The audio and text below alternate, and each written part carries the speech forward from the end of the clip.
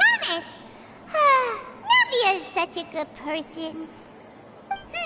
Now that the serial disappearances case has been solved, no one's going to come after us for anything. Even without Silver standing guard, we can just completely relax. Why don't we stay and rest up here for a while? Even machines in Fontaine need to stop and recharge now and then. Oh, come on! This place isn't that bad. Besides, how often do we get to stay in an actual base?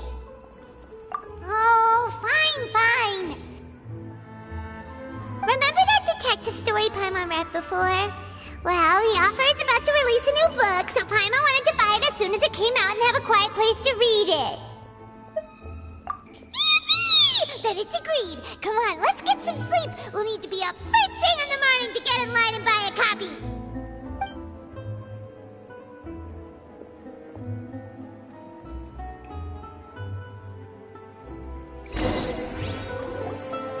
Paimon didn't expect that style at all. Even though it's a detective novel, it's also like a social documentary. It's actually pretty good. No! Paimon just spends a bit more time sleeping than you, that's all. Excuse me, but do you know if the Traveler and Paimon are lodging here? Huh? Who are you? Paimon doesn't recall seeing you before. Wait, you're not here to give us trouble, are you? A blonde traveler and a chatty little fairy. Phew, looks like I found the place. Good thing I asked the Spina di Rosula. Seems they sent me the right way. Hey, what do you mean by chatty? Paimon's always careful not to talk too much. Most of the time, anyway. It's an honor to meet you both. I was sent from the Palais Mermonia. Monsieur Nourilette wishes to see you. It seems he has something important to discuss in person. Nourilette? He wants to see us again already? Huh. We talked so much the last time we met. Has something happened since then? I am not privy to the details. It would be best if you came to the Palais Mermonia and asked Monsieur Nourilette in person. If you say so, but Paimon has a bad feeling about this. Now that I've delivered the message, I'll take my leave. Thanks! We haven't left the room for a few days, so we'll head over once we've freshened up a bit.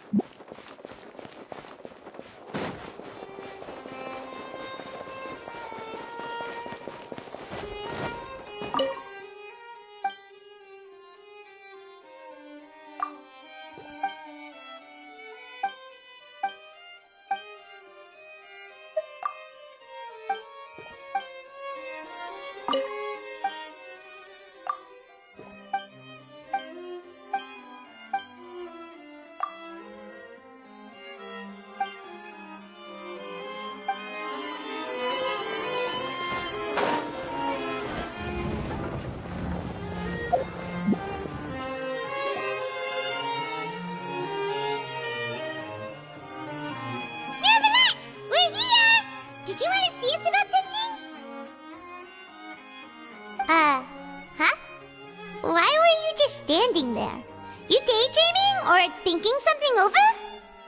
Yes, I did send someone to fetch you.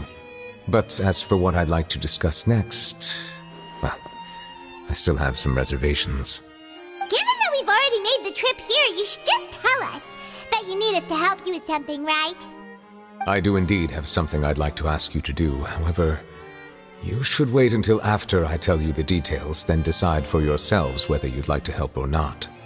The situation is this.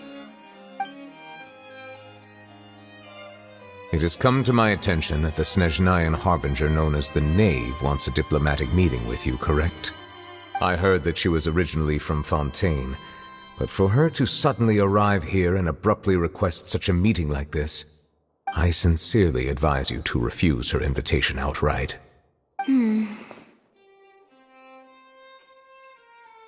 I'm sure you're aware that her purpose is most likely related to Child's recent predicament. We convicted one of the Snezhnayan harbingers in a court of law, but we have yet to provide any form of detailed report on the matter. This does indeed provide an opportunity for Snezhnaya to put pressure on us. I believe we should adopt an evasive stance until we can provide a proper explanation and have a preliminary plan on how to deal with the matter. No, we shouldn't. I think we should agree to the meeting. Oh? Well, you see, we are the ones that owe an explanation. If we keep putting off the meeting, it could easily result in the problem escalating, right? It's like a fight between two friends. If they don't agree to see each other and talk in person, isn't it possible that the friendship could end entirely? Though diplomatic relations between Fontaine and Snezhnaya could be considered as friendly, it is only superficially so. You wouldn't go so far as to say that our nations are friends, as you did in your example. It was just an analogy. An analogy, okay? Moreover, even if we were to talk in person, if we don't have sufficient information prepared, it is quite possible the result wouldn't be restored relations, but a complete falling out. I don't think we should overthink those possibilities yet. Ahem. Even if the logic of the divine is not immediately apparent, its wisdom will only be revealed with time. Besides, you'll be at the meeting. If any problems do pop up, you'll have no problem navigating them. I must clarify that interacting and communicating with people outside of court is not my cup of tea. It seems you think too much of me. But more importantly, when did I agree to join the meeting with you? You mean you won't come? No, that won't do. I can't go to the meeting alone. You have to accompany me. I must take you with me. Lady Farina, could there be something else regarding this matter that is being kept from me? No, not at all. Look, I am the Hydro-Archon of Fontaine, Focalor, the god of justice who is loved and adored by many. So I only hope that justice will be served in this matter. Don't overthink it. I'll go find someone to arrange the meeting.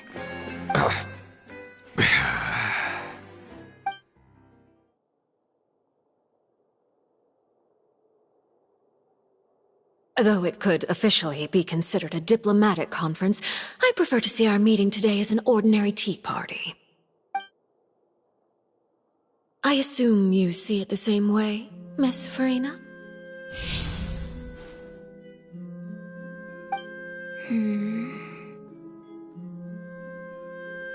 Lady Farina? Yes, that's right. Just like you said, a tea party. I should thank you for providing the pastries. They look delectable. To make this tea party even more lively, I've invited someone else to join us today. It's a pleasure to meet you, Monsieur Neuvillette. I was born in Fontaine, so naturally, there's no need to introduce the nation's revered Eudex to me. Hello. The pleasure is also mine. First, I would like to thank the two of you. I'm often away on business outside of Fontaine, and I'm told that the children of the House of the Hearth have been well taken care of by you. Oh, I'm not referring to when my children, Linny and Lynette, were falsely accused by you. Please don't misunderstand. The children of the House of the Hearth are often misunderstood, perhaps due to the reputation of the Fatui. There's no getting around that. All I meant to say is that Fontaine has been stable in recent years. The people are well off and the children lead happy, fulfilled lives. That is something truly worth cherishing, and no one wishes to disrupt such peace. Now then, you have come regarding the matter of child, correct? Well, yes. It appears the ever-busy Iudex Neuvillette doesn't wish to waste time with diplomatic pleasantries, and hopes that we can get straight to the point of our talk. Yes, as you surmised, understanding Child's situation is indeed one of the goals of this trip.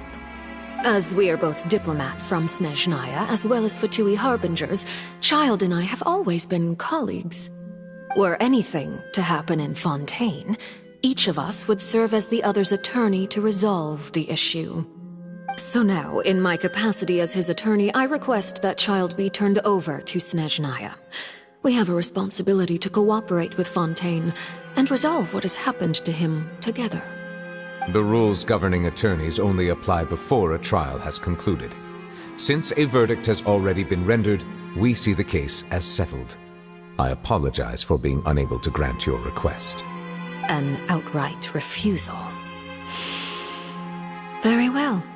I respect all the rules of Fontaine's courts, just as I respect you as Chief Justice. Okay, why don't we back up a step? You don't need to transfer Child to us. I only request to enter the fortress of Meripede to see Child and confirm his condition. It's not like you couldn't even manage to fulfill a simple request like that. Right, Miss Farina? About that. The fortress of Meripede has always been completely autonomous. Even we have no authority to interfere there, and diplomatic issues do not suffice as an excuse. However, if you absolutely must confirm the situation of the Harbinger, I have a proposal.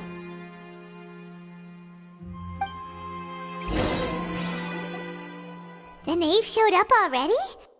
Well, Linny did say that Father will be returning soon.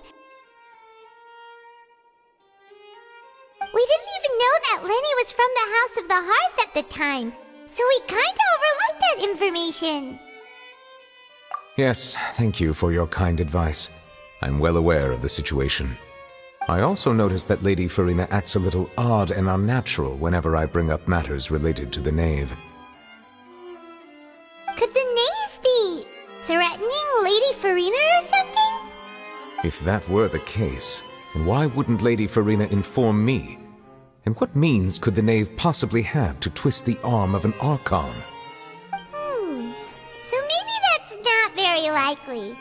Even though Farina can act a little weird at times, she's still an Archon. In reality, this problem is even more thorny than it appears. According to reports from the fortress of Meripede, Child recently disappeared under mysterious circumstances. The details are still unclear. We cannot rule out an escape, but there have also been no reports of him outside of the fortress of Meripede. Special guards oversee the fortress, and its internal systems are extensive. Combined with the special characteristics of the surrounding terrain, an escape should not be possible. I suspect that there's something else behind Child's disappearance. I was only willing to share this information with you because you are friends of Child, and it is my duty to see justice done. So this is what you wanted to see us about before. Yes. I would like you to go to the fortress of Meripede and investigate Child's disappearance. This was my proposal during our meeting with the knave. Rather than allowing her to intervene, I offered to send someone to find out about Child's situation and report back to her in detail. The knave did not seem satisfied by my proposal, but she still agreed to go along with it for the time being. Her words were, "We will talk more once we have that report." So that means we bought ourselves some time. Firstly, you're already acquainted with Child. Your eyes may discern relevant details there that others would miss. And secondly, is the consideration of the unique nature of the Fortress of Meripede. Isn't it just Fontaine's prison? I would not define it so crudely. The Fortress of Meripede is not affiliated with the court system of Fontaine on paper. It has always existed as an autonomous entity. Early in Fontaine's history, criminals were punished with exile, not imprisonment. Even today, sentences against convicted criminals still include exile, just as before. The Fortress of Meripede may seem like a prison, but it should in fact be regarded as a gathering place for exiles. All we do is dispatch guards to keep watch and help maintain security, but we have no right to get involved with any other matters. Although I do have a personal relationship with the administrator there, neither myself nor the courts have the right to be directly involved with the investigation, no matter how serious the grounds. Oh, Paimon gets it now. That's why you need us to conduct our own investigation as a third party, right? Correct. I will arrange false charges against you so that you may secretly investigate inside the fortress during your detention. This will save us a lot of unnecessary trouble. So, are you two willing to accept my proposal?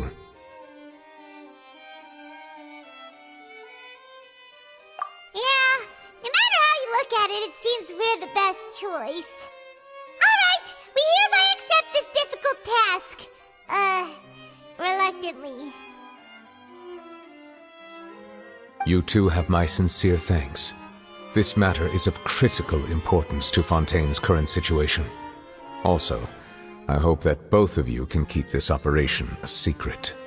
We will rendezvous at the Fortress of Meripede's entrance on Erinius once you've prepared yourselves. I will arrange for someone to take you inside. Prepared ourselves? Is there something we need to prepare? Perhaps you could enjoy a good meal and have a nice bath. I'm afraid that living conditions inside the fortress are nothing like those on the outside world.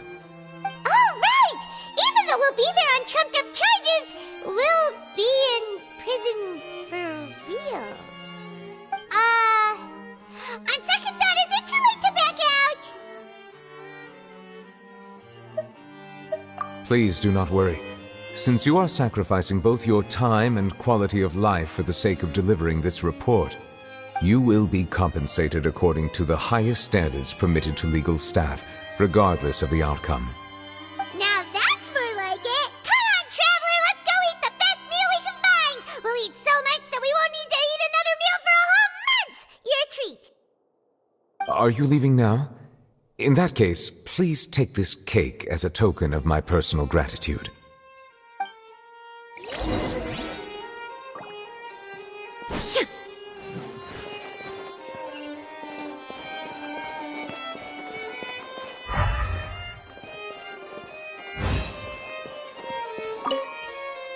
Oh, no need to thank me for it. Just be sure to enjoy it.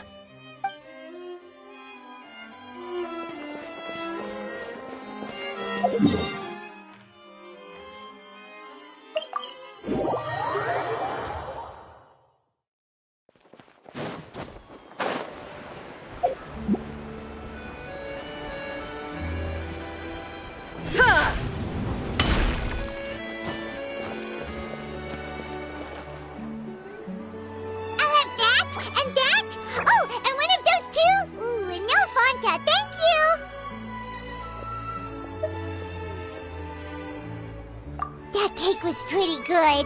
But as soon as Paimon remembered that we were about to go to prison, Paimon's stomach suddenly became completely empty. Now that Paimon thinks about it, we've always been super careful ever since we arrived in Fontaine, just to avoid breaking any strange laws here. But here we are, about to willingly send ourselves off to the Fortress of Meripede. Maybe this is what they call fate. Let's just try our best to investigate everything quickly once we get there. Paimon doesn't want to stay in prison too long.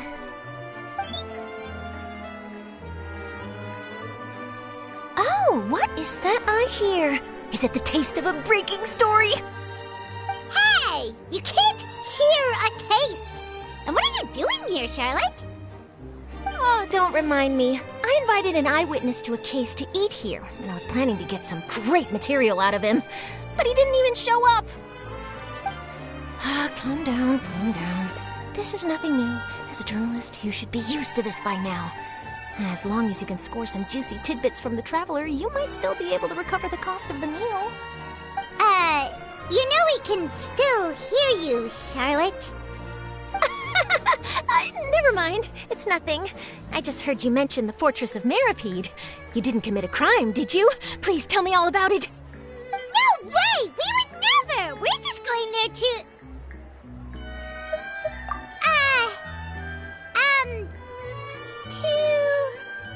Oh no, Paimon almost forgot that Neverlet told us to keep it a secret!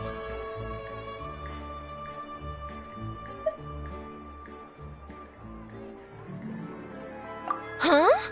You're being arrested for that? Oh, but now that I think about it, I suppose that's not completely unreasonable. That's pretty despicable, almost as offensive as committing theft. You mean Paimon really did something that serious?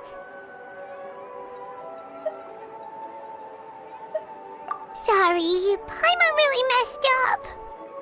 In that case, it's nothing particularly newsworthy after all. Oh, how disappointing.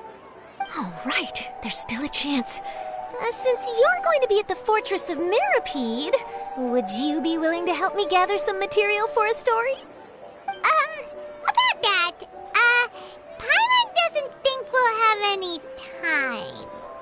Oh, it's nothing difficult. All you have to do is think of a way to get some time face-to-face with the warden of the fortress. He was awarded the honorary title of Duke in Fontaine. Sounds really cool, huh? Only those who have made significant contributions to the nation have been conferred this title. It's incredibly rare. On top of that, the Fortress of Meripede has never been under the jurisdiction of the courts. Practically nobody, including journalists like me, knows anything about the person in charge there. Oh, if I could write an exclusive article about him, I bet it would sell a boatload of papers. You make it sound easy, but it really depends. Of course, I wouldn't ask you to do it for free, so this meal is on me. All right, you got a deal. We'll do anything you want. Then it's settled. The food should be here any second, right? Huh? Wait, just how much did you order?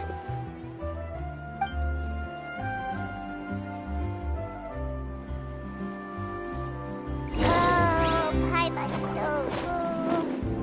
Well, guess we have nothing to regret now, so let's get going. Wait. Paimon just said something really ominous, didn't she? I had no idea you could eat so much. That didn't go according to plan. Please, please, don't forget about the material for my news article.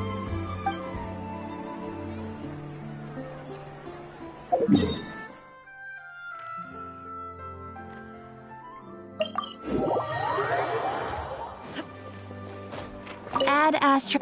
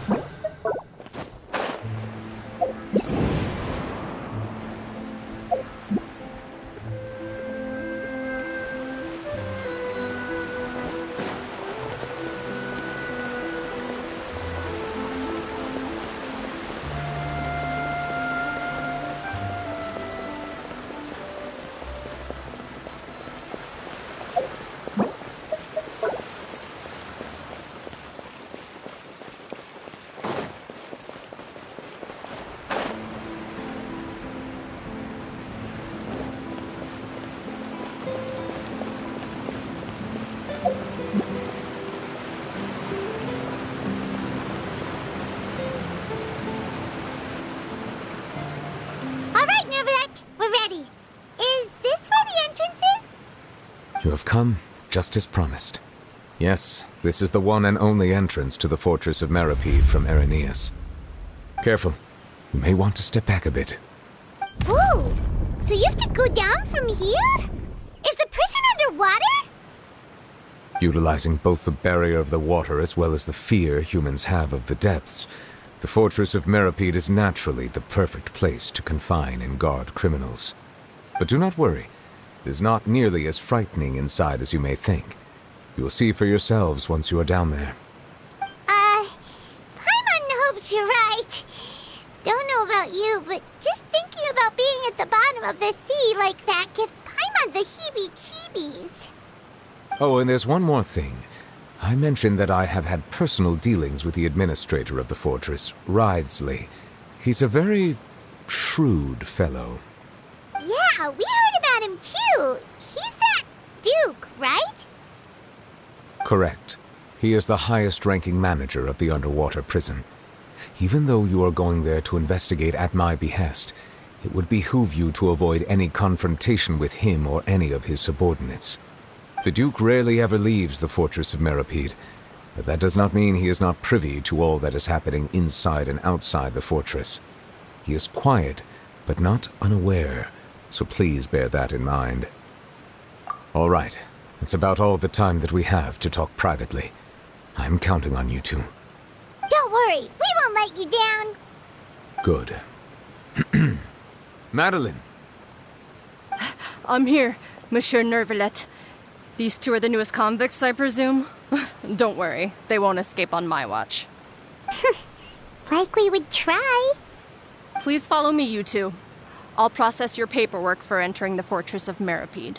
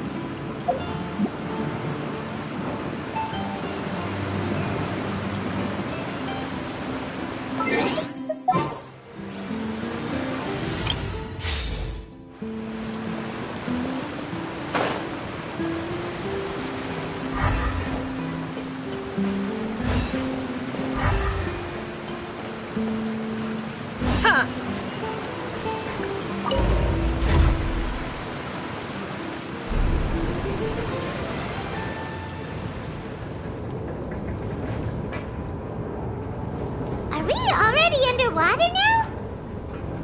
Huh. So this is what it feels like to be a criminal in Fontaine. You two seem to be taking this pretty well. It's rare to see convicts in such a good mood. I stand before it, alone and unchanging.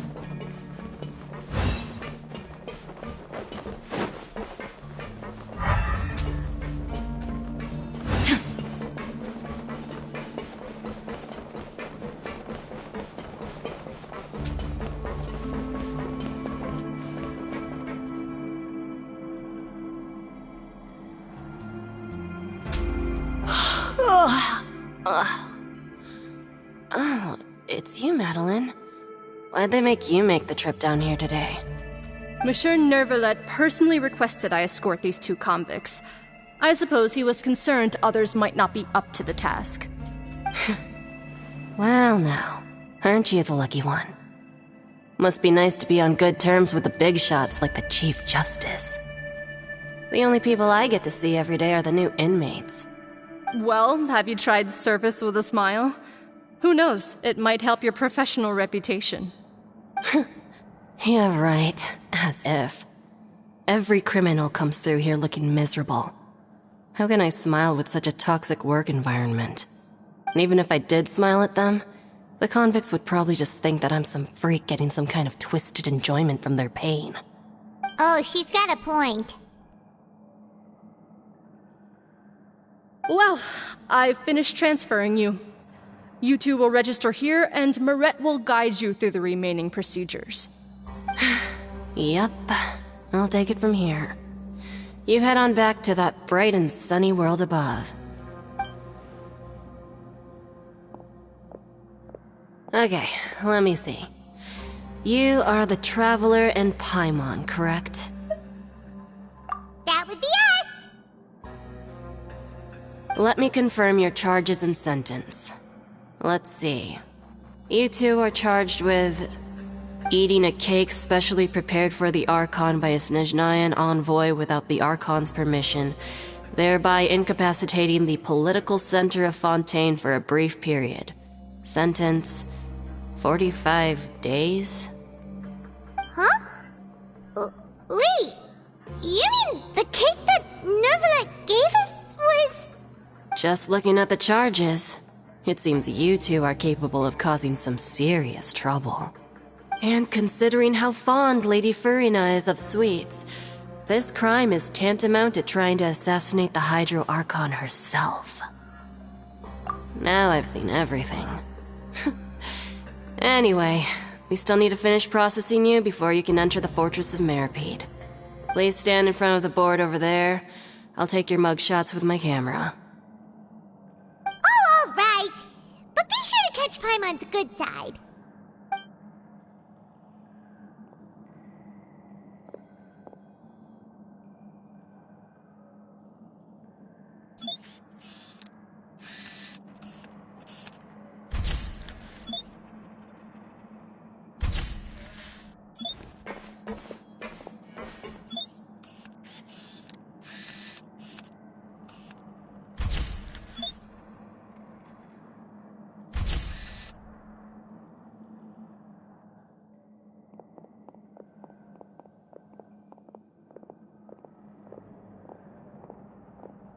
And we're done. Thank you for your cooperation. Next, someone will be along to guide you inside the fortress. Please be sure to cherish this opportunity for rebirth.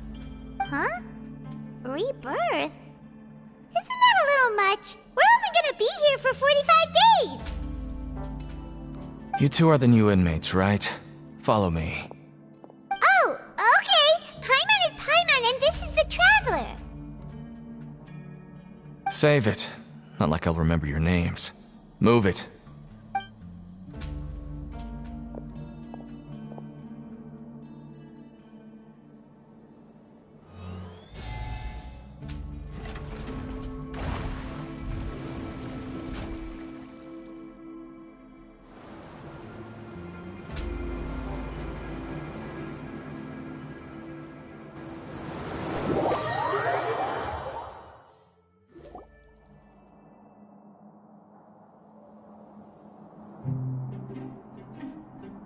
So, are you one of the guards here? Is there anything we should be careful of while we're here?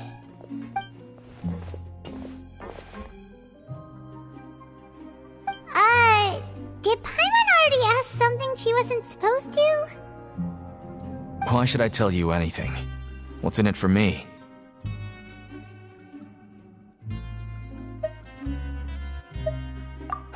This is exactly why I can't stand you fish. I wouldn't even be doing this if it weren't for the credit coupons. Credit coupons? Alright, seeing as you're not the annoying kind that's getting dragged in here crying and blubbering, I guess I can tell you a few things. But next time, it'll cost you some coupons. Mora means nothing here. Here, we use credit coupons. Coupons can get you almost anything in the Fortress of Meripede. Desires? Fulfilled. You want power?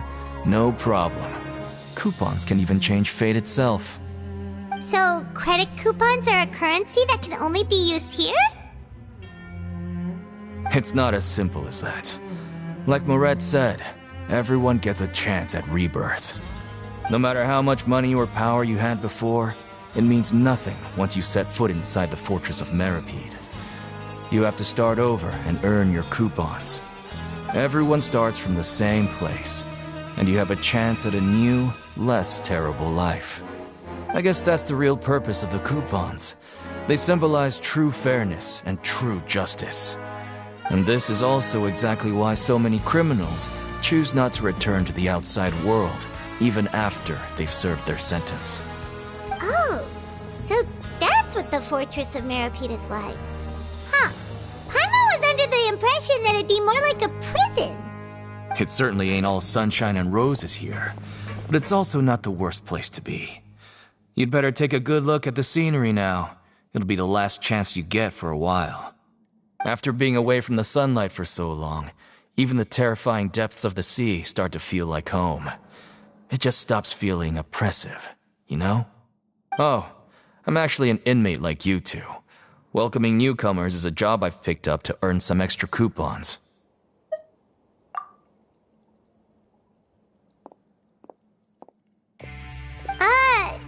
Why aren't you answering us again? I've told you enough for free. Any more info is gonna cost you. So all you care about is Mora! Wait, no. Coupons? Almost there. It's down through here. Your turn to give it a try.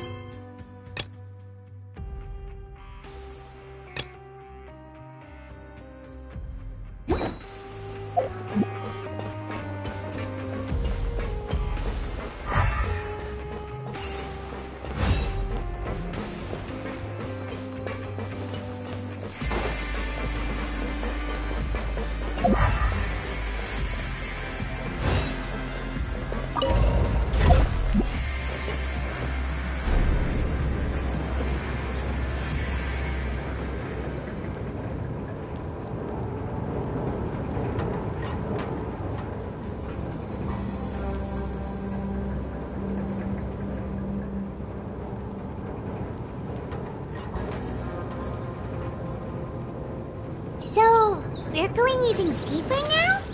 Just how deep down are we? It's like a metaphor for your previous life, isn't it? Our lives weren't that bad.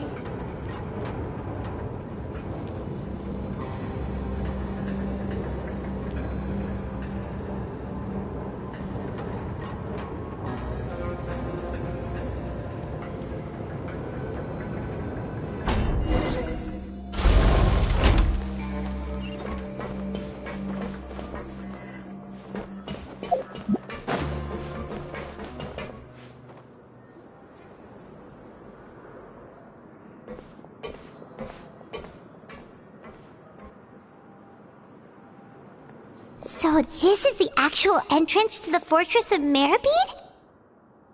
Huh. It looks like there are other new arrivals, too. Oh, they sure don't look happy. Maybe we look too relaxed for fresh convicts.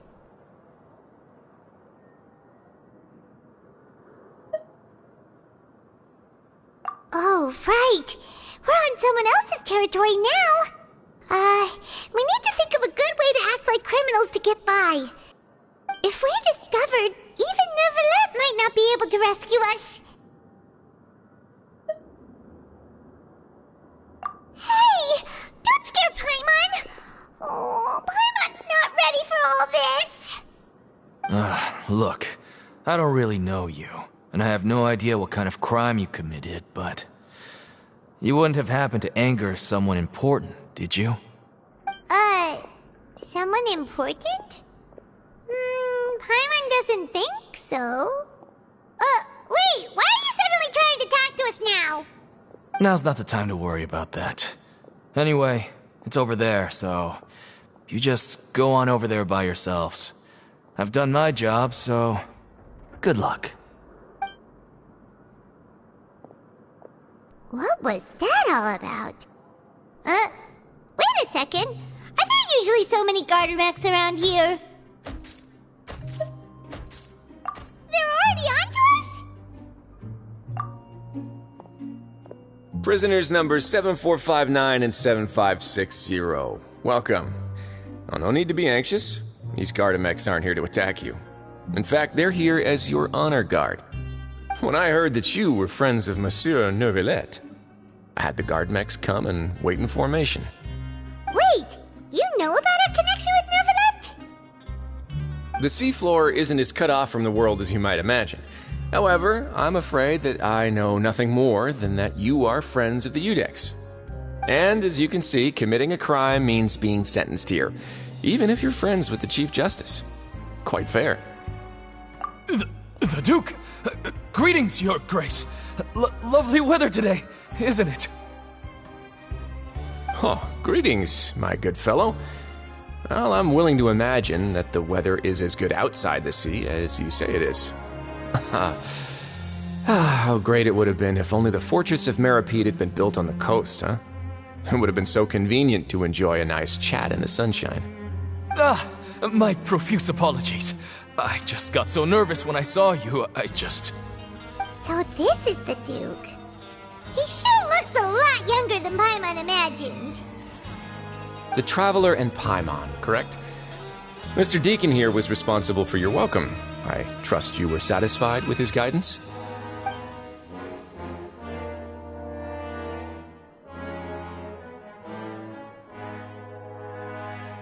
Ah, I see.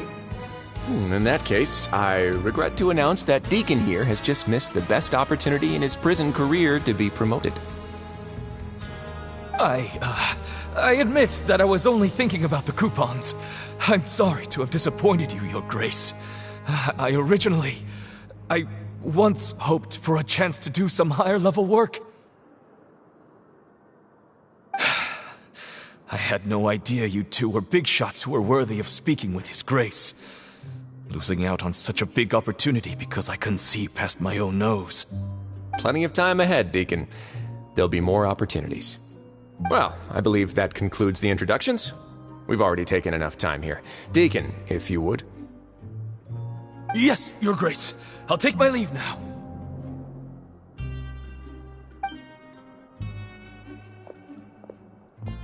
Please, follow me.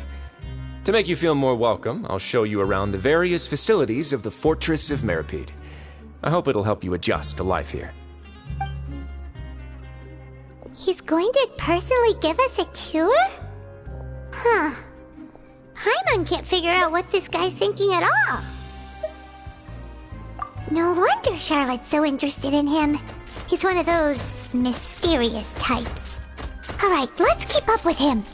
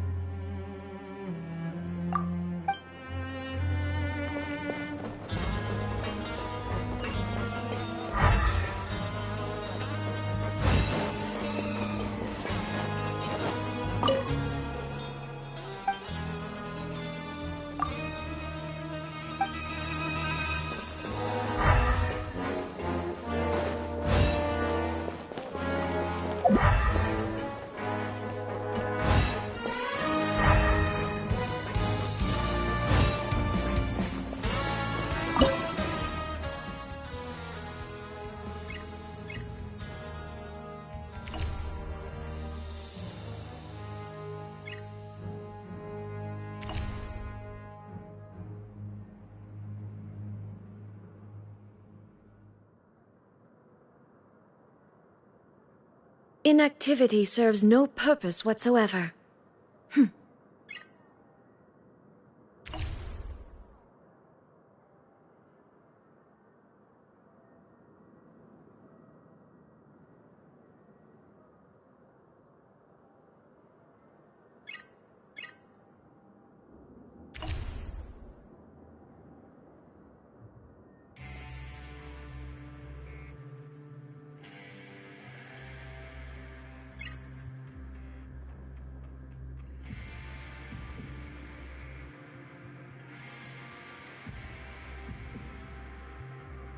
All the world holds dear is but a backdrop of constant motion.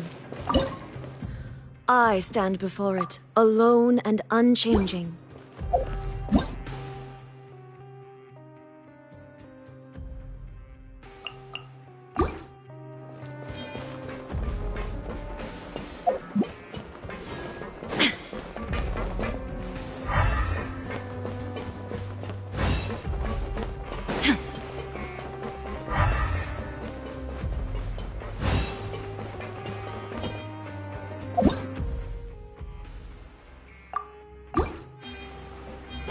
There is no escape!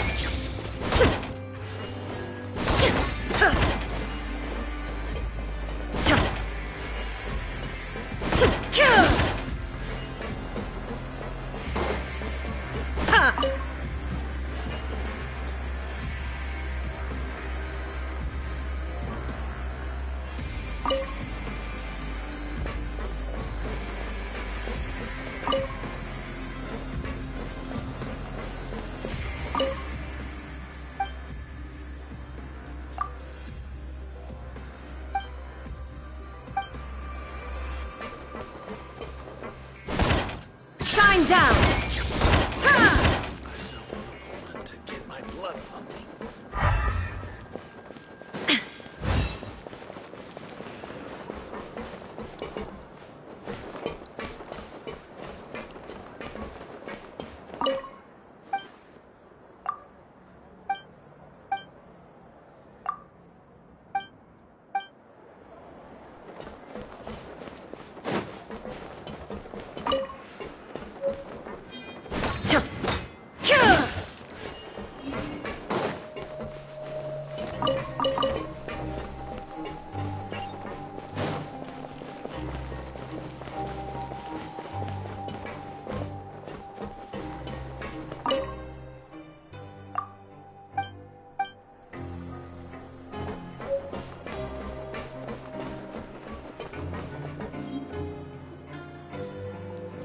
There's no need to be so reserved. The label of criminal is nothing but one of many identities, and being criminally inclined here at the fortress is just one of many ways to survive. Is it really okay for the warden to think like that? We're real criminals, you know. What if we're too difficult to handle? Well, then maybe you'll be able to carve out a name and a place for yourselves in this underwater world, But before you go in swinging, please remember that in the Fortress of Meripede, it's better to not cause trouble for yourself or for the guards. Now, we've arrived at a very important place, the Coupon Cafeteria. You can come here and claim one welfare meal each day. Welfare meal? You mean it doesn't cost anything? That's right. Criminals are essential to fortress operations, so we must guarantee that they at least have the basic means to survive. But that's not how it was. Back in the day, it cost your reward coupons just to get a cup of water here. For fish like you who just arrived with nothing, you'd have to go to work hungry until you earned enough coupons to eat. It was only after His Grace became the administrator that we got the free meal rule. Now everyone gets a square meal every day, even no-good slackers who've never picked up a wrench in their whole lives. Nobody starves to death here. In the Fortress of Meripede, credit coupons are the only currency, and everything must be purchased. In some sense, you could say using the coupons is a form of trade. But trade is always conducted by people. So if we want trade here to prosper, we need everyone to work hard and live their lives. If nobody could even afford a meal, then the whole fortress would be up in arms. That would only make things more difficult for me. So, rather than saying that we're giving everyone a free meal here, you should say that everyone's hard work has improved the living conditions in the Fortress of Meripede. Your Grace's reasoning is correct, but what I said is also true. Whatever the case, hard work is rewarded here. You'd be hard-pressed to find anywhere else as fair and reasonable. Right! Paimon sees your point. By that logic, this place doesn't seem so bad after all. Oh, wait, no. We shouldn't drop our guard so quickly. But it seems the inmates really respect the Duke because of his attitude, right? We should still try to verify the truth with our own eyes. Let's continue this way.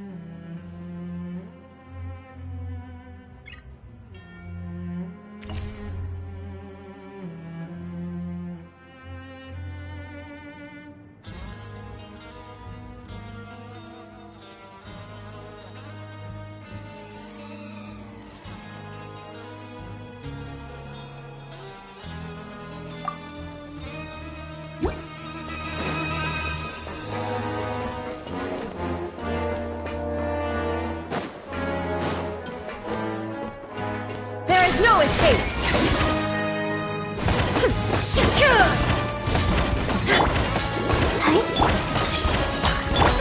Get them!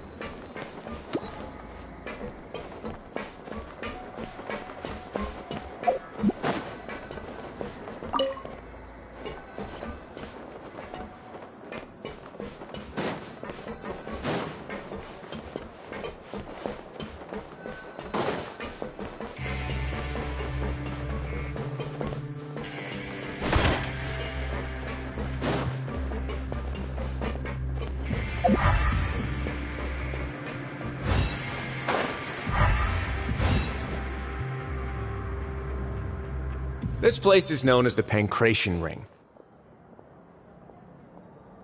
Sometimes we have criminals who have more energy than they know what to do with. Their daily work alone isn't enough of an outlet for them. So, instead of leaving them to their own devices, we've provided them with this dedicated venue. This way, nobody will get involved unless they want to be. Pancration matches? And you can earn extra coupons? Oh, what do you think, Traveler? Interested? But I must warn you that your sentence will be extended if you fail to restrain yourself and end up seriously injuring or killing your opponent. So, did you set this place up too? No, actually. I just granted approval for the organizer to use this area to build the ring, and I collect a portion of the proceeds in return. Of course, the fees are also quite useful. Oh. Do you mind if we ask what they're used for? Sure. Ensuring personal safety, maintaining the arena, and resolving any conflicts that arise. Why? Are you interested in how to manage a pancration ring? Oh, no. Paimon was just wondering if that's how you paid for everyone's welfare meals. A reasonable guess. I see you have a talent for entrepreneurship. Oh, you hear that? Paimon has a talent! So we can start a business here? That is something you can discuss between yourselves later. Let's move on for now.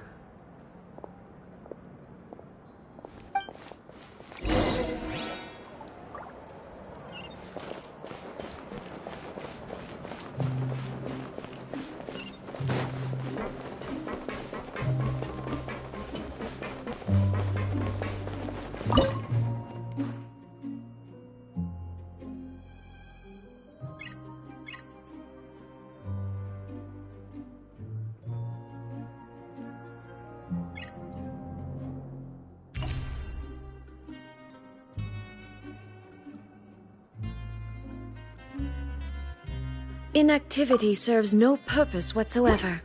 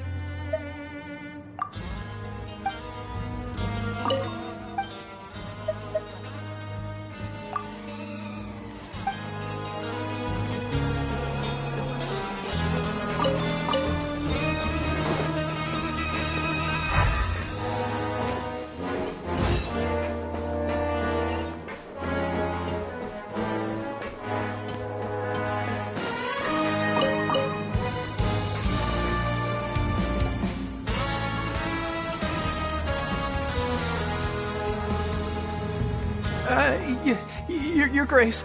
Good morning. I mean, good afternoon. No, wait, what time is it again? What time indeed?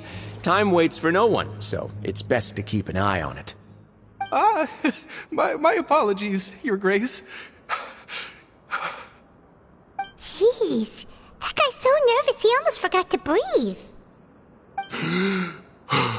Sorry, forgive my manners. These are the dormitories, which is where inmates sleep. The guards will inform you where your bunk is later.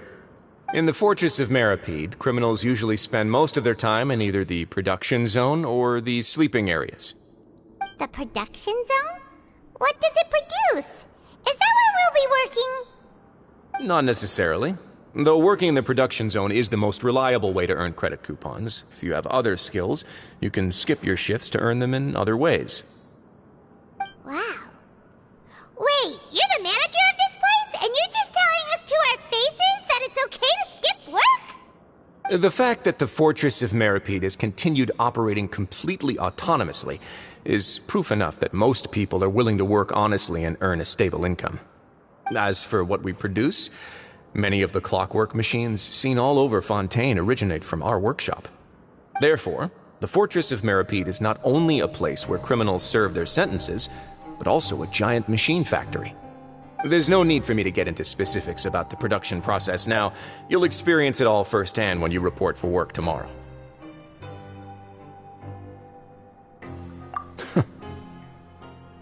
Let's move on. The tour continues over this way.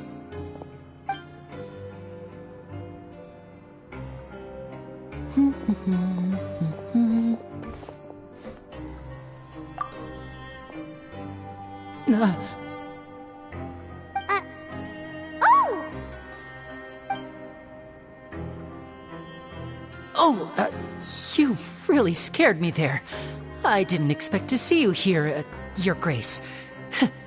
I thought maybe I was so tired from work that I was starting to see things.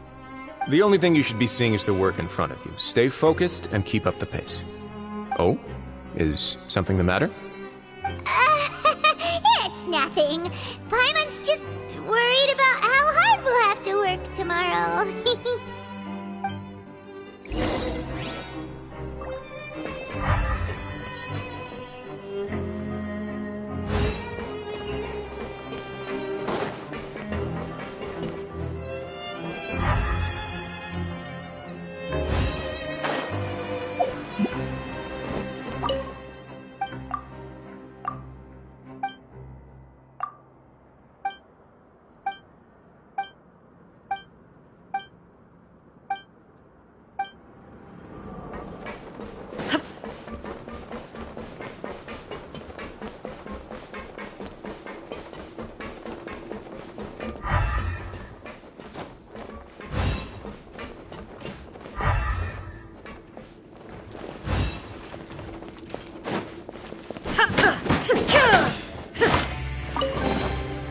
but a momentary distraction. A couple more paragraphs.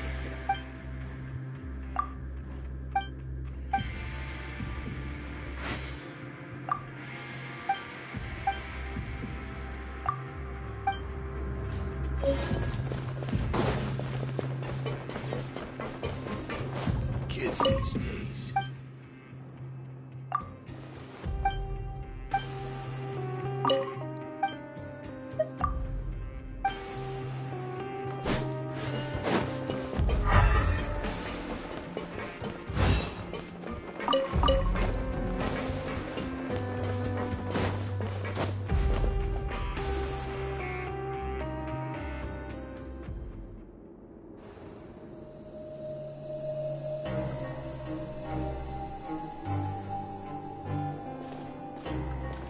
Your Grace?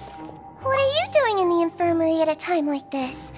Oh no, you didn't injure yourself, did you? Not yet, unfortunately for you. But thank you for your concern, Sigewin. Oh, then you must be here for those two. Allow me to introduce you. This is the infirmary, and Sigewin here is the Fortress of Meripede's head nurse. Hello, new faces. They call me the head nurse, but I actually handle all the nurse-related work all by myself down here.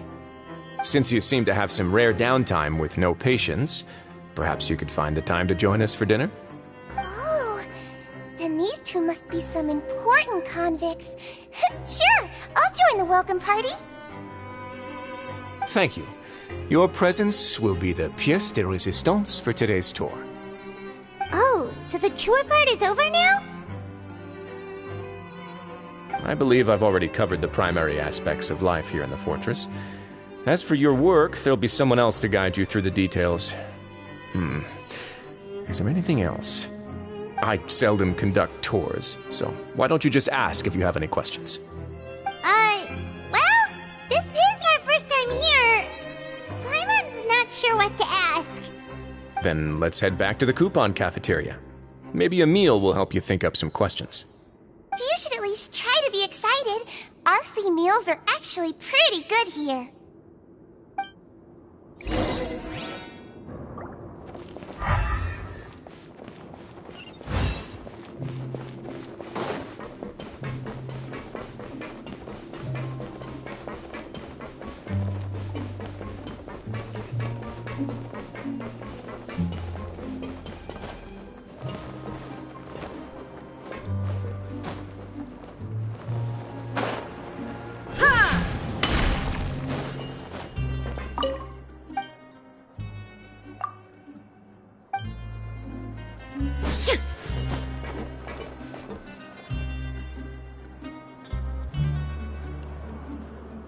What do you think of the food? Does it meet your expectations? Wow, it looks delicious! Neverlet made it sound like living conditions in the Fortress of Meripede wasn't very good. Who would have guessed that criminals get to eat tasty food like this every day? Oh, isn't that the meal box that only super lucky people manage to draw? Seems like you two are quite fortunate. It actually has nothing to do with luck in this case. I had a word with Walsey, so you didn't have to draw lots like everyone else. Oh, you mean the meals are random? Yes, what you get to eat depends completely on your luck. You could say that it's a distasteful little game that Chef Walsey likes to play here in the cafeteria. Paimon knew it! If criminals got to eat tasty food like this every meal, the crime rate in Fontaine would skyrocket for sure! Excuse me, did I hear you mention Nervulette just now? I've been wondering how he's doing. Is he busy with work? Has he been taking care of his health? He seems healthy no matter how you look at him. But he works so hard all the time, so it must be really tiring. Sounds like he hasn't changed a bit. Looks like you can stop worrying so much, Sigewin. Oh, that's good. But I still feel like it's been too long since I've heard any news about him. No news is good news. Maybe next time I've got something to discuss with him, I can invite you to accompany us. But isn't the Fortress of Meropede independent from Fontaine's court system? What do you two have to discuss? Well, we provide all kinds of mechanical products for official use, and some essential goods have to be obtained from the overworld, so we naturally have to stay in touch about this and that. Monsieur Neuvillette's character is unimpeachable. No matter the question, you can discuss it openly and freely with him. Talking with him feels quite effortless. In light of that, I am quite willing to go out of my way to show respect and accommodate him. In fact, right now, I'm treating you two as guests invited by Monsieur Neuvillette. But unfortunately, I can only do so until the end of this meal. After this, you two will just be inmates here. You're very welcome. Well, your new life awaits.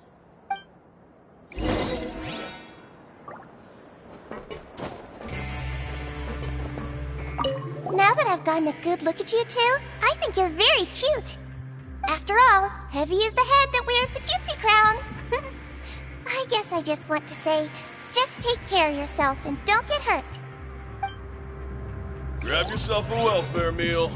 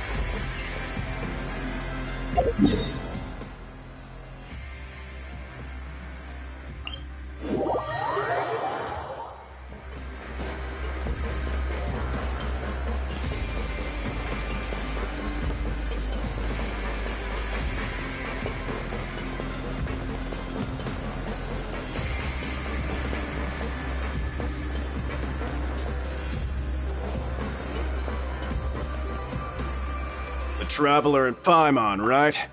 Listen up. As new inmates, the only thing you need to worry about is what to do and when to do it. Don't make any extra trouble for yourself. Your bunks are right over there. Follow me.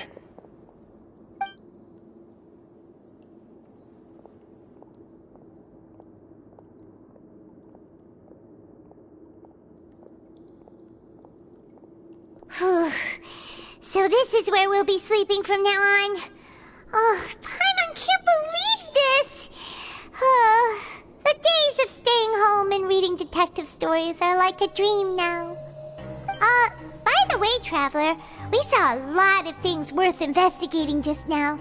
Even though the Duke didn't say it too directly, judging from what he said at the end, it seems that he was only welcoming because we know Neuvillette.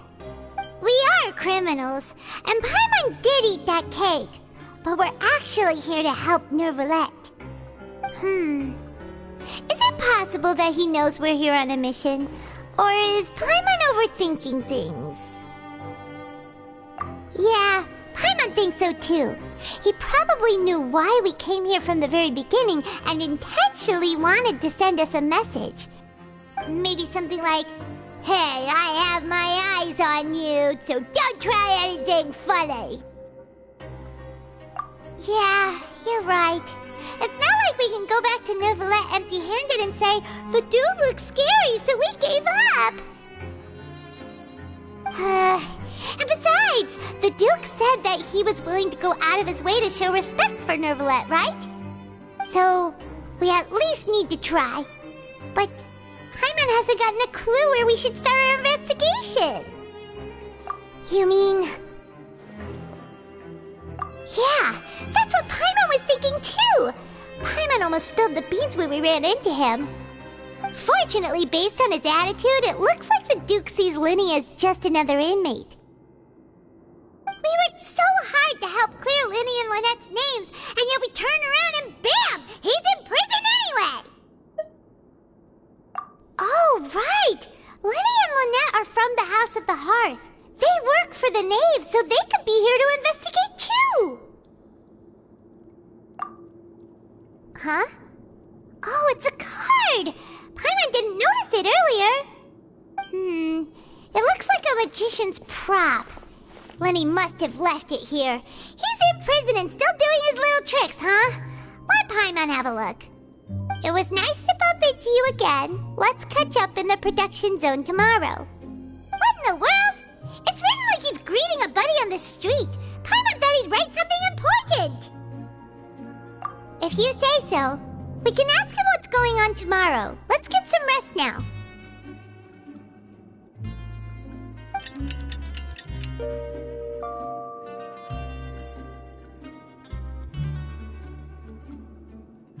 Hey, you're finally awake! Well, it's Paimon's first day as a prisoner. Last night, Paimon dreamed about getting interrogated by the guards until Paimon told them everything, and then Paimon woke up. Hey, come on! It's just a dream, okay? Paimon wouldn't really squeal. Maybe. Hey, lazy bones! What are you still doing here? If you don't want to starve, then get yourselves over to the production zone. Sorry! We're going right away!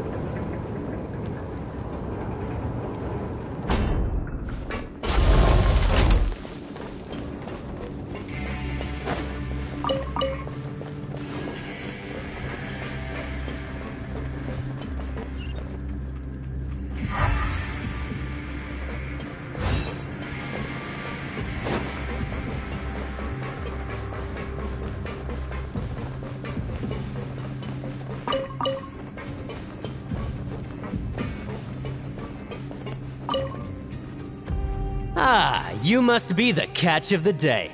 Looks like you've got some luck getting assigned this space. Yep, we just arrived yesterday and... Don't interrupt me when I'm speaking! Yes, sir. Listen carefully to my instructions. I don't want any mishaps. Every machine here is worth more than the both of you. Working around these machines can be very dangerous. Do your job well, and you can eat in the cafeteria after your shift. Get sloppy, and you dine in the infirmary. Anyway, the Fortress of Meropide doesn't want to lose a single one of its machines. And it also doesn't want to waste the production potential of any inmate. You got that? Got it! Your job is to use the machine over there to process widgets. Watch carefully, and make sure you step on the pedal at the right time. If the machine gets jammed, then give it a little maintenance with your fist. Here, take this. Bring me the process widgets, and I'll give you some credit coupons in exchange.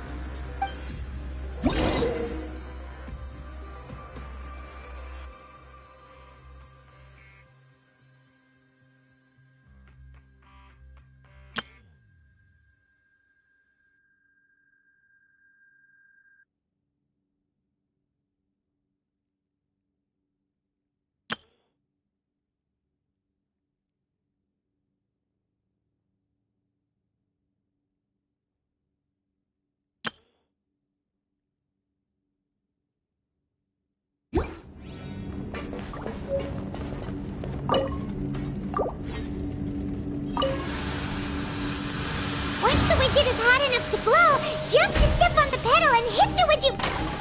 So if the machine gets jammed, you just need to attack it to fix the problem.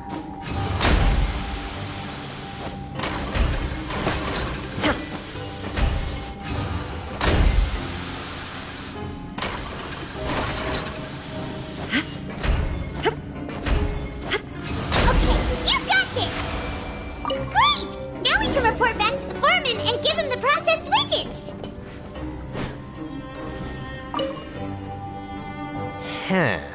This one is tolerable.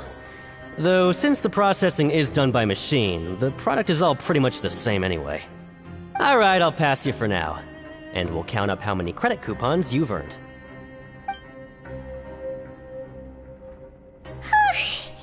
Paimon's exhausted. We're done now, right?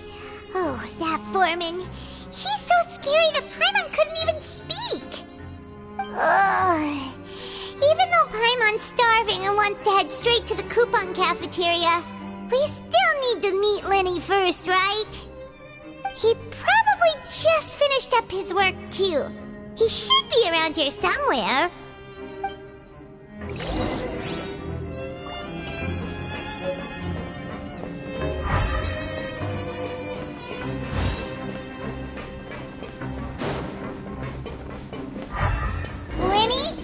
Mr. Magician? Where are you? Oh, this had better not be some disappearing act. He doesn't seem to be around here. Let's try looking somewhere else.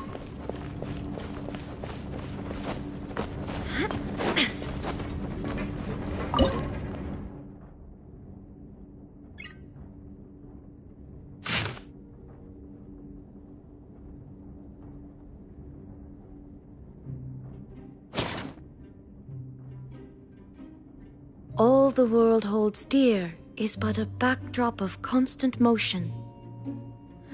I stand before it, alone and unchanging.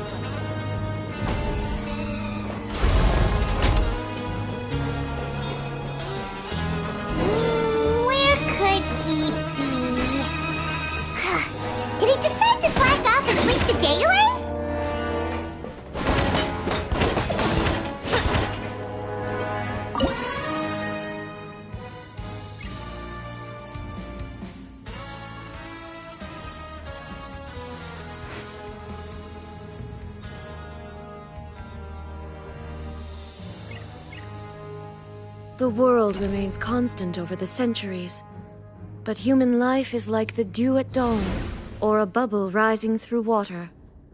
Transitory.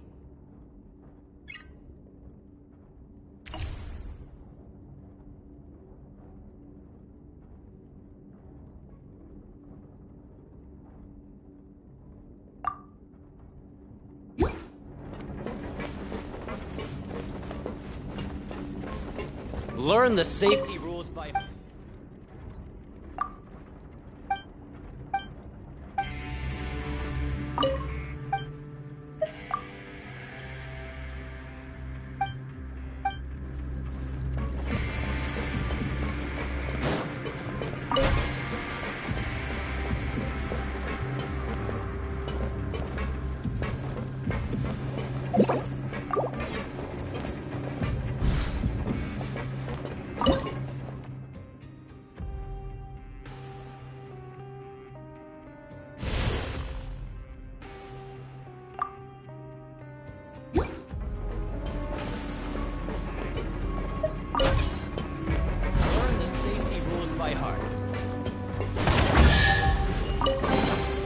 but a momentary distraction.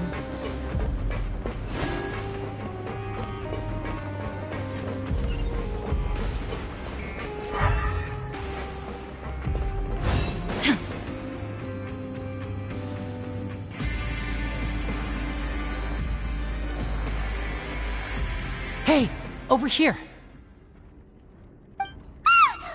Oh, you scared Paimon! How did you appear out of nowhere like that? Oh, you scare so easily now? Is there something worrying you these days? Oh, you little... The only thing we're worried about was trying to find you. Sorry. Come over here and keep it down.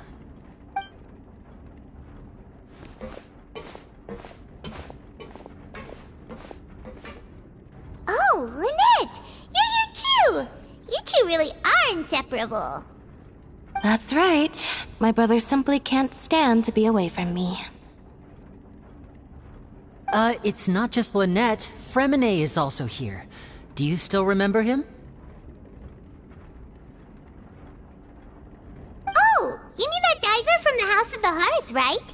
Pyro remembers seeing him in the court of Fontaine before. Now hurry up and tell us, how did you end up as criminals this time? We fought so hard at court to prove you were innocent, but now it looks like our incredible court battle was for nothing! Sadly, even the teeniest of things can land you in prison these days. I put together a street performance and used the popularity we gained from the Opera House incident to attract a big crowd. And then? Next, I invited several audience members to participate in the show. And then, with the entire audience watching, their wallet suddenly disappeared. My brother was charged with theft, and I was charged as his accomplice, having assisted him in his crime. It really isn't that bad. The missing wallets are all in the leftmost drawer of the Maison Gardiennage's big filing cabinet. We just need to see how long it takes to discover them. Yep, we should be released then. In terms of the magic trick itself, I think the performance went perfectly. Leave it to Lenny to magic himself into prison.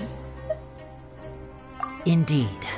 Last time I hid my identity from you, I promised that I'd tell you absolutely everything if you were angry about it. No more secrets. So I don't plan on keeping anything from you this time either.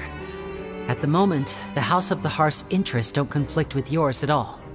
We were instructed by the father of our house, the Knave, to come here and conduct an investigation. Told you so! See? Paimon guessed right.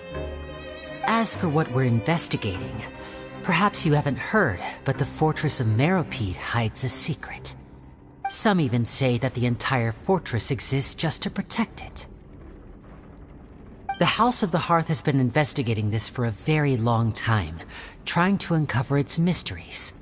But recently, all of our informants, including the ones that had infiltrated the guards, suddenly vanished and have not been heard from since. We believe that this is a direct provocation, and it's the reason why we came here.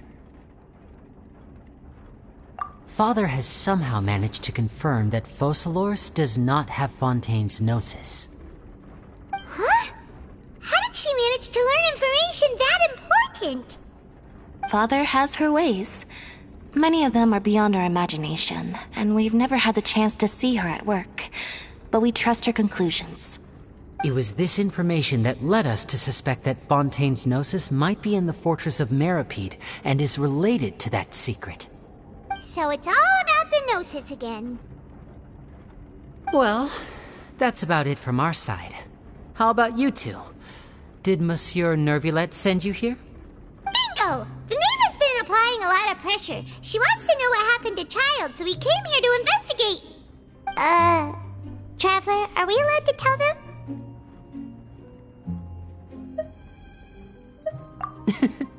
You don't need to worry too much about that. She's just asking for a report on Master Child's predicament as a means of pressuring you.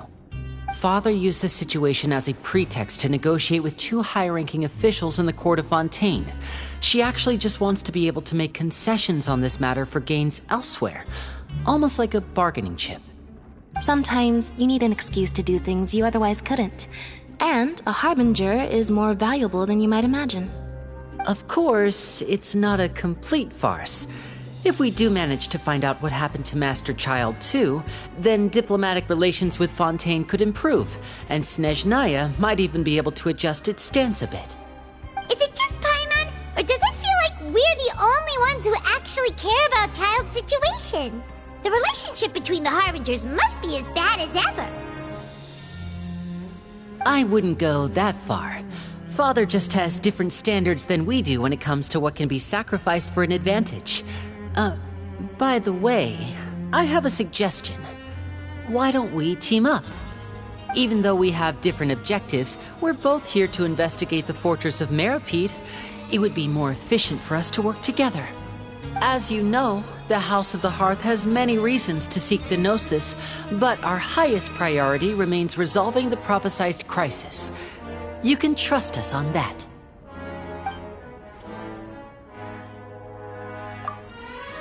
See, I told you. Is that so? Sure enough, it won't be easy to convince them to cooperate with us. Lenny seems to be thinking pretty hard about something. Of course he is. Lenny has been looking forward to a chance to reach an understanding with you ever since last we met. Or, I should say, we were really looking forward to teaming up with you this time. Lynette, just tell them everything, why don't you? It's okay to open up a little.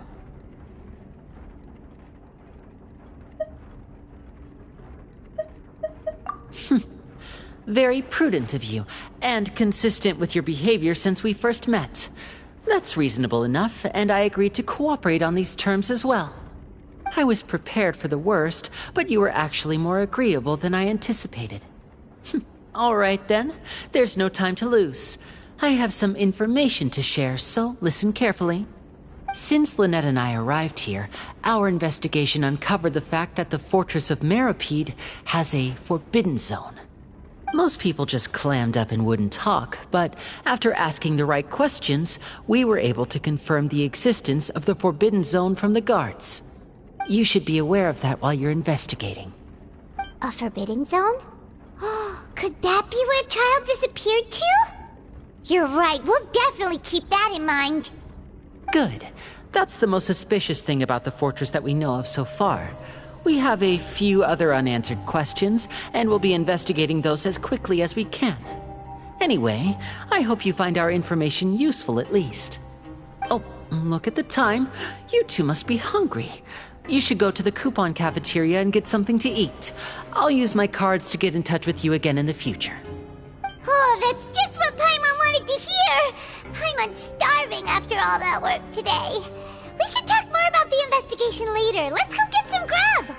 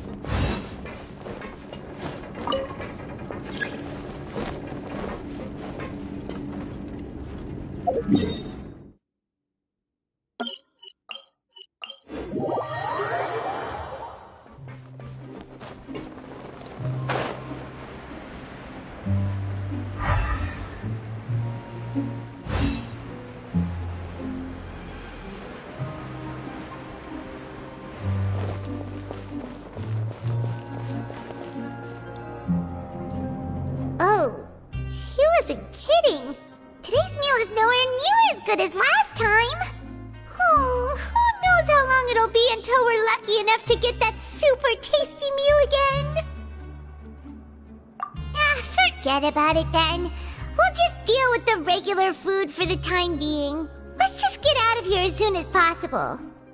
But life here doesn't seem all that bad.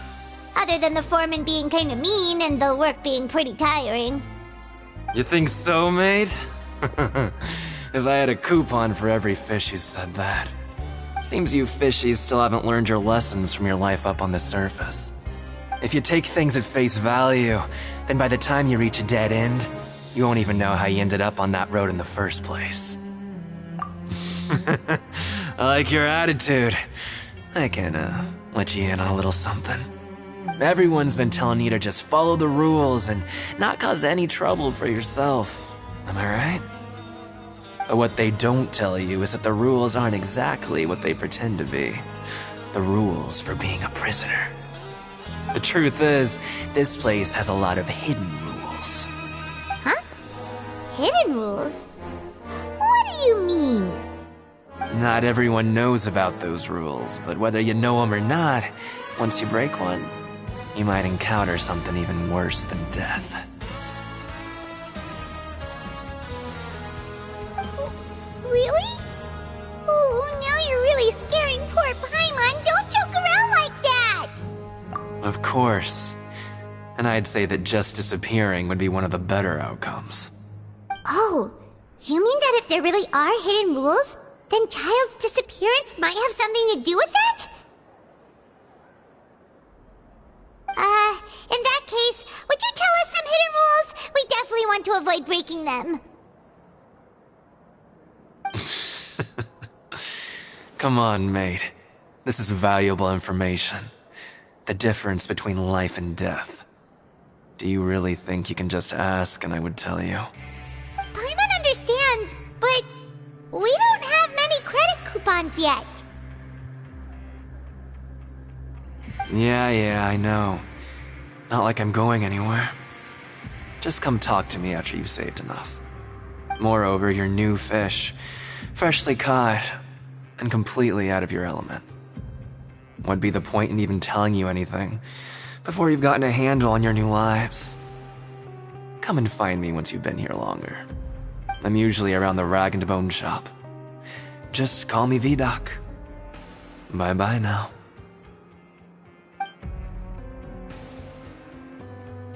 He left. Just like that. Huh.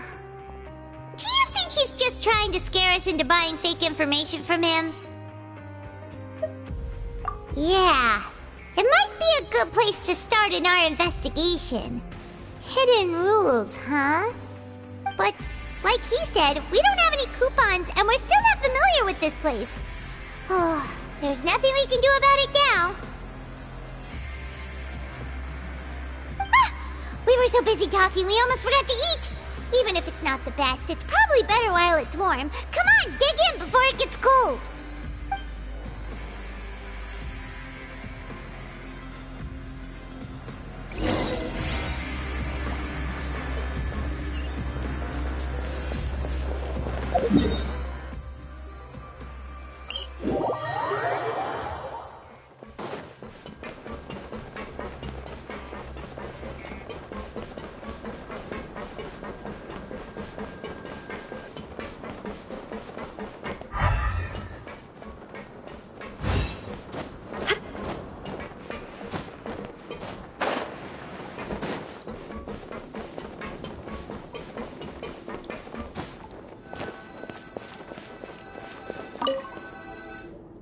So Paimon just confirmed with the guards that our shift is set for every morning, and we're free to do whatever we want all afternoon. But it seems like most of the other inmates choose to continue working through the afternoon to earn more credit coupons. Oh, and they also said that you can use coupons to skip work in the morning and free up your time. They weren't kidding. Credit coupons really can be used to do anything here. Paimon's so tired. And we'll need to wake up and go to work in the morning. Without any credit coupons, it's not like we can really do anything else. Nighty-night, Traveler. Paimon hopes we can keep making progress on our investigation tomorrow.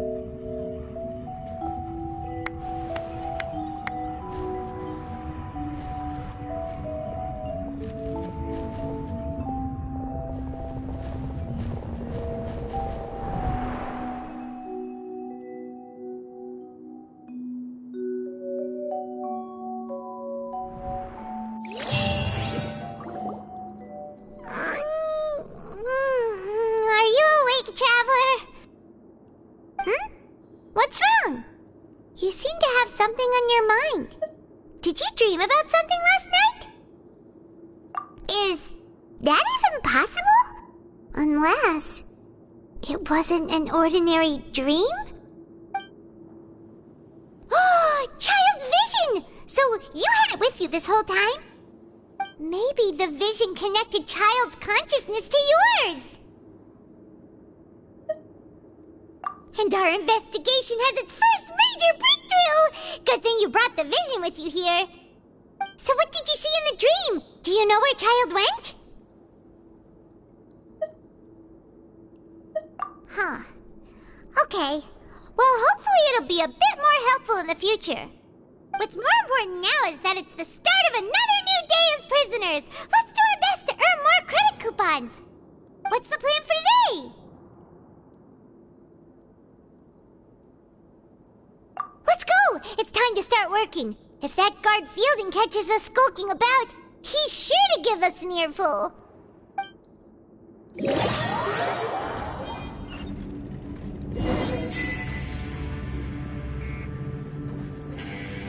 Look who decided to show up! Get your butts in gear and get to work. Time's a-wasting. Good, here you go. Remember to give me the widget once you've finished processing it.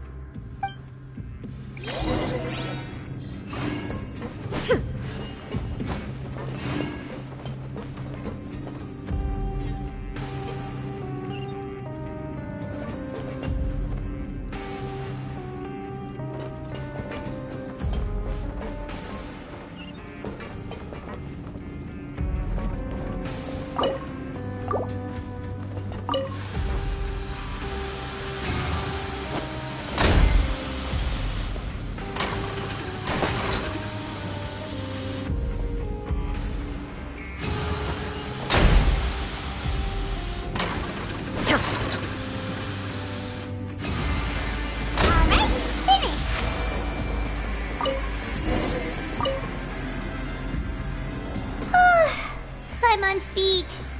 But after so many shifts, it seems we're really getting the hang of it now. Hey there, fellow shiftmates. I saw you finished your work, so I thought I'd come over and say hi. Oh, hey there! We've seen you before.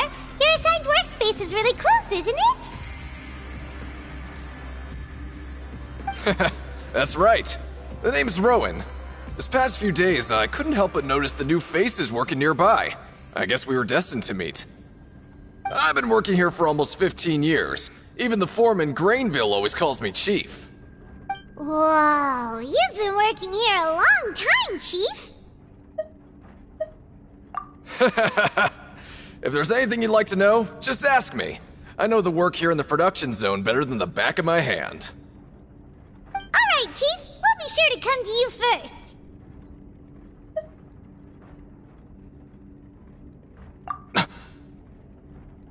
Did you just ask about the rules?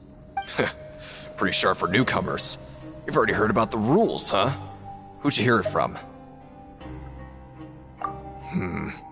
Alright. Seeing as I'm the one who came over here, you're already calling me Chief. I guess I can tell you a little. Truth is, you two keep working like this, you might be putting yourselves in danger. Huh? Wait, there's even a rule about that? What would have happened if you never told us about this? Well, it's usually not that easy to break one on accident. The conditions of the hidden rules are usually pretty specific. But once you do break one, bad things happen. If you work continuously in the production zone for 3 days, and if all you do besides eating and sleeping is just work, then something bad will happen during lunch on the 3rd day. Huh? Like what? Oh, don't scare Paimon! If I knew that, then I wouldn't be standing here talking to you, now would I? You mean, even you have never tried working 3 days like that before? There's actually a legend about this rule. They say that there was a worker who worked way harder than me. He was both efficient and eager on the job, and most other workers couldn't hold a candle to him.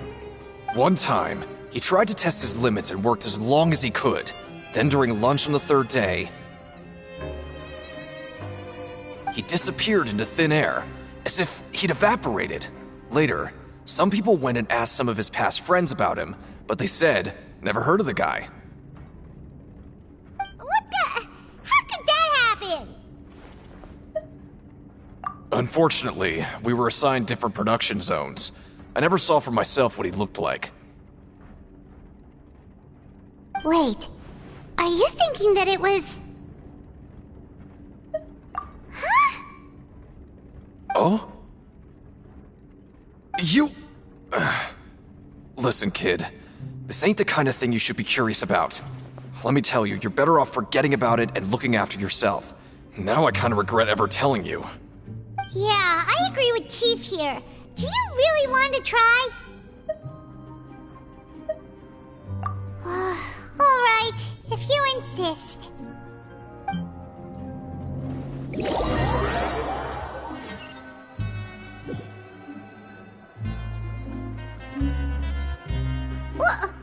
What is this garbage? Ooh, it looks disgusting! Oh, Paimon misses your cooking now. What would you like to do this afternoon?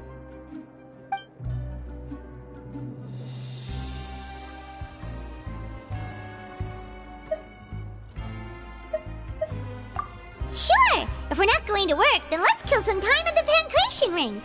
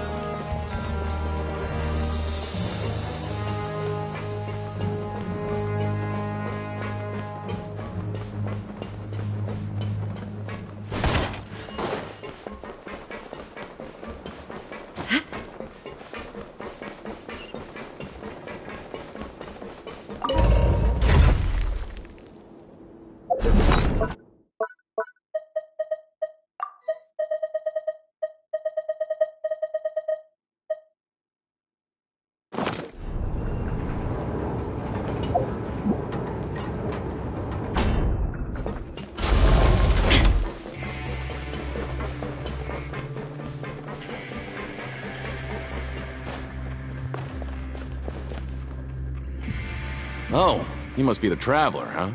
Sorry, mate, but competitors as strong as you are prohibited from participating. I don't make the rules, mind you, but I was given very specific instructions. Even convicts value their lives, don't they? I hope you can understand. But we have a game here that'll let you show off your strength, and you'll even earn some credit coupons in the process. What do you think? Interested? And if we lose the game, will it cost us credit coupons? Of course. That's the cruel reality facing every competitor in a place like the Pancration Ring.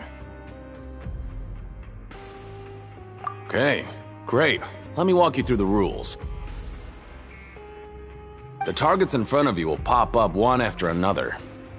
You'll need to hit the targets in the same order that they popped up. If you can complete a few rounds in a row with no mistakes, then you'll win credit coupons.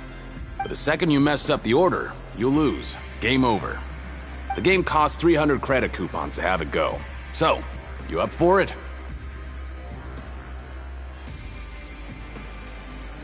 Thanks for your patronage, mate. Now, let the game begin.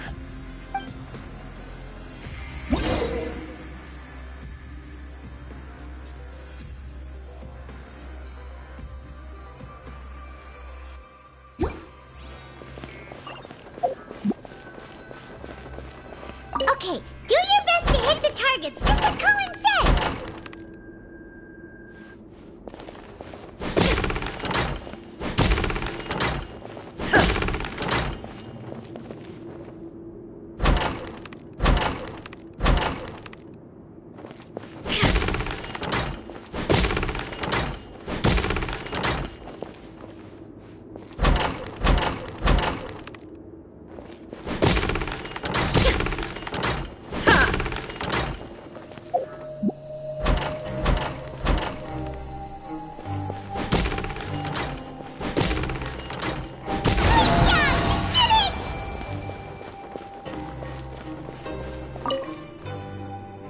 I'll be. They weren't exaggerating about how strong you are. Don't worry, I wouldn't dream of shortchanging you. Here's the credit coupons you won. Put them somewhere safe. We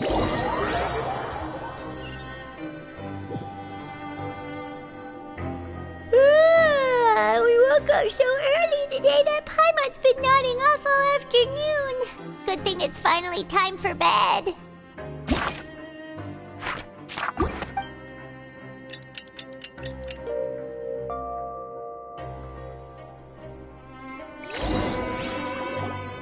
Oh, Paimon doesn't want to get up. Paimon still feels completely exhausted from yesterday. What do you have planned for us?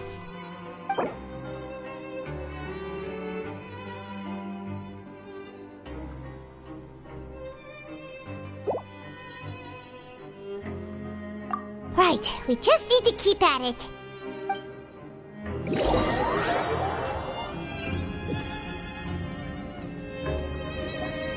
Look who decided to show up! Get your butts in gear and get to work. Time's a-wasting. Oh? What's with suddenly wanting to work so hard? You need coupons that badly?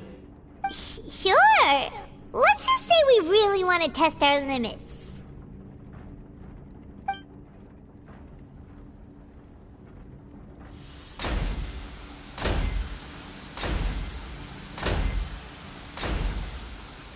Nice!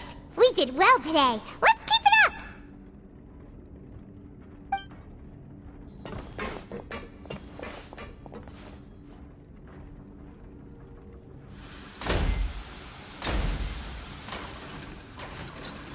Ooh, Paimon's had it. Who knew that processing these widgets would be so tiring?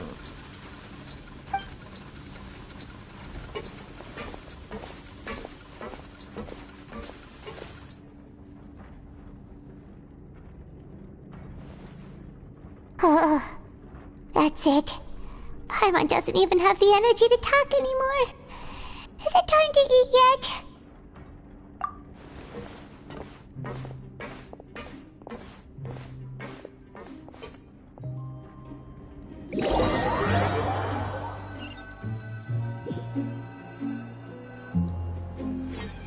Oh, Paimon's exhausted.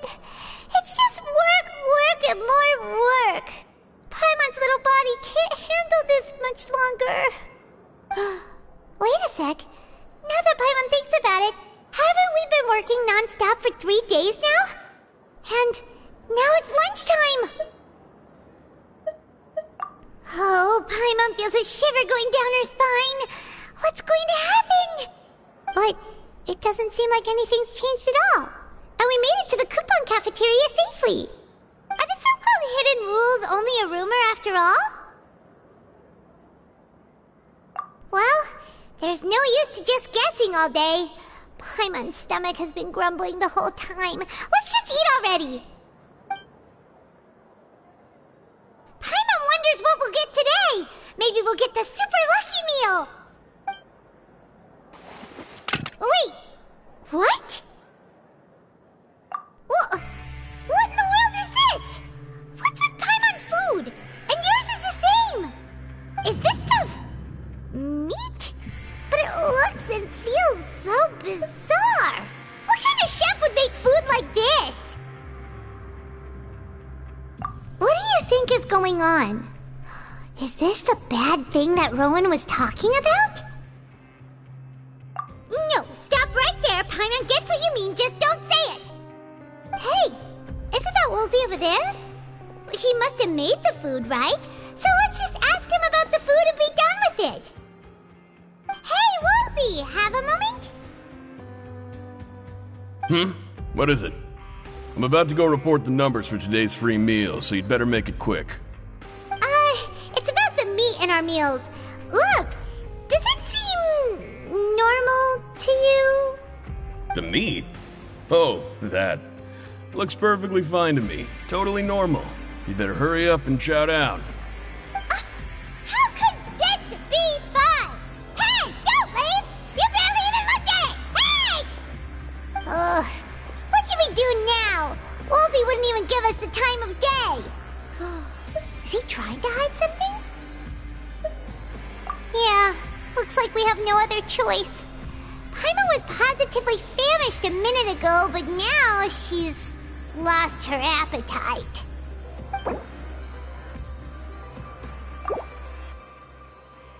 What would you like to do this afternoon? Okay, let's see if we can find any new leads.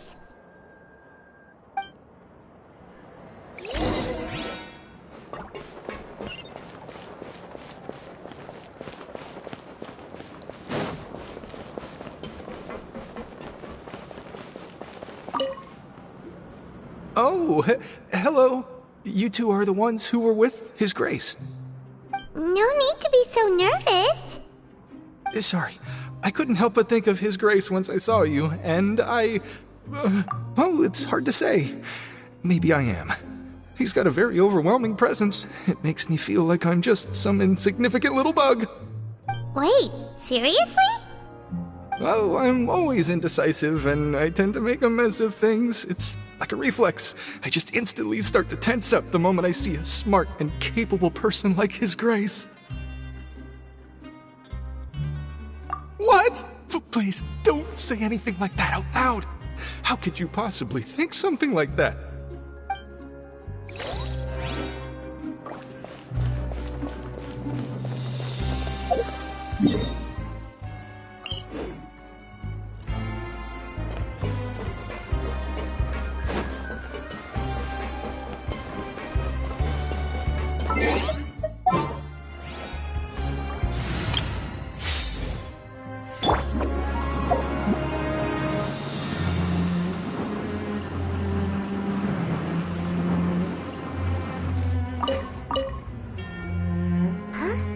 Rowan?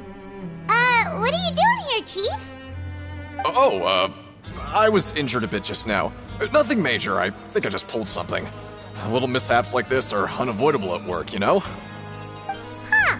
Paimon wouldn't have thought someone as experienced as the Chief would still get hurt on the job. I just knew you would say that. This is pretty embarrassing.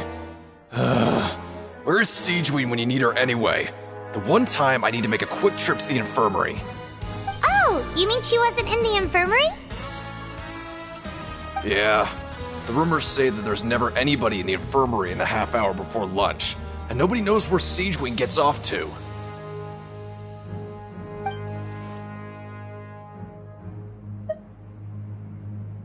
Huh.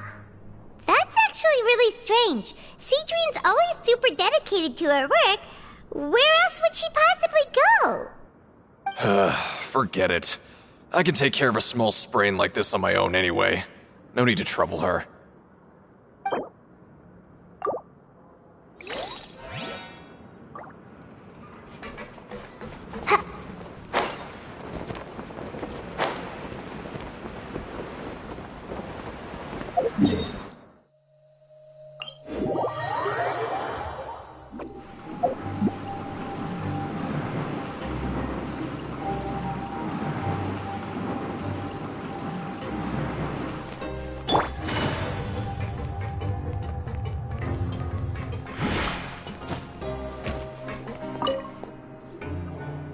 Oh, wonderful. I was worried that you'd be busy trying to earn reward coupons all the time, but it seems like you haven't neglected your investigation work after all. Paimon likes having more coupons, but no one wants to work all the time. Have you also been investigating the area, Lynette? No, I was just slacking off, and you happened to catch me. My brother is still obsessed with anything remotely related to the Forbidden Zone. But knowing him, it won't be long before we get more leads. Oh, before I forget, this is for you. Huh? Credit coupons? Why are you giving us these? I've been here longer than you. Coupons aren't a resource in particularly short supply. What is in short supply are interesting people to talk with. Aw, that's so nice of you, Lynette. We'll be sure to make good use of these coupons then. Thanks a bunch!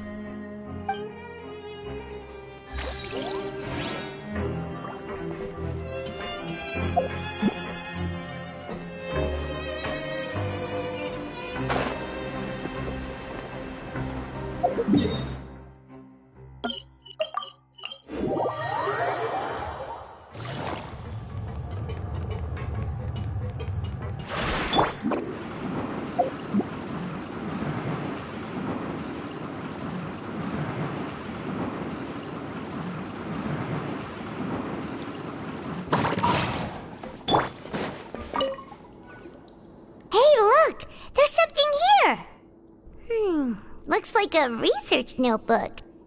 That suspicious guy peeking into the infirmary just now. Are they a fan of Cedrine? He must have dropped this. Let Paimon read it real quick. The Melusine perceive the world very differently from humans. There are significant deviations. As a result, their sense of aesthetics and beauty is also very different from that of humans. This must be taken into consideration when giving gifts. Ooh, this all sounds pretty serious. He sure did his homework. And as for the notebook, let's take it.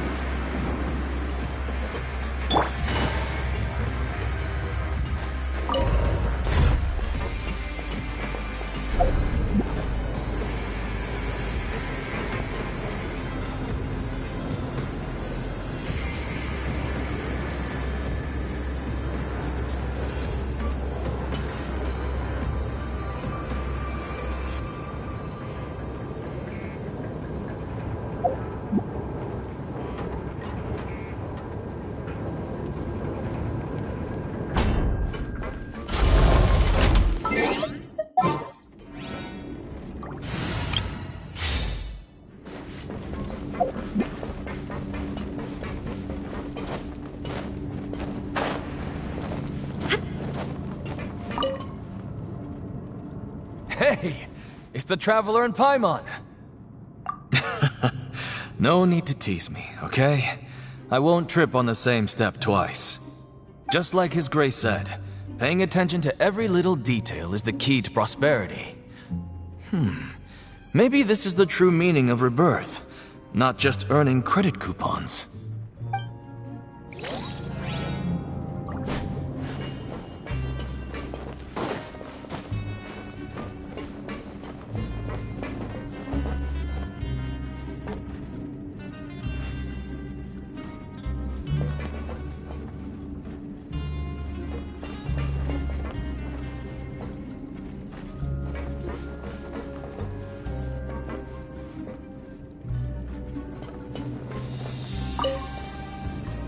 Siegewing? Aren't you supposed to be in the infirmary? What are you doing in the production zone? Hello, Traveler. Paimon? Everyone's usually busy around now, and we don't have any patients to look after in the infirmary. I thought I'd come here and enjoy the sight of everyone hard at work. Enjoy? What's there to enjoy here? It's really worth watching. I often stand here and observe everyone. Humans are just so interesting and adorable. I like to watch your expressions while you work. Are you talking about pets or people? Oh, I can see why you think that, but you shouldn't jump to conclusions. See, we Melazines are a different species, and we see the world very differently from humans. It's very easy for me to observe everyone's condition. All it takes is one look, and I can tell which workers are exhausted. Wait, Melazines can see that? Huh. That does sound useful for being a nurse. Yes, running around tending to everyone's health is very fulfilling. But I'd much prefer it if you're all happy and free from exhaustion and pain in the first place. Take care of your body and make sure you eat well.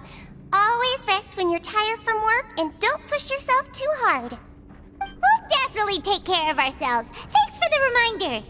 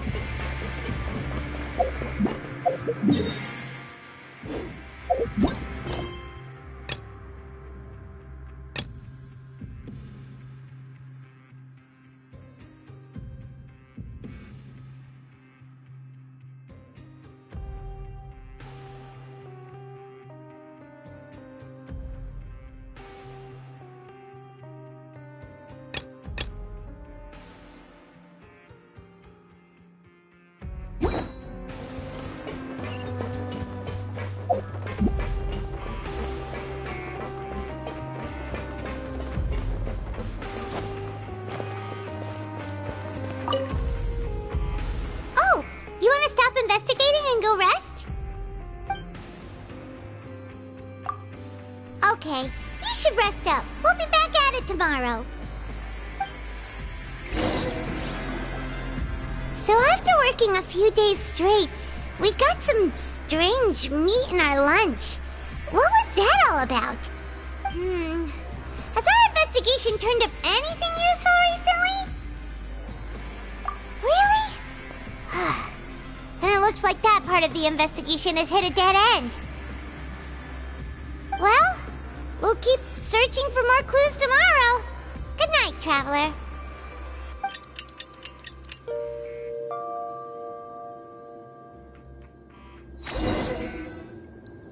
Oh, Paimon doesn't want to get up. Paimon still feels completely exhausted from yesterday. What do you have planned for us?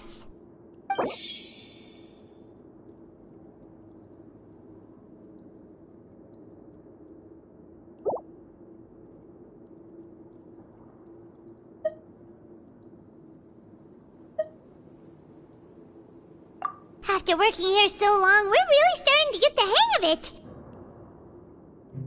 But doing the same thing all the time can get old pretty quickly. How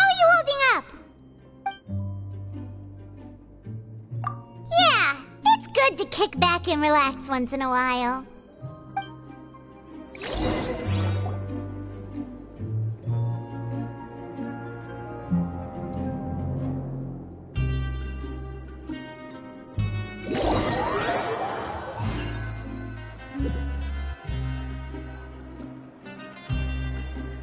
Whoa! Isn't this the super lucky meal? Looks like hard work really does get rewarded. Paimon's gonna take her time and savor every bite. What would you like to do this afternoon?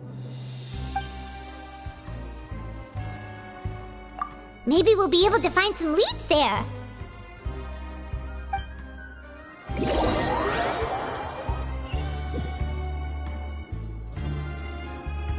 Oh, back for another try? I hope you brought enough credit coupons this time. All right, then get ready to play.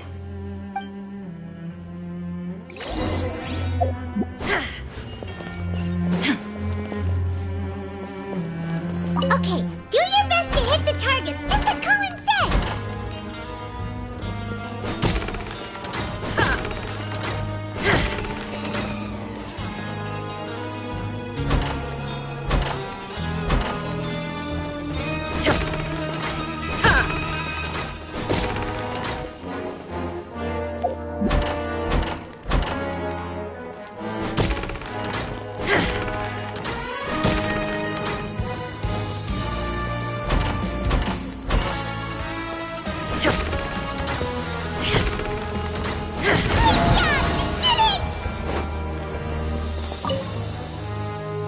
Your strength really shouldn't be underestimated. Now I get why you're prohibited from participating in any official fights.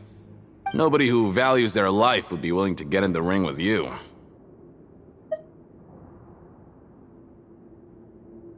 However, you two haven't tried betting on the outcome of a Pancration match yet, have you?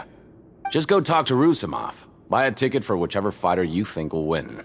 There's a big payout if the fighter you support comes out on top. But we don't know anything about the fighters. How can we possibly know who to support? That's normal. Just watch a few matches and get a feel for the fighters. It won't be long before you can pick winners in your sleep. He's got a point. Why don't we give it a try? If we have enough coupons, we could probably bet at random until we figure everything out.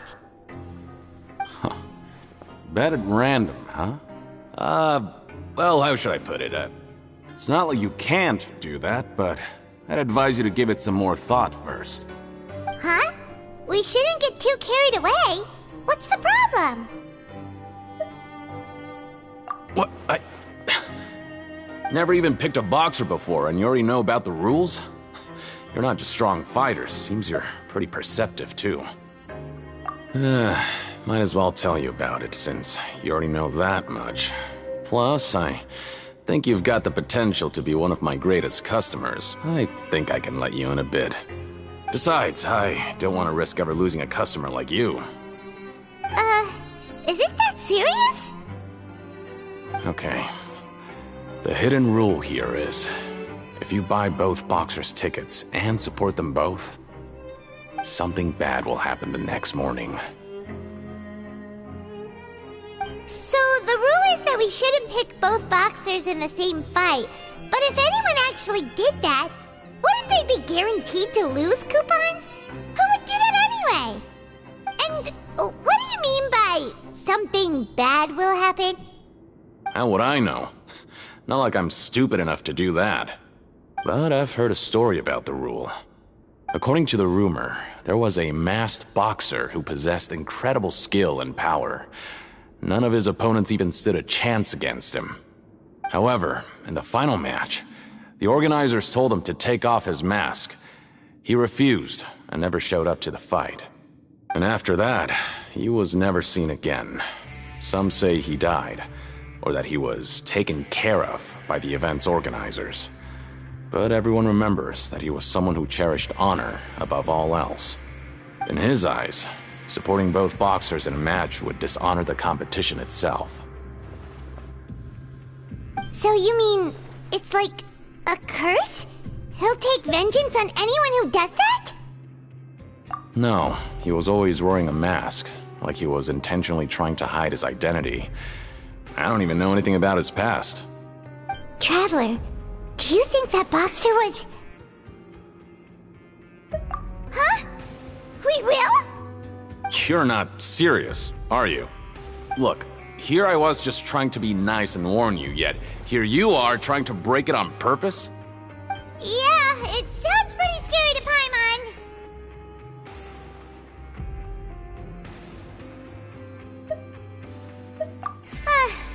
Seems you've made up your mind. Just be sure to protect Paimon, okay? Betting on both fighters will set you back about 3,000 credit coupons.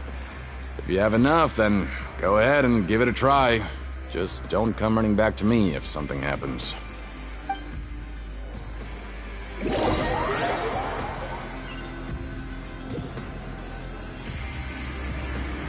we had a productive day. Hope we can make even more progress tomorrow.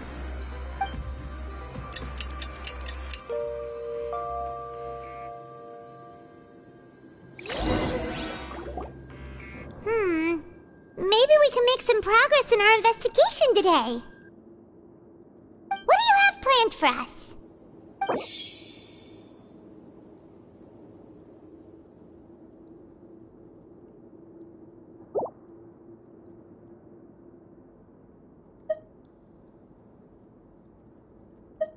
After working here so long, we're really starting to get the hang, but doing the same thing all the time can get...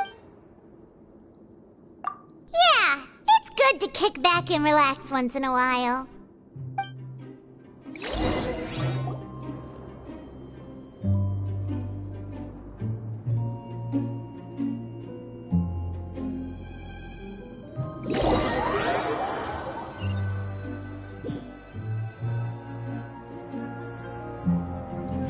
Whoa! Isn't this the super lucky meal? Looks like hard work really does get rewarded. Paimon's gonna take her time and savor every bite. What would you like to do this afternoon? Sure! If we're not going to work, then let's kill some time at the Pancration Ring.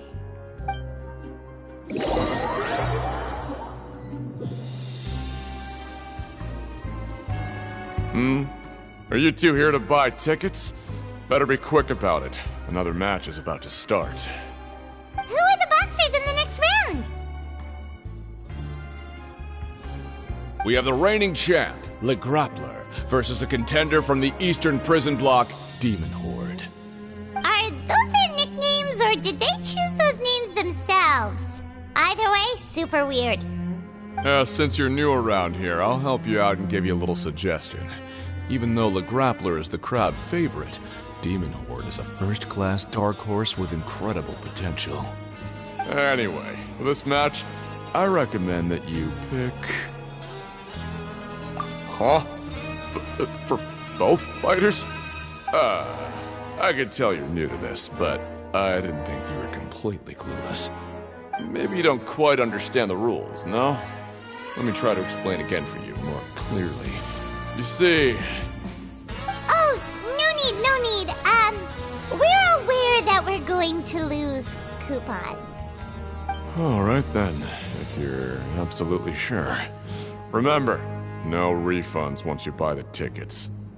Yeah, we got it! Just shut up and take our coupons!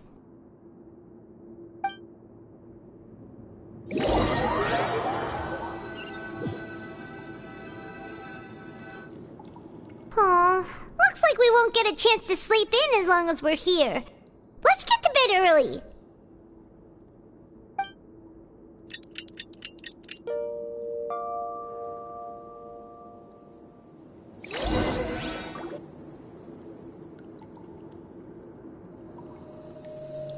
Hey, Traveler, Paimon. Package here for you. The next time you buy something, go pick it up yourself. I'm not a delivery man, you know. Huh? A package? For us? Did you buy something, Traveler? Paimon's not quite awake yet, so why don't you go take a look? Right! Yesterday we broke the hidden rule and bought tickets for both boxers. Oh, maybe this package is the bad thing that Colin said would happen. Paimon suddenly feels wide awake. Wait, maybe let Paimon go hide somewhere first. Just call Paimon after you opened it. Hey, wait! Paimon's still here! Don't open it! Ah!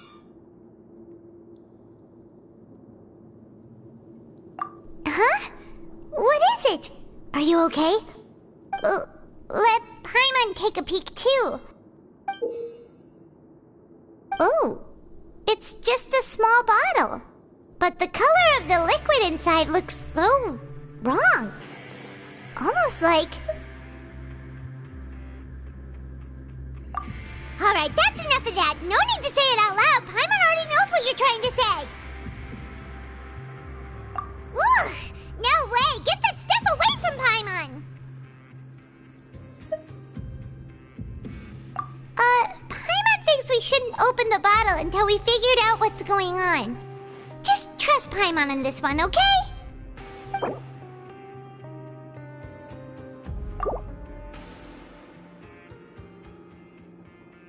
What do you have planned for us? Though it feels nice to slack off a little, less work means less coupons. Let's make the most of our morning.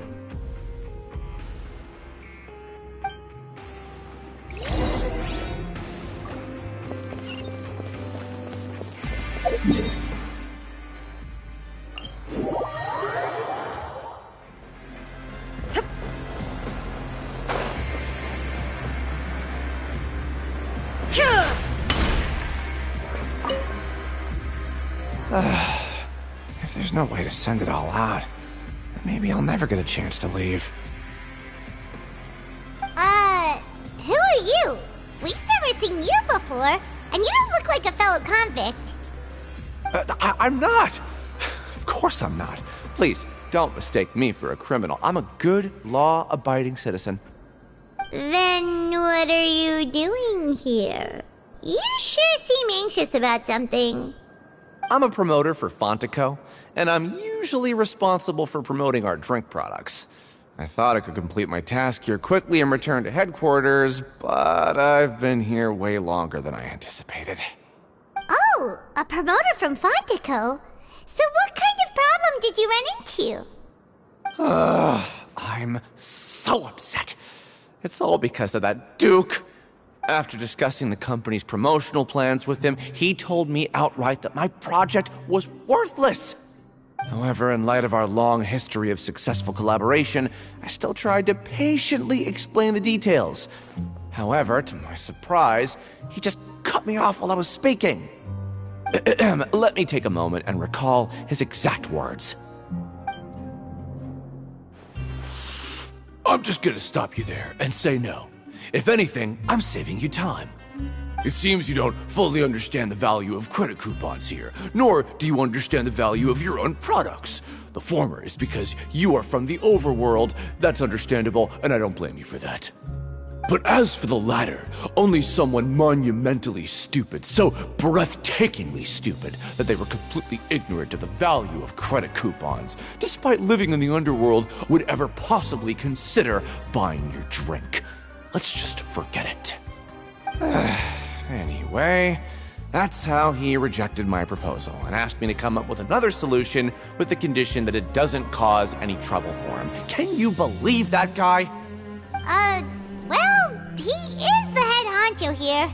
Not much you can do about that. We met him too and could tell that he's the kind of guy that's hard to pin down. Fine. I know I should just let it go. I'm on his turf after all. His house, his rules.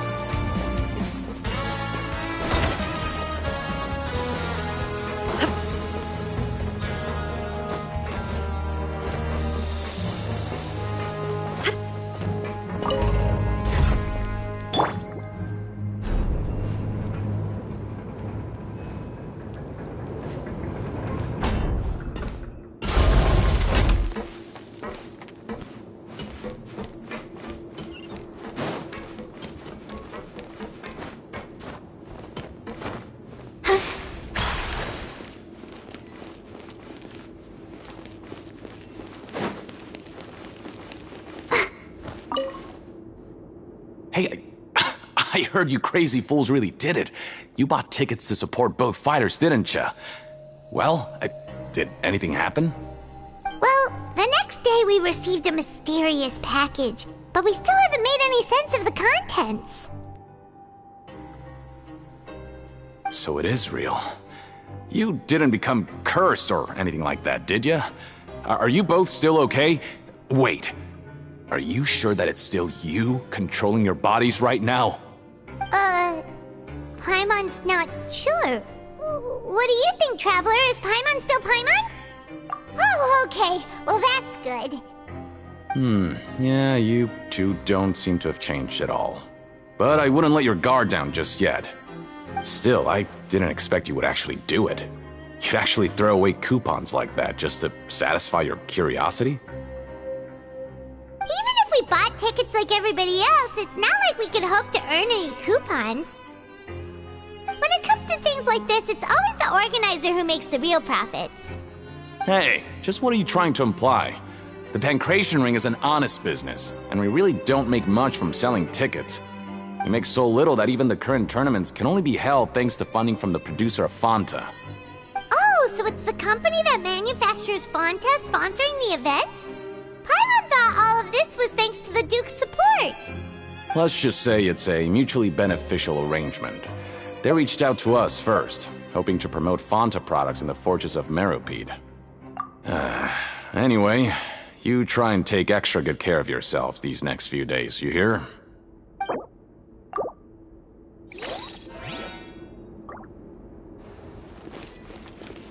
Time to show me what you got.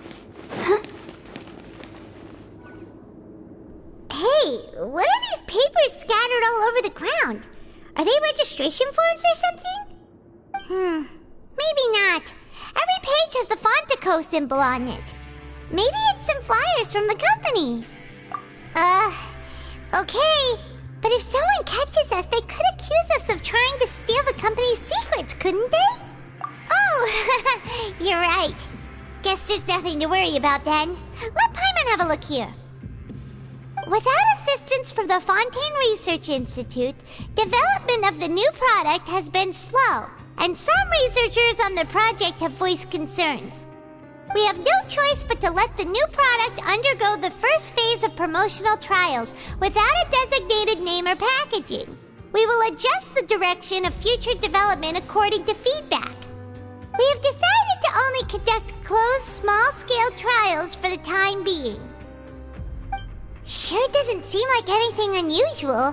The company is just trying to develop some new products besides Fanta. But it sounds like things aren't going well at all. Let's put these papers back where we found them and make it look like nobody went through them. Okay, good.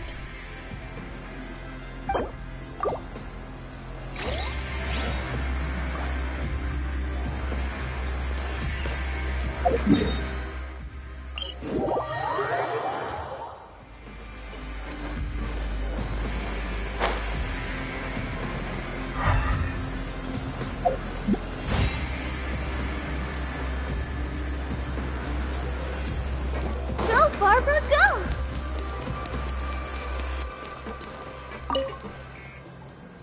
Huh. We ended up here without even thinking about it. Wanna grab something to eat? Alright. But remember that we bought this time with coupons, so let's make better use of it next time.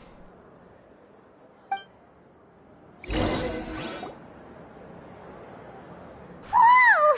Isn't this the Super Lucky Meal? Looks like hard work really does get rewarded. Paimon's gonna take her time and savor every bite. What would you like to do this afternoon?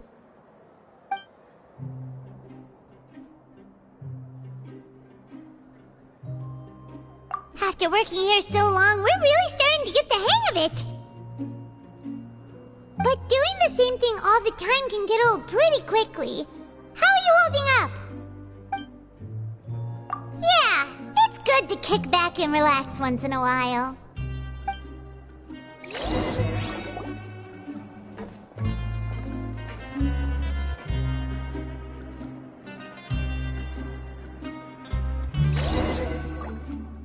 A mysterious box A bottle of crimson liquid? Paimon still doesn't know what to make of it. Do you have any ideas, Traveler? Really? Then it looks like that part of the investigation led us nowhere. Well, maybe we'll have better luck tomorrow. Good night, Traveler.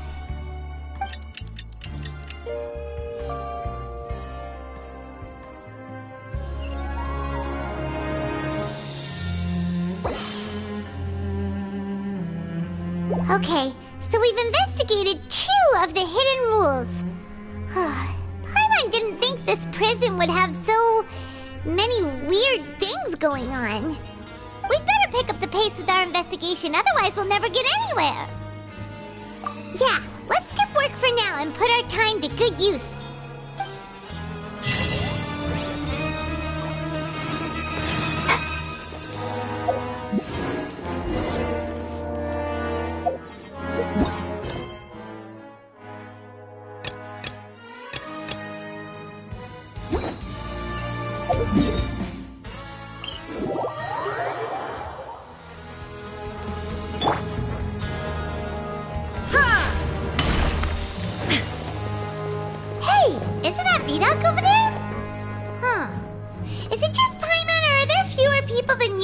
Here today.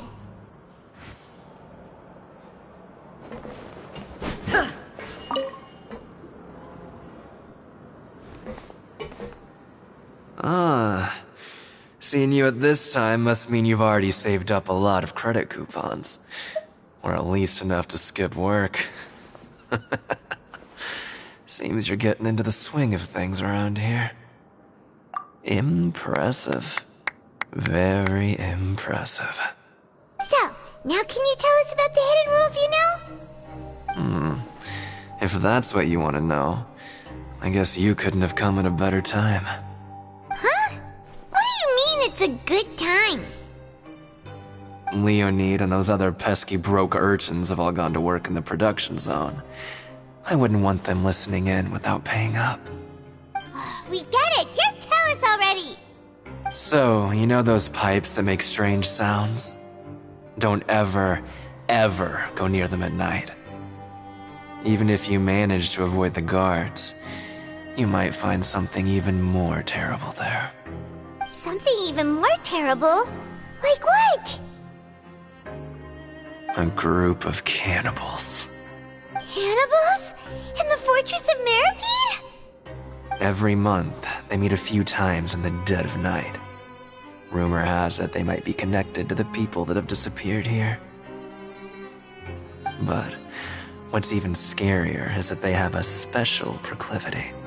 Since they have no way to dispose of the leftover remains, they have ways to transform them into other forms and keep them in the fortress forever. Paimon might already know what you mean by other forms. So that's what's going on here. Oh, Paimon's stomach doesn't feel so good. You two look pretty skeptical. No matter. Learning the truth behind dark secrets isn't necessarily a good thing. I've got things to do too. I suggest you just act like I never told you anything. Traveler, can we just trust him on this one? Oh, Paimon doesn't want her blood and flesh entombed here for all eternity? Oh, so that's how you see the situation. Huh. You know, Paimon does feel a little better about it now. When will all the secrets end?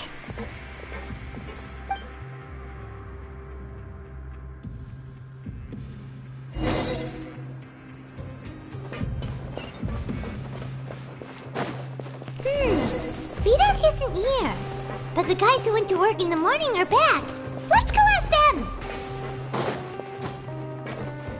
What are you talking about? Listen, you should keep your nose out of other people's business.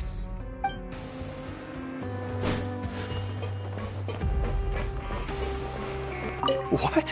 What are you saying? You shouldn't go around saying stuff like that.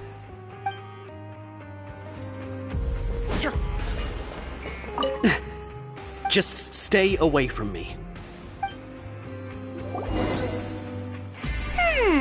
Their attitude sure is suspicious. Like they're trying to avoid us. But if they're being so obvious about acting weirdly, do you think they might just be trying to lure us in? Oh, this is all getting way too creepy for Paimon. So you mean we still need to investigate some more? Okay, if you say so.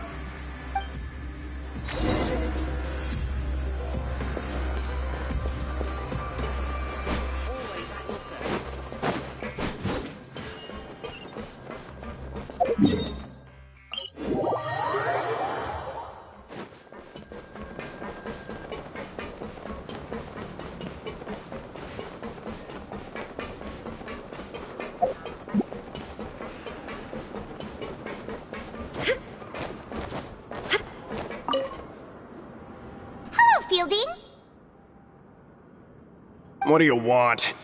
Criminals like you ought to be working right now. Catch my drift. We just want to ask you a simple question. Have you ever discovered anything odd during your nighttime patrols? Why are you asking about something like that? Whatever happens at night isn't your concern. All you need to worry about is getting enough sleep. Well... right! We've heard it happens a few times every month. Paimon has sensitive ears, so it makes it hard to sleep. Really? I see. But it's not like I'm on duty every night. And now that you mention it, I recall my colleagues talking about something like that before. They say that strange things tend to happen at night on pipe cleaning days. Lots of us don't willingly take those shifts. So, what happens at night on pipe cleaning days? And they just conduct regular cleaning of the fortress's drainage facilities. There are 3 pipe cleaning days per month, and it just so happens that today is one of the scheduled days. You can try to confirm the sounds tonight if you want, and if they're real, then I can report the issue to my superiors for you. Oh, okay. Then we'll keep both ears out tonight. If that's all, then I'll be leaving now. I advise you not to try anything funny, though. Even if I'm not on duty tonight, someone will still be watching you. Don't worry, we don't want any time added to our sentences. Oh, he left. So what do you think about the pipe cleaning days he mentioned? Right, both are a possibility. But Fielding did say that tonight is a cleaning night. Paimon knew you would say that. Alright, sounds like we'll be up all night tonight then. Paimon just hopes the guards don't catch us.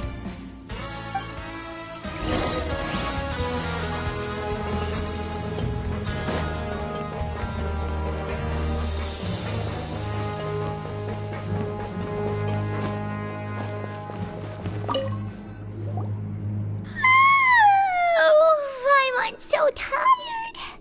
But we can't sleep yet. They'll be cleaning the pipes tonight, so it's the perfect chance for us to investigate. Whatever. Just be sure to wake Paimon if she dozes off. Paimon's worried something might happen if you go alone. Huh? Traveler? Did you fall asleep already?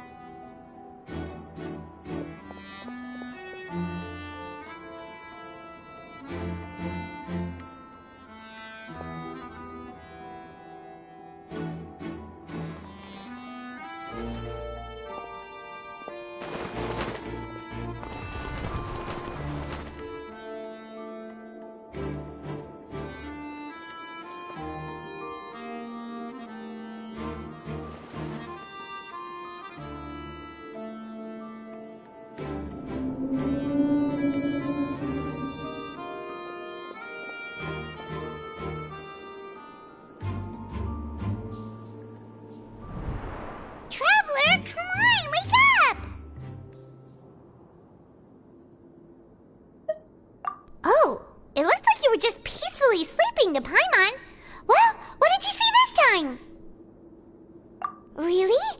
So we're finally starting to figure out what actually happened! But what about the cannibals? How do you explain them? Okay, well, it's about time for us to get moving. Just be careful to avoid the patrolling guards.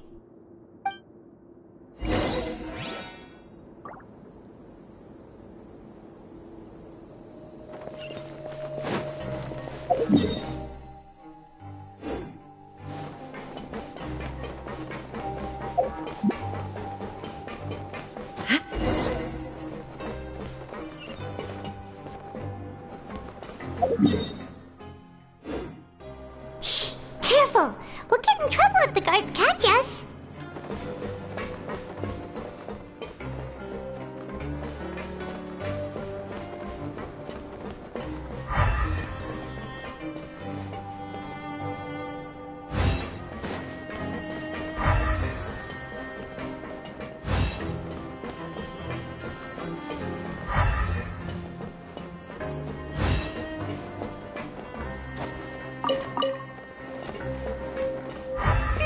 This should be the place.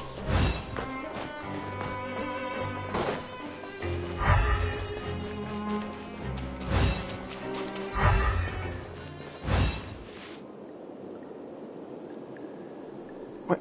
I know you. You were the ones we saw. Huh. You've got guts showing up here. You know who we are, right? You'd better leave now. Ain't nobody coming here to save you. What'd you say? Yeah, so what if they were? If you push us, we can make those rumors a reality at any time. Hey, what's the point of all those rumors anyway? What exactly are you trying to do? I don't have to tell you anything. If you turn around, go back to the dormitories and act like you never saw anything, then I'll pretend that you never showed up here. Yeah, scram. Nothing worth seeing here. Huh? What did you say? Isn't that exactly what Boss said when he left?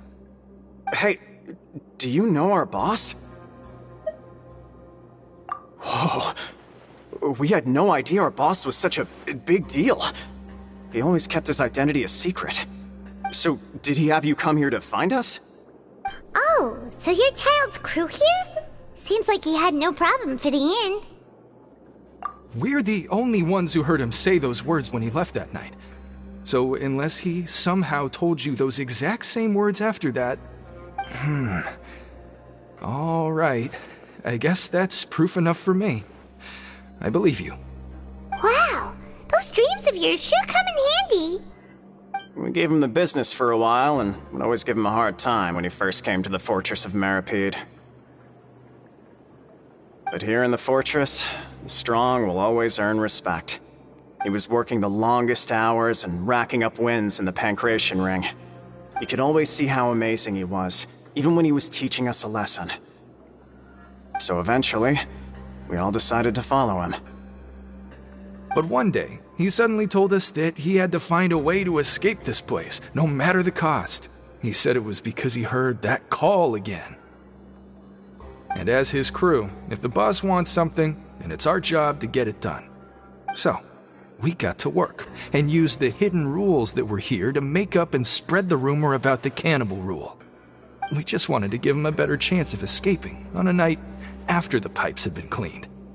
Oh, thanks to your rumor, nobody would want to come anywhere near here, prisoner or guard. Wow, it sure is easy to exploit people's fear of the unknown. But has a child already escaped? Why are you all still coming here after pipe cleaning day? Because as far as we know, the pipe he went into isn't actually an exit. It should be a dead end. It leads to an abandoned factory area, and even if there were a way to escape from there into the sea, we're still way too deep. No one could ever reach the surface alive. But Boss still insisted on going in. It's like he was obsessed about it. So we told him that we'd pretend as if he never existed while he was gone. And that if he wanted to come back, he should wait for nighttime on a pipe cleaning day. That way, we could meet him here and help cover the whole thing up. So you come and wait here through the night a few times a month just because of that promise?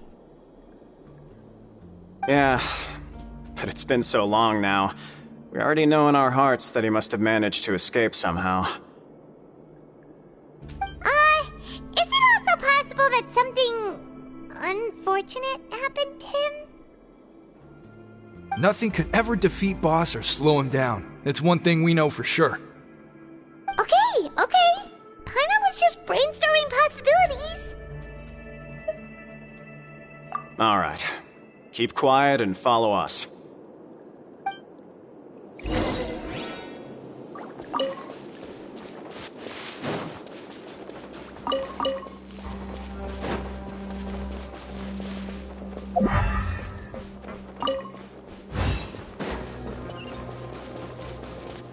I see everything.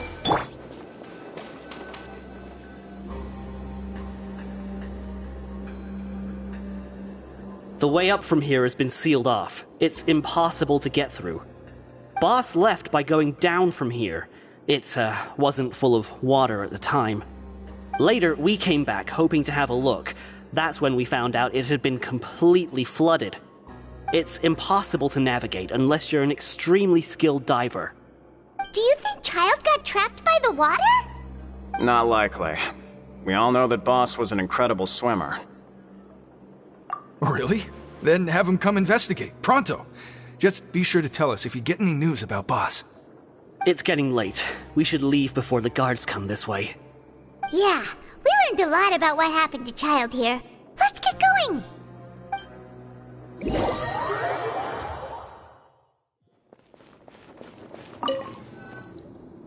Whew. We finally learned some key information. Seems all of our investigative work has finally started to pay off. When you said you knew a diver, you were talking about Fremine, right? If we ask Linny, he'll definitely have Fremine help us. Ugh. Why is Child like this? What was he doing going into the pipes? Not making our jobs easier, that's for sure. Fortunately, though, it seems like it's only a matter of time now before we find out what really happened. Now that we can finally relax, I'm starting to feel super sleepy. Let's try to get some rest while we still can. Nighty-night, traveler!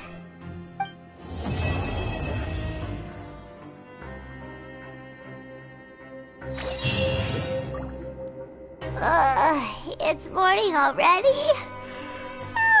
Paimon still needs more sleep.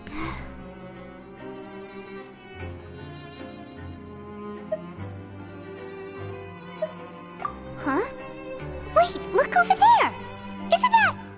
It's one of Linny's cards! Let Paimon see what's written on it! Maybe you haven't heard, but today is the monthly free day. Everyone has the day off today, which makes it the perfect time to do some investigating.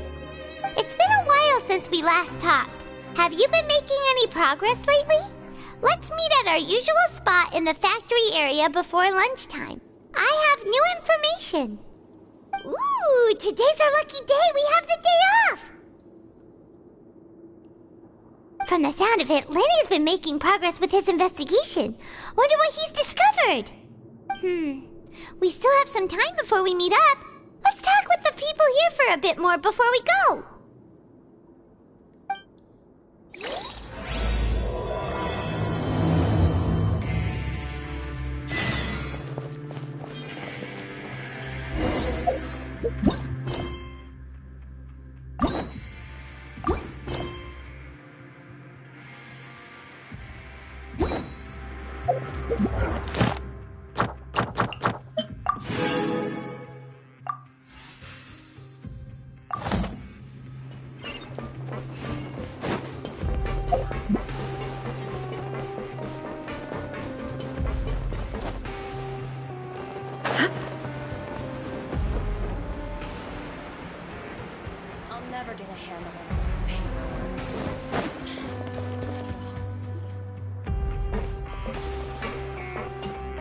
There's a group of people over there. Let's go listen in.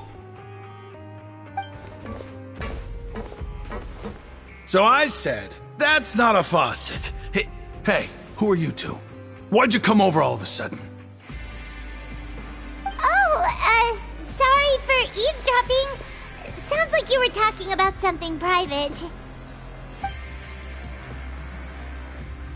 What's the matter? They're just looking to join in on our fun, that's all. Hey, don't pretend like it's okay for them to just interrupt us like that. Yeah, fine. You're lucky we don't mind extroverts that much. You hear that, Quisto? What nice! Your expressions tell me you're looking to hear some juicy info, am I right? But before that, it just so happens that I know you two. Really? Are we that famous? You're kidding. How often does anyone get a personal tour led by His Grace himself? Practically everyone was talking about it. Word has it that you also caused quite the kerfuffle. A little mistake, huh? I like the way you put it. You see, people with a good attitude can join our group anytime, unlike some of the others here. Your group? I'm Quisto, and this is Lavaroon.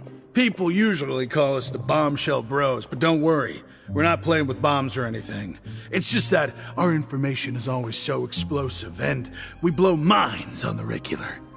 So, you two really like to gossip? Whew, you sure know how to embellish. No. You don't get it. Knowing intelligence will make things better for you here. For example, knowing who's working with whom, who has the latest rumors, who's not getting along. Wouldn't you like to know all that? Whoa, all this info's worth something, you know? You should prove you're worthy of it. I don't mind him. Quisto's always this way. Just play nice and say something to massage his ego. The welfare meals. Talk about the welfare meals. Right. That meal we had yesterday was super delicious. Paimon can still taste it whenever she closes her eyes. Is that so? To tell you the truth, I've been helping out with making those welfare meals. I've been working as a kitchen assistant for about a month and a half now. Oh, so you're the one who made those delicious steaks. Amazing. You could be a professional chef. You are correct. I am a true professional. In fact, I even went to culinary school. But enough about that. Since you like my cooking, I guess that means we share similar tastes. Listen carefully. This little bombshell will help you learn what's really going on here in the fortress.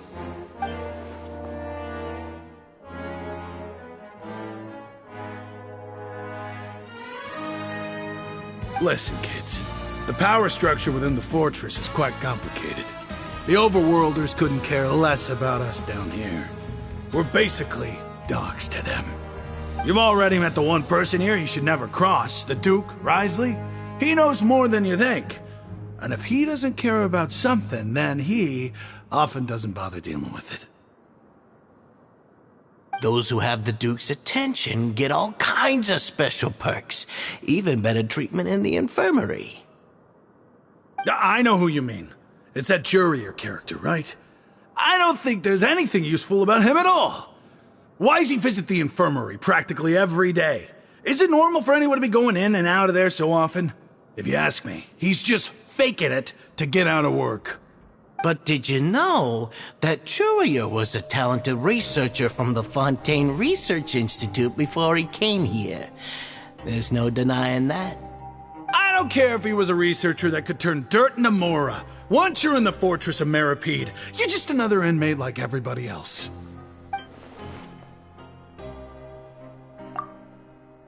Speaking of which, the last time I saw him, he was passing by in the corridor with Lorvine. I also heard they started arguing in the library and got into a fight, right? Guess that's just how terrible of a guy he is. You mean he hit a woman? Wow, I never imagined he was that bad. But that Lorvine's also quite the odd one, you know? She's always gabbing away, got into a fight with a man, and she also got sent to the infirmary. Come to think of it, I always see her going to the sick bay every couple of days, too. Wait a second. You don't think? Do you think could it be that they're secretly meeting there to go on dates? But it's really hard to imagine. After all, I do remember seeing Lorvine beat Juria to a pulp that one time. And we might be overthinking things.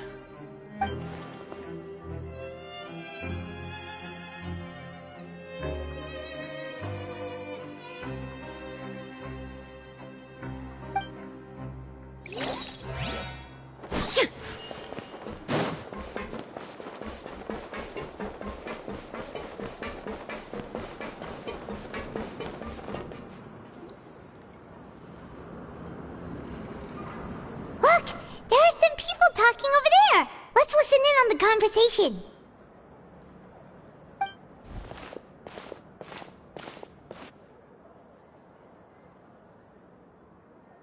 If you ask me, those pompous parasites on the surface act like they're all a bunch of aristocrats.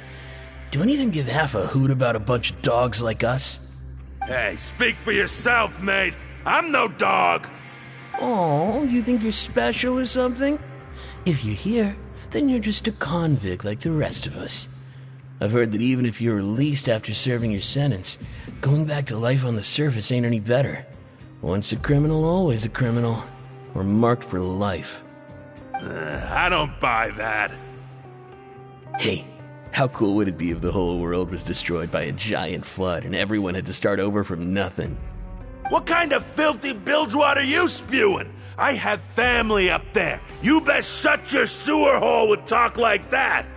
Listen, things ain't so great on the surface, but who says that you have to leave? I've heard that you can still stay here and work even after you've served your sentence. Not bad if you ask me.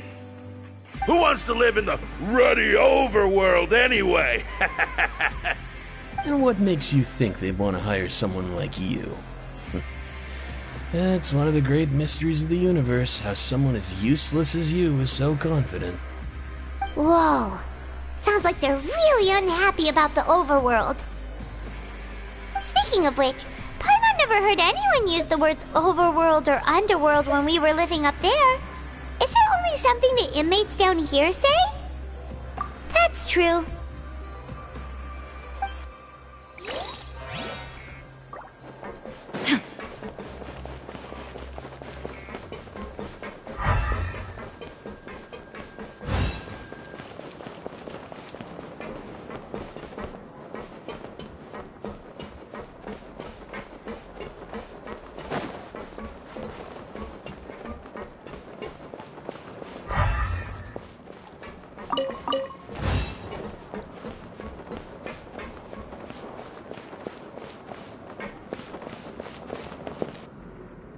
Hey, you over there? Yeah, you! Say, do you like playing card games? You know, like Genius Invocation TCG? You TCG players are like mint in the wild, literally sprouting up everywhere. Hey, come on now. What's wrong with finding fellow Invocation aficionados? Anyway, care to join me for a game? Alright. No pressure. But why would you be looking for people to play Genius Invocation in a place like this? Don't people usually come here to fight? Whether you're throwing down cards or throwing punches, it's all a competition, isn't it? It's all the same in my eyes. There are lots of card players here in the fortress. When I saw you, I immediately thought, hey, even outsiders from other nations play cards. So I came over to say hi. Sure. Great! Since you've been here longer than us, you need to flex your seniority a little bit, right? Maybe you could start by telling us newcomers some stories about this place. I thought you would have already heard everything by now. Alright then, did you have anything specific in mind? Or do you want me to just pick a topic? Why don't you pick? We'll let you know if we've heard it already. Alright. Have you heard any strange rumors since you've arrived? Ben, did you know that there are some people who are always gossiping over in the corner?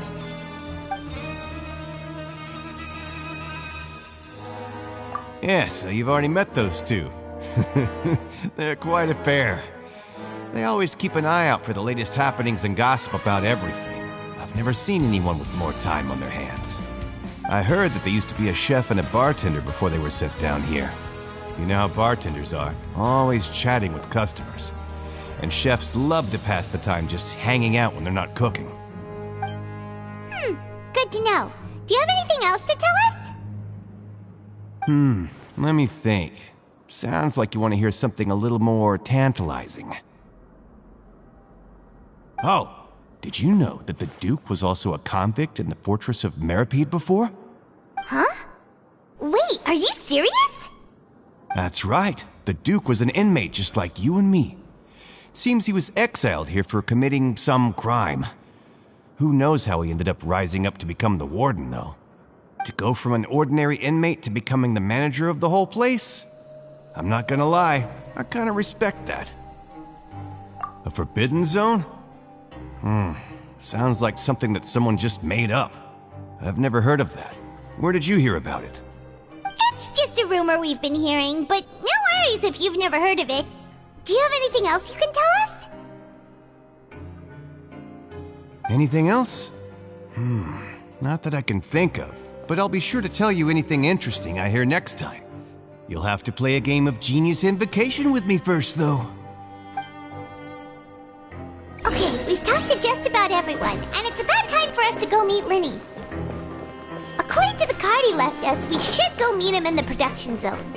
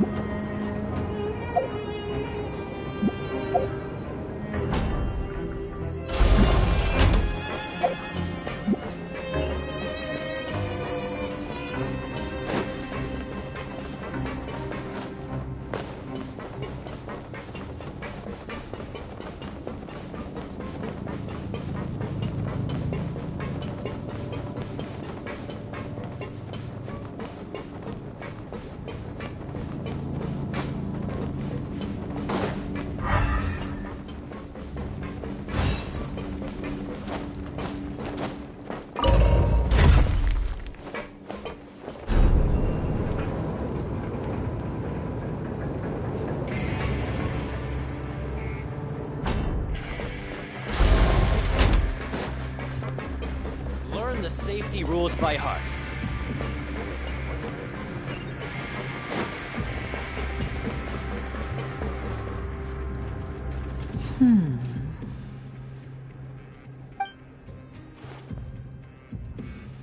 Huh?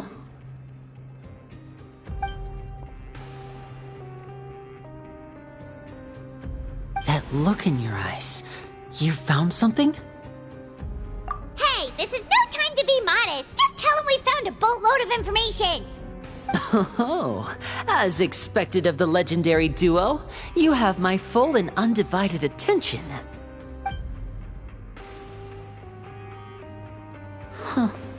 I'd have never guessed that myself. The rumors swirling about this place are unreliable after all, and Master Child probably went missing because he found a way out. He is a harbinger after all. I suppose he's much more resourceful than I initially gave him credit for. Unfortunately, this isn't enough for our final report to Father. We need to find out Master Child's exact whereabouts. Father told me that even though Master Child said he was just coming to Fontaine for a vacation, he actually had some personal reasons. His agenda might be linked to his disappearance. His escape route is already flooded, so we'll have to task someone with professional diving skills to chase after him. Well, when you put it that way, it's obvious that only Fremine would be up to the task. Bingo! Is he around? He's working today. Coming here as a group would have attracted too much attention. I'll talk to him about it later. It's the least I can do. We're all in this together, so it's only fair for us to fulfill our end of the bargain. Honestly, I'm far more impressed by you guys managing to collect all this information right under Risley's watchful eyes. Collecting information has always been our strong point. Now, let me think. To find out more information, Fremine will have to retrace Master Child's original route. And if he's to do that, he'll have to set out on the next pipe cleaning day at the earliest. That's 6 days from now. And after that, he'll probably take another 2 or 3 days to return. You can even estimate how long it'll take for him to get back? We've been working together for a long time. We know each other's capabilities like the backs of our hands. Traveler, what say you to meeting here 9 days from now? We'll be able to pick up Fremine while we're at it, too. Oh, and there's just one last thing we'd like your help with. Though we can just sit back and wait for Fremine's report on Master Child's whereabouts, we still need to make more progress on the investigation of the Forbidden Zone. Fremine's no master of disguise. Lynette's still working on getting intel from the other areas, and I'll need to spend some time helping Fremine prepare for his diving mission. So, you are the only ones we can count on. What do you want us to do? Will it be hard? Well, I won't call it easy per se, but I think you'll be able to pull it off. Listen carefully. You'll need to find an excuse to get into the infirmary and investigate the room and environs. You've mentioned several sketchy-looking people always meeting at the infirmary earlier, so it probably has something to do with the secret we're hoping to uncover. You've already met the head nurse, so she'll be less suspicious of you. Investigate the internal structure of the infirmary and any active dealings within, and pass those on to me alongside anything else you're able to discover. But also, there's no need to take risks. Don't forget, safety always comes first. My apologies, I just started rambling out of habit. It was almost as if I was talking to my younger brother. But that's not a bad thing, right? All right, then we'll head out as soon as we finish our prep. Let's go our separate ways for now, then. Don't forget, we meet here again in 9 days. Stay safe.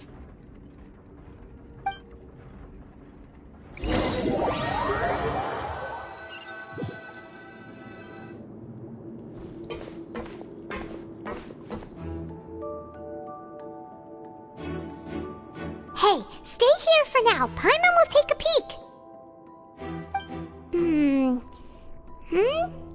There seem to be several people inside.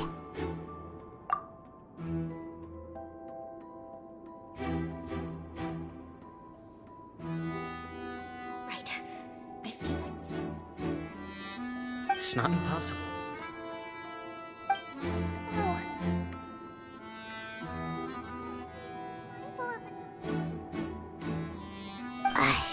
It's a bit hard to understand them from here, so why don't we just try to talk to them in person? Let's go as soon as you're ready.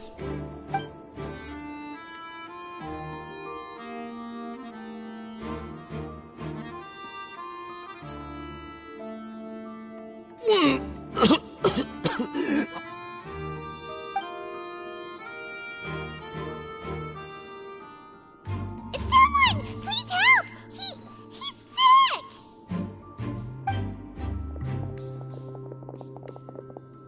Whoa, are you okay? Oh my! What's wrong, little one? There's no need to panic. Take a deep breath before you begin. The traveler started complaining of a stomachache, and then nausea, and then collapsed onto the ground. Paimon doesn't know what to do. Freezing limbs, twitching fingers, and pale complexion. Could it be poison? Let me take a look. Please, lie down over here. Don't worry, I'll get you to the bed safely. Here, hold on to my shoulder and walk slowly.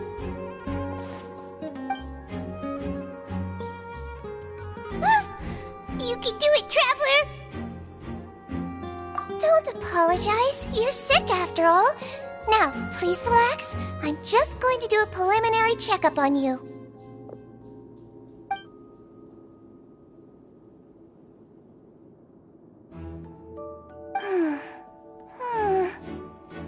I see now. My checkup has confirmed that he's not in any mortal danger. That's our worst fear out of the way. Eh? Oh, that's good. But... I'll continue my diagnosis of the patient now. Please, relax and take a deep breath.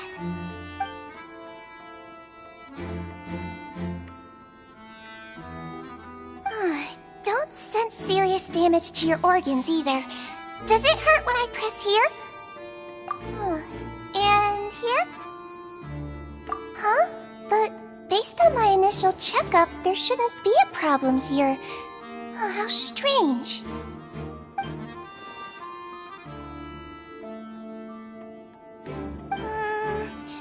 What about here? Does this hurt? Oh, I understand. So that's what it is. I think you just ate something that disagreed with you. That's all. Nothing too serious. Outside of a pretty bad stomachache when it decides to act up. So that's what it is. Thank goodness it's not anything more serious. And there have been other inmates complaining about the food recently. I'll inform our head chef, Mr. Woolsey, of this problem as soon as possible. Congratulations! The health risk is incredibly low, so you should recover within a couple days. Why don't you take a rest here while I go get some medicine for you? Miss Levine, I'll have to trouble you to help me look after this new patient while I'm gone. Very well. And she hopped away just like that.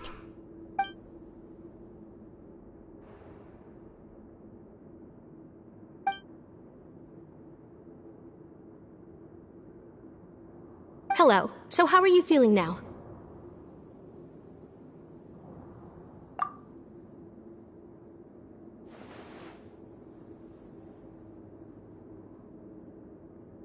His stomach ache's really bad. He was stumbling about the whole way here, so Paimon's really worried. If Miss Sijuin says it's not a serious problem, then there's no need to worry. She's the best medic we've got down here. But it also looks like she's the only medic you've got down here. Well, that's true. What do you mean, that's true?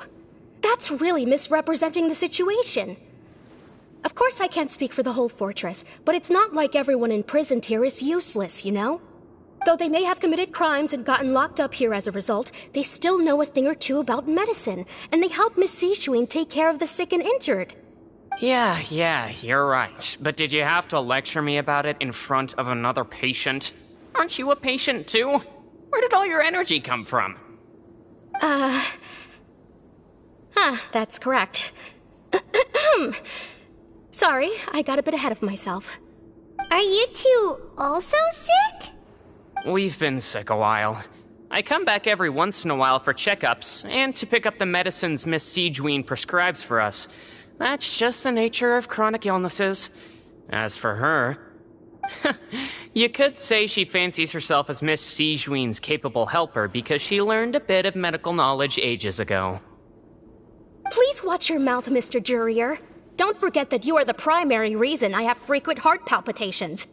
Hey, don't start arguing now! Please, keep it civil at least.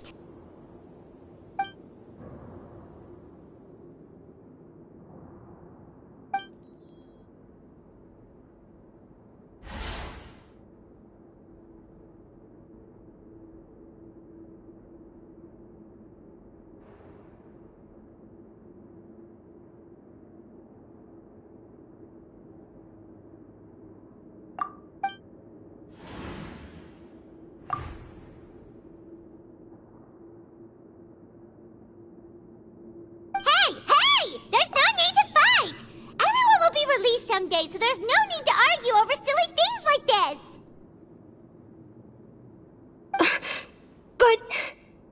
But... Release. It's way too early for us to even think about that. And who the heck knows if we'd even be able to continue our previous lives?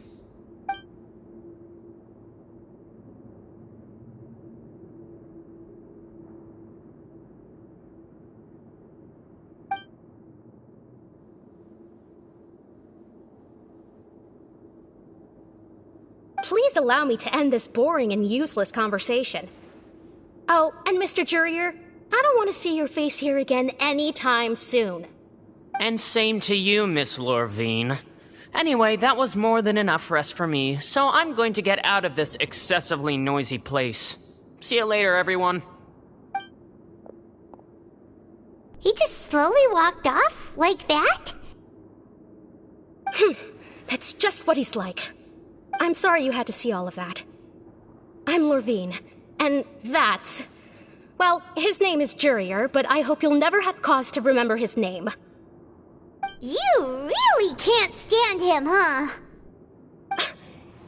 I mean, can you blame me? Look, who would like someone who's as arrogant and obsessed with weird research topics as he is? But there's no need to keep dwelling on him. I'll accompany you two for a while. Miss Seashween should be back soon, and I'm sure you'll feel better as soon as you've had some of her medicine. No, it's nothing. I'm back! Did you rest like you promised? Thank you for getting our medicine, Miss Seashween. Did you all cooperate with your bed rest? I trust that nobody got up to walk around. Good. Here, this should be 2 days' worth of medicine for you. Take 1 pill now, and then continue your bed rest.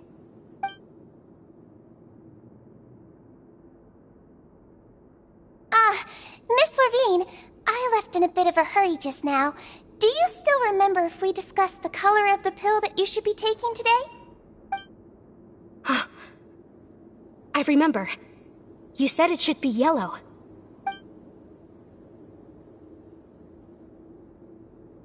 Yellow, huh? I understand. These are yours. Please, make sure to go to bed early after taking them tonight. You'll benefit from a good night's sleep. All right, then I'll also be on my way now. I hope you feel better soon, too. See ya! I'm going to fill out your medical record now. You're widely known as the Traveler, right? I just want to double-check a few details, if that's all right with you. Those two made quite the commotion just now, so why don't we let the Traveler rest? Paimon can answer the questions instead. So his primary symptoms are abdominal pain with secondary symptoms of nausea. Is there anything else? That's it. All right then. Is there anything we should know besides to take the meds? No, his base constitution is quite good, so I'm sure he'll recover quite quickly after taking the medicine. Please make sure to stick to bland or less stimulating foods, and don't stay up too late at night. Got it. Paimon will hold the Traveler to that for sure.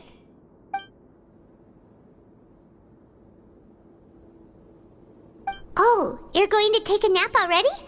Okay then, you get some rest.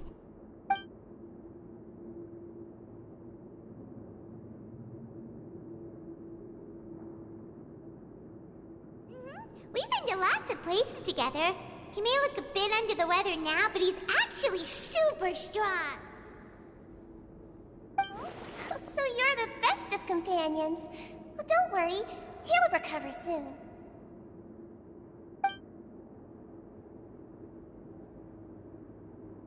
You're awake. How do you feel? You slept for a really long time, but we never left. Well, now you can go back without a worry in the world. Remember to take your meds regularly, and remember bland foods. Thank you, Miss Seashween.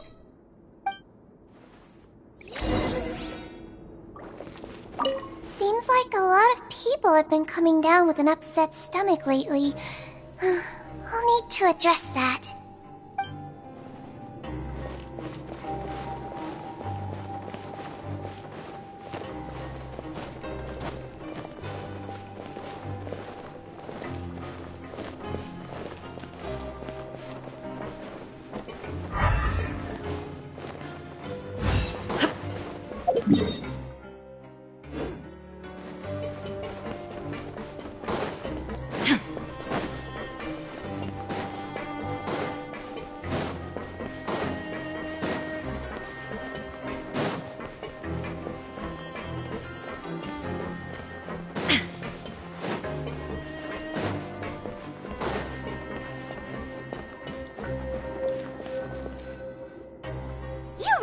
something. To be able to fall asleep like that and even sleep talk the entire time, you scared Paimon half to death! No, but you kept mumbling things along the lines of, Pyron, don't take my grilled fish, and put down the Adeptus Temptation now! Paimon talked with Sigewinne the entire time you were asleep. She seems like she's just a sincere nurse, and Paimon didn't notice anything unusual in the room. Are you sure we're not going off track with the infirmary?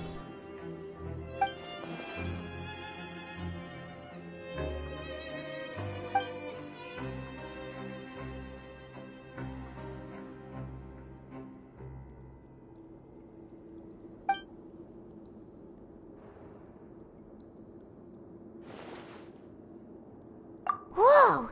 You really are super thorough! All those tiny little suspicious things that Paimon didn't even pick up on! We've gotta get the info to Lyney!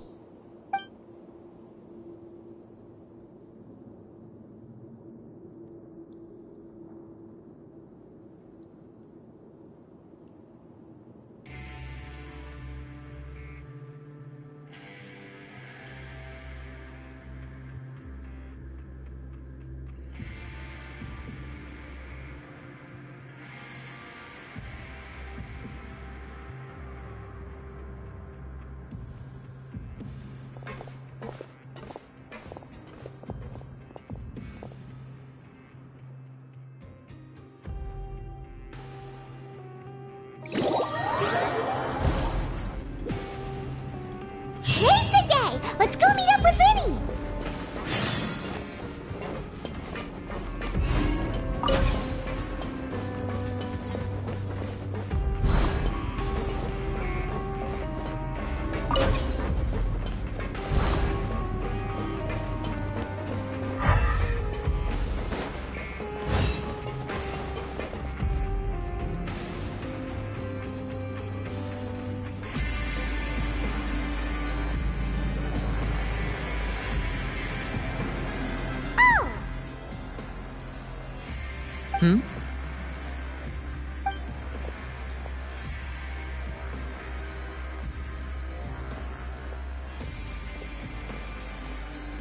Did you two run into any trouble over the past few days?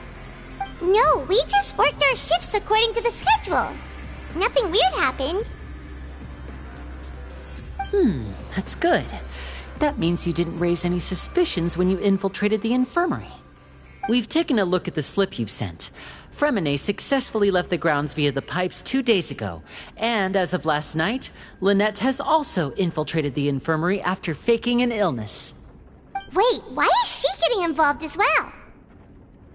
You already went above and beyond when you scoped out the infirmary. To put it more bluntly, even if we were to view that as something you did in exchange for Fremine's help, you've already done more than enough. Infiltrating a guarded stronghold is a different kind of job from a one-off investigation. We want to avoid using the same faces over and over and reduce the amount of suspicion that will fall on any given person. Lynette also felt like you have already taken the first step for us, so she should be the one to finish the job. So that's what Lynette thinks. Oh, Paimon hopes everything's going well for her. Then, let's go check on Lynette before Fremine returns. If everything went well, then she should be wrapping up her investigation right about now. Is now really a good time to go over? According to my observations, Sigewinne always spends around half an hour away from the infirmary right before lunch. Lynette knows this as well, so this should be a good time to meet up with her. Also, I'm her brother, remember? It's only natural for an older brother to care about his younger sister's well-being. Okay, then let's head over right away!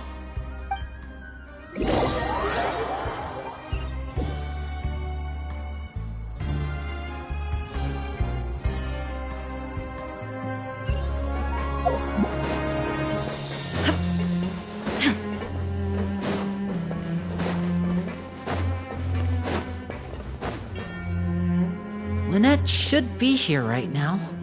Huh. Strange. Lynette? As expected, Sigewinne isn't here, but why isn't Lynette here? No, Lynette rarely deviates from the plan. We agreed that if she were to make changes on the fly, she'd find a way to let me know. Unless... Let's see if there are any clues around here.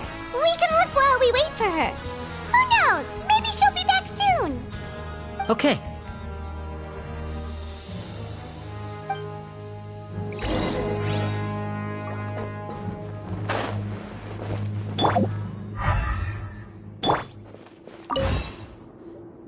There are some books here and a few files.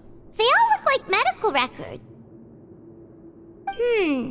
Advanced nursing, how to raise the spirit of your patients, a quick guide to the psychology of emotions, and the meaning of laughter. These sure are some interesting books.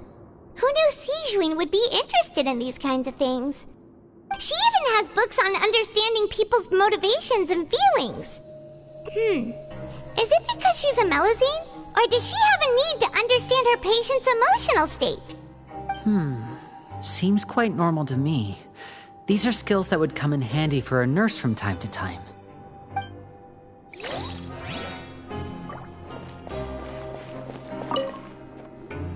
None of the beds have any signs of having been slept in. Except that one over there. That's the one Lynette must have used, right? You said she was pretending to be sick. She would have said her migraine was having a particularly bad flare-up. Generally speaking, the head nurse would then ask her to lie down and rest, while she left to retrieve the medication. Which means, either the head nurse didn't return the entire time from when Lynette laid down up until she left the bed, or the nurse intentionally left it this way.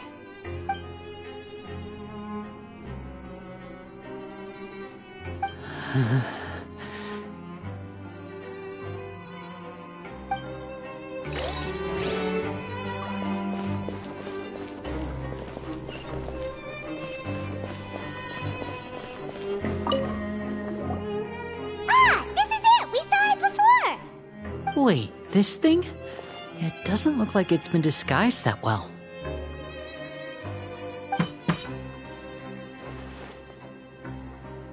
The space behind it is empty. From its size, I don't think it's an entrance that is meant to be taken apart. There's probably a mechanism around here somewhere. Could Lynette have tried to get inside? But if that's the case, she would have contacted me for sure.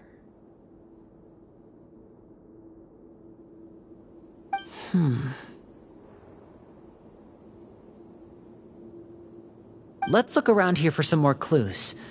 Don't panic, just take another look.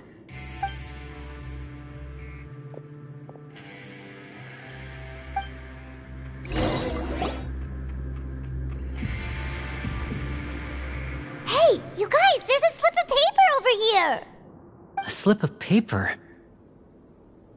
It's right over here, and there's a bunch written on it too. It reads, "Out of respect for your usual practices, I'll use a piece of paper or card as the medium to pass on my message. You may consider this as me giving you my best regards." This is... Is that all? The back. This is... Show me! Now!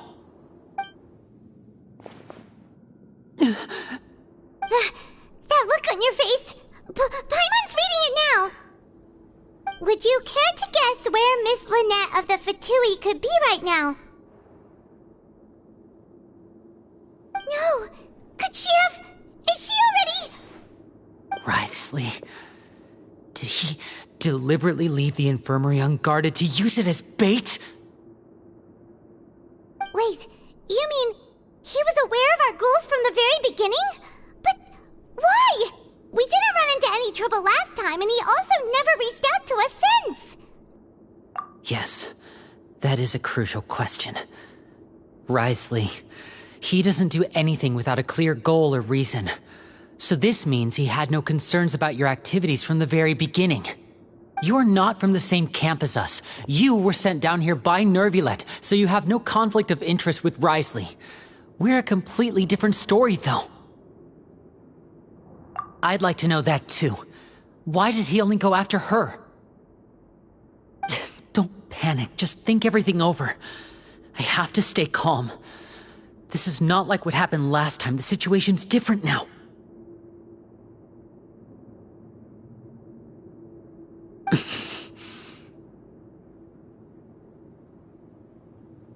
Wait, you're right. Wait, but that means... The fact that Fremine was able to leave the grounds... Could Wriothesley have let him go as well? But what does he gain by letting Fremine leave like that?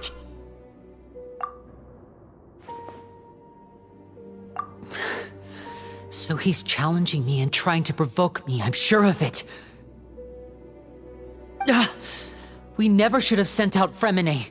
We had to go through all that trouble to find an opening to sneak him around the guards and into the pipe, and we even thought luck was on our side. If Wriothesley let him leave on purpose, then he's probably in a terrible spot now as well. Lenny's getting more and more panicked. We have to calm him down. Don't be like this, Lenny. Fremine wouldn't have left if we hadn't told you about Child. That was our fault. No. I'm the leader of this operation, and I'm the one responsible for this team. I was the one who failed to protect them. I'll go talk to Wriothesley. Hey, don't be reckless! Traveler, please, talk some sense into him! I simply cannot allow Lynette to be abducted again. I have to go. I'll find a way to get them back! He's rushed out the door! After him!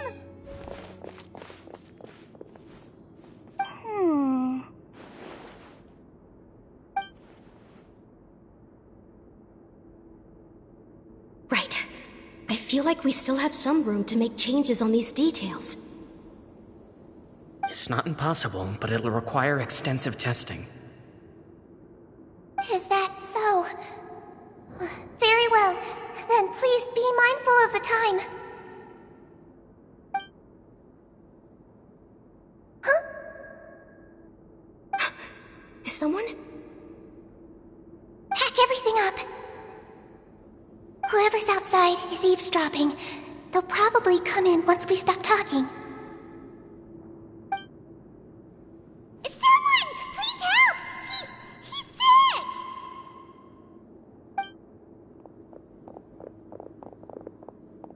Whoa, are you okay? These two. As expected, they've already found this place. Oh, they are quite sharp. What a delightful turn of events.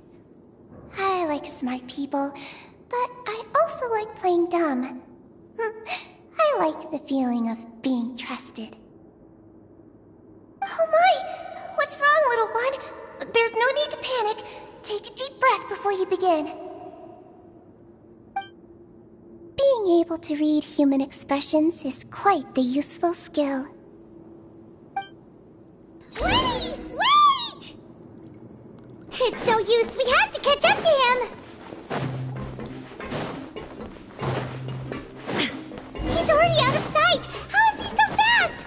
Let's go head him off at Wriothesley's office.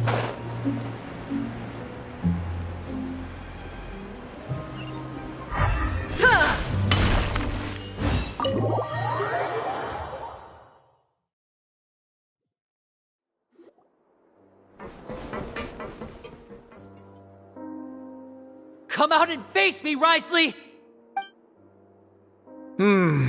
Aren't we at an administrative office space? Why don't you at least try to follow even a couple rules from the fortress's indoor management regulations? What did you do to my sister? I ran into the young miss at the infirmary. I'd heard that she was suffering from quite the migraine, so I decided to invite her over for a cup of tea. I do have some teas in my collection that can work wonders against such an illness. Stop joking around! Where did you take my siblings?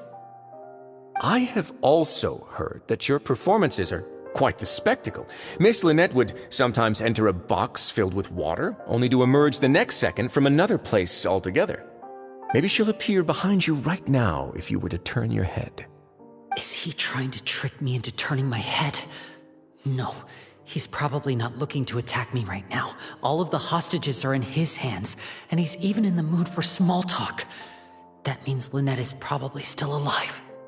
You knew we were investigating the infirmary from the start, so you deliberately aroused the Traveler's suspicions and baited us into continuing our investigation, just so that you'd be able to kidnap Lynette. As for Fremine, no, you probably didn't even interfere with Child's escape. You let him go, so you could purge the Fatui members that we had planted into your ranks. There was no need to do so. The Fortress of Meripede is a pretty pleasant place. Most people enjoy their lives here. The only ones who act differently are those with personal agendas. It was quite easy to identify your colleagues. You removed our original members and spread the news of Child's escape so Father would assign our team to come down and investigate. Fremine has also fallen into your hands, right? If you're oh so omnipotent and so in control, why would you need hostages? One correction. Lynette is in my hands right now, but Fremine is not. He's not? What do you really want? Lenny! Oh, wonderful. Everyone is here, so I'll only need to say this once. Thank you so much for cooperating with me. Eager and to the point, I see. Alas, only Miss Lynette is currently having a cup of the fortress's finest tea. Although, as per your original plan, Mr. Fremine should also have returned to the fortress by now. But he has neither shown up within my gates, nor has he been taken into any kind of custody. So where do you think he may be right now? Wait, you can't mean... You locked him outside in the sea? I closed the fortress's gate to the outside world. That's all. Fremine's a star diver, so he should be fine, right? No, we're still here, so he'd definitely try to find a way to come back for us. So we can't assume he might have made a break for the surface. But why would I do this, you may be asking? To have an audience with you, of course. My intel tells me that Mr. Linney is a great magician, so it's only natural for me to want to have some cards of my own when it comes to negotiating. Besides, I do recall you mentioning to Miss Lynette that you've always wanted to have a face-to-face meeting with the Lord of the Fortress of Meripede, regardless of whether it was in a personal or a professional capacity. Well, you got your wish. So, you've been keeping tabs on us before we even set foot in the fortress. Some of my folks just happened to hear a thing or two, that's all. In any case, I will be straight with you. I was willing to play dumb and turn a blind eye, so we had a pleasant few days playing games together here. But once you started focusing on the Forbidden Zone, all of that changed. Mr. Linney, the cards are stacked against you right now. Miss Lynette is in my hands, and Mr. Fremine is still slowly being pickled out there in the brine. You know just as well as I that he cannot last out there forever. You need do but one thing to guarantee their safety. I would like you to contact your superior, and ideally invite her over for a cup of tea with me. You want to see Father? But why should she bother giving you an audience? Well, if she cares for the well-being of her dearest children, she should have plenty of motivation to join me for a parents' evening. I've heard that the bonds between the members of the House of the Hearth are like the bonds of family. I don't see why she would refuse. Why did you think Father sent us to handle the Fortress of Meripede? This place is basically a no-man's land. It wouldn't be fitting for anyone as important as a harbinger like Father to come here in person. Oh, I see. So it's because she doesn't care for my place here. That's such a shame. After all, I've amassed quite the tea collection. I was looking forward to sharing it with her. Both Monsieur Neuvillette and Lady Farina have already received many samples as gifts. Was this the extent of your master plan to get to Father? No matter how much pressure you may put on me, I won't allow you to use us to blackmail her. You people really are difficult to get along with. All I'm asking for is a face-to-face conversation. Does she truly have no interest in the fortress's secret? Mr. Linney, you have one last chance to invite your father here. If you refuse... Lenny! Instead of asking why I'm doing this, why don't you try to see things from my perspective for a second? From the very beginning, the Fatui has been actively infiltrating my fortress. I gave you a warning by cutting off the first few operatives I found, but that only caused you to double down. Had you given up on the fortress then and there, I'd have no reason to want to talk. Mr. Fremenet left the fortress on his own, and Miss Lynette tried to pry out my secrets right in front of me. No matter how you look at it, the responsibility for this falls on you. I shouldn't ask Father to do anything because of us. 6, 5... Wait, 2, 1. Time's up. It really is a shame, Mr. Linney. Risley! Negotiations have broken down. Please leave, ladies and gentlemen. It's time for my afternoon tea. Yeah, listen to the Traveler. If you can't talk to Linny, can you at least talk to us? You do realize that I'm only letting you go because of Neuvillette, yes? You're here helping him out, and I've already done my best to stay out of your way. But that doesn't mean you can just do whatever you want. The fortress may be small and remote, but it still has its own set of laws. Then how about this? Those who are capable deserve respect. You've spent quite some time investigating my home turf by now, so why don't you tell me a thing or two about what you found, I'll ask you 3 questions. Answer all of them correctly, and I'll agree to your request. Question 1. Regarding the hidden rules of the production zone, what is the truth behind the one about not being allowed to work for 3 days in a row?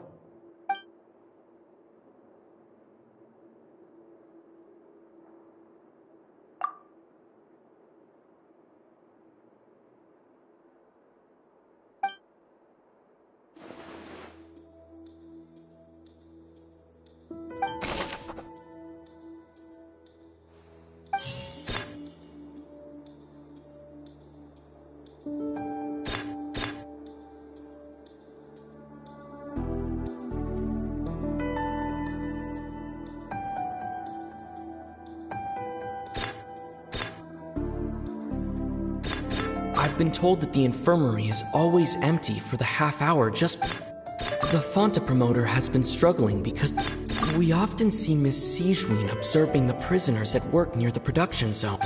Fonta's internal reports suggest that they're starting a new trial of an unnamed and unpackaged product.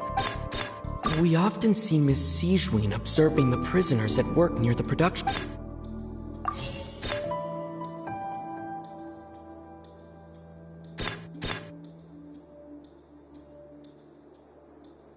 I've been told that the infirmary is always empty for the The Fonta promoter has been...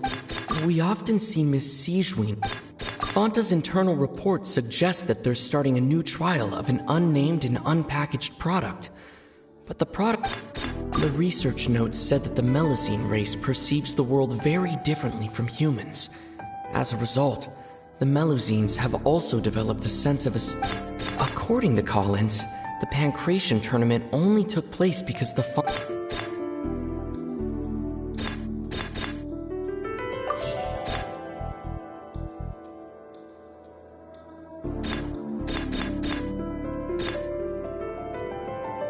I've been told that the infirmary is always empty. The Fonta promoter has been struggling.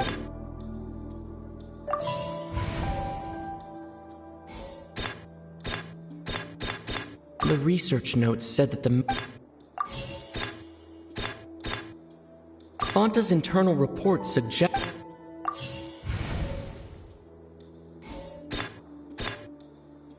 I've been told that the infirmary is... The research notes said that the...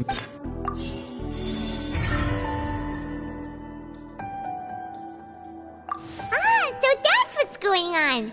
Paimon understands it now. Who would have guessed? The hidden rule of the production zone. People are not supposed to work 3 days in a row, and if they do, they'll get strange meat in their welfare meal. At first we thought this strange meat must have something to do with the people who disappeared.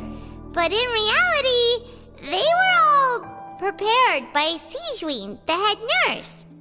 She often visits the production zone to observe the workers' health and makes a note of anyone who has worn themselves out after 3 full days of work. Out of her sense of duty as the head nurse, as well as her genuine concern for the workers' health, Sigewin visits the cafeteria right before lunch and cooks an extra dish for those who can use the stamina boost. Sigewin has only the best intentions with her surprise gift and doesn't want anyone to find out about what she does. However, unfortunately, Melusines as a race perceive the world differently from humans, and their sense of aesthetics is even more alien to us. The recipients of her lovingly prepared special meals cannot taste the care within and usually just freak out. Are we on the right track? Not bad. You've uncovered Sigewin's secret and even guessed her intentions correctly as well. It's nice to know that her efforts have not gone unacknowledged. All right, now for my next question. There are also some hidden rules in the Pancration Ring, including the one that you're not allowed to support both sides of a fight. Why is that?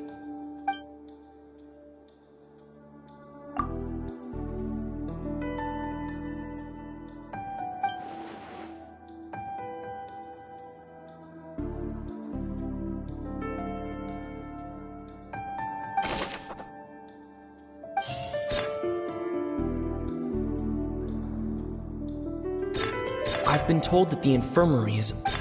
Fonta's internal report suggests that they're starting a new trial of an unnamed and unpackaged product. But the product... We often see Miss Sigewin observing the prisoners. The Fonta promoter has been struggling because he doesn't recognize the real value. The research notes said that the Melusine race According to Collins, the Pancration tournament only took place because the Fonta company... I've been told that the infirmary... Fonta's internal report... We often see Miss Sigewin...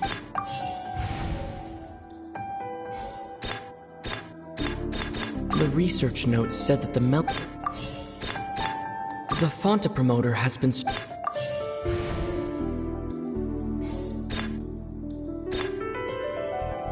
We often see Miss Sigewin... According to Collins, the Pancration... We often see Miss Sigewin... According to Collins...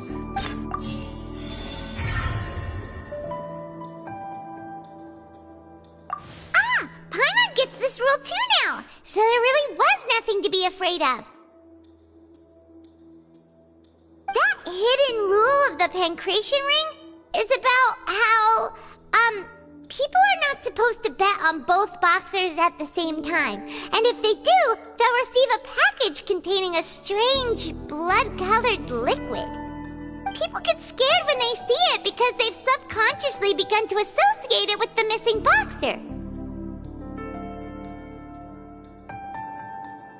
But really, it's just a bottle of the latest yet-to-be-named and packaged new Fonta trial product. A blood-red drink. It's no wonder even Fonta's own staff were questioning the company's decision-making. The company, facing backlash from its own staff, decided to try to trial the product on a smaller scale to see how it might be received by customers. They came to the fortress of Meropide and offered to sponsor the Pancration tournament so they could push their new product. But the Duke completely refused to even entertain the idea. The Duke, knowing how valuable coupons are in the fortress, knew that only total idiots who didn't understand their true value would bother buying a Fonta product here. And so, only those who proved their stupidity by being dumb enough to bet on 2 opposing sides of the same match were selected to receive the drinks. I acknowledge the effort you've put into bringing the truth of this mystery to light. Although, based on your description, that Fonta promoter is a bit too careless with his words, I may just reconsider my collaboration with the company. All right, and here's the final question. What's the secret behind our head nurse and all of her patients in the infirmary? Stop your cruel and pointless games, Risley! You know that we haven't finished our investigation, so there's no way we can answer the last question! The thought of sparing Lynette and Fremine never even crossed your mind! You'll pay for this! Ah! Lenny, are you alright?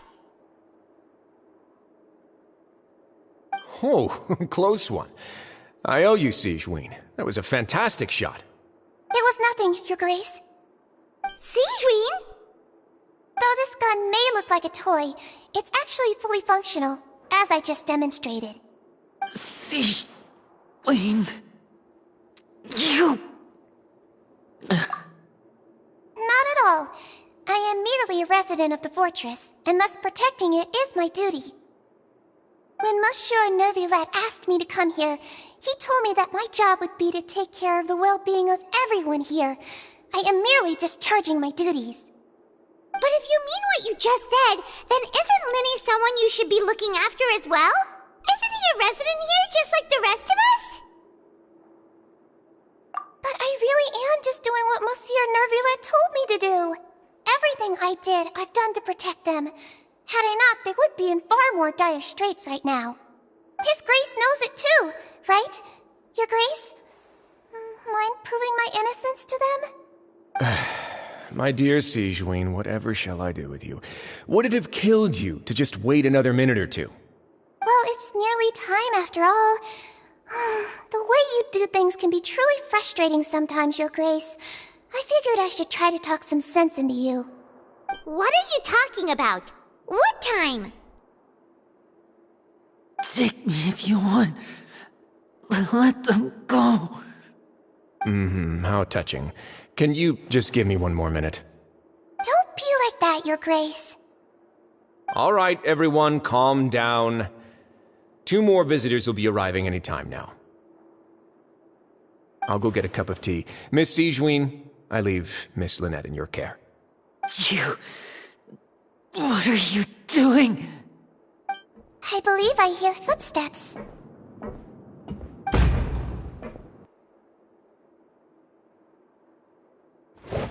Some space, please. Ah, Miss Clorinde. My door. Fremine... Fremine... What's going on? What is Clorinde doing here? Work. I'm sorry about shooting you, Mr. Linny. The tranquilizing effect will begin to wear off soon. Please take it easy in the meantime, though.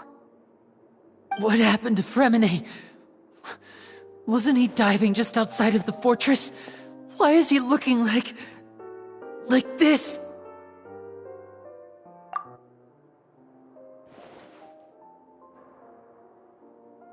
A flushed face, an accelerated pulse.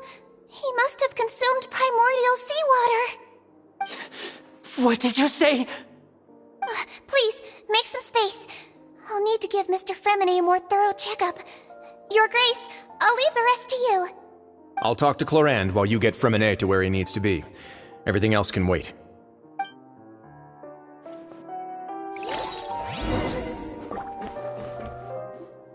What's that look on your face? I thought I made good time on the way back. Oh, I'm just admiring your punctuality. Had you arrived just a few minutes later, Sigewinne may have been forced to shoot Mr. Linny again. How's the situation out there? The water has changed. It's pretty much as expected.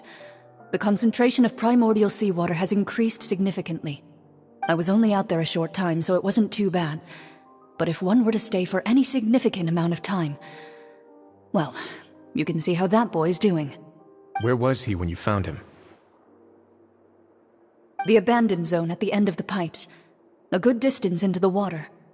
Closer than I thought. He must have recognized it early on and tried desperately to swim back. Locking the door was necessary. I don't think we could have saved 2. Well, I did try to convince him that I had my reasons. Never seems to work, though. It would probably work on Neuvillette. He has a knack for picking out who had good intentions, even when the outcomes were all terrible. It's a bad sign if you're having to plead your case to Neuvillette. Want some tea? Not particularly. If you want to drink some that badly, just say so. Fine, I'd like to get some tea. Want me to get you a cup too, since I've already made it? Might as well then, I suppose. Actually, do you have a towel? I would like to dry my hair.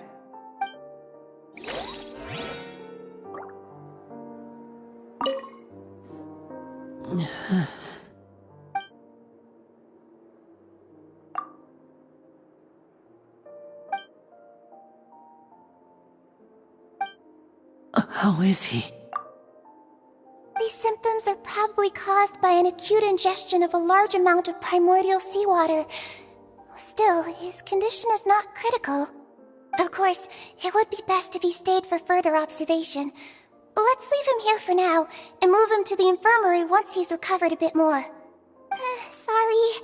I am aware that the infirmary may not be your favorite place in the world at the moment. We do only have a single clinic in the fortress, however. Why would he ingest a large amount of primordial seawater after leaving the fortress? How could that possibly happen? Please, look after Mr. Fremine for the moment. I'll go fetch some medicine and a respirator. Oh, I'll bring Miss Lynette back with me. Where is she? How is she right now? Oh, she just took a nap in an empty room after I tranquilized her. If my calculations are correct, she should also be waking up right around now. You might not believe me, but His Grace and I actually made some snacks and tea for her.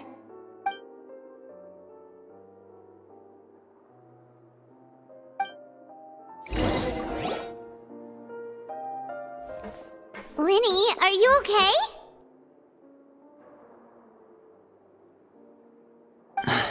I'll be fine. They're all here now. Don't worry about me. Are you sure? You don't look alright. My hands and feet are still a bit weak, but that's probably just the residual effects of the tranquilizer shot. I'm back, everyone. Lenny! Oh, Traveler, Paimon, you're here too. Fremine?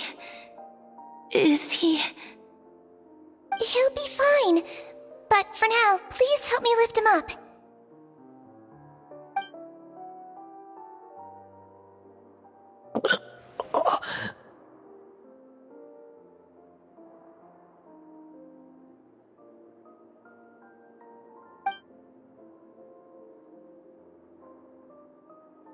His breathing's beginning to slow down. Give me a hand and help me get him to the infirmary. Yeah, I'll take him from this side. Lynette, together? On it. Traveler, you seem pretty worried about him. Want to come with us? The Duke and Clarande are gone. They probably went to get some tea. The Duke will explain the truth in just a bit. Miss Clarande will need a break, since she only just returned from rescuing Fremine out of the sea.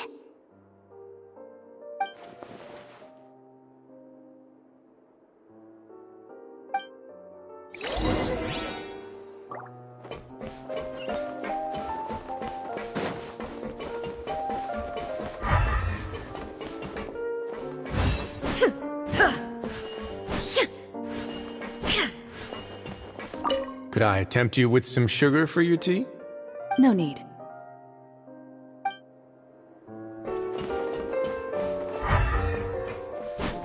Out of the frying pan, into the fire!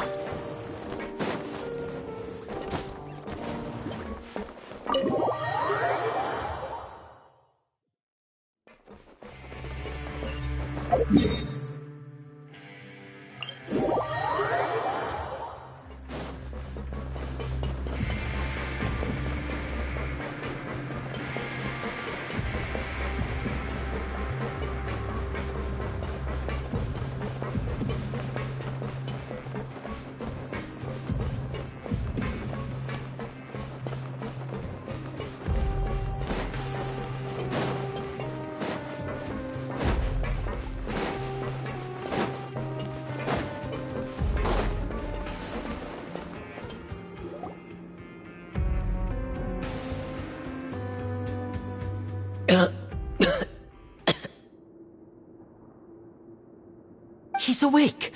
Fremine, how do you feel?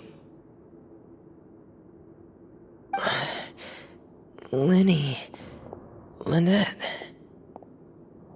We're all here. Where... am I? The infirmary, at the Fortress of Meripede, Mr. Fremine, and you are no longer in any danger. How do you feel? Don't push yourself if you're not feeling up to it. Traveler... Paimon... It's been so long. The sea! There's something wrong with the seawater. Shh, it's okay. We can talk about it after you've recovered. No, listen to me. This is really serious. There's primordial seawater mixed into the regular seawater. I don't know why it's there, but no one should touch it. Pipes... Right, the pipes. It's all coming back to me now.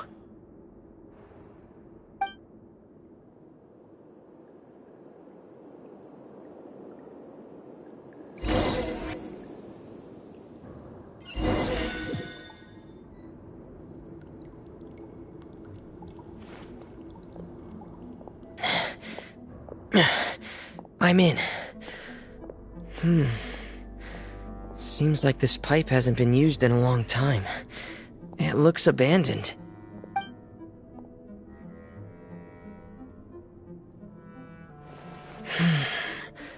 Where could Master Child be?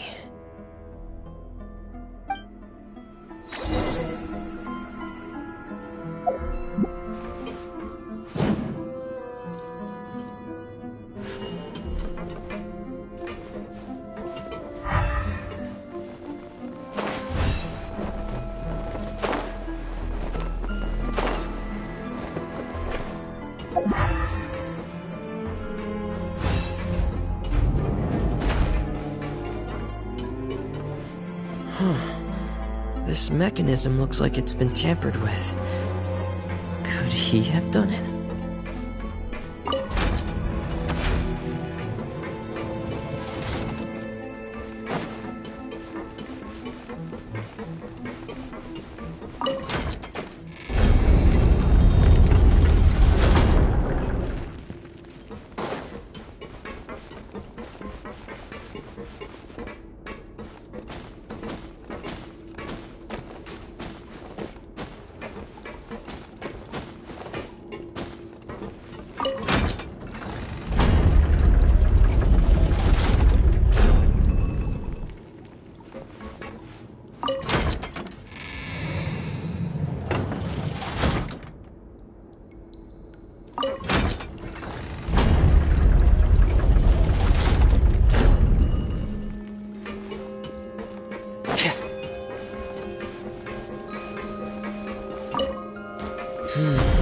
It's getting stuck on something.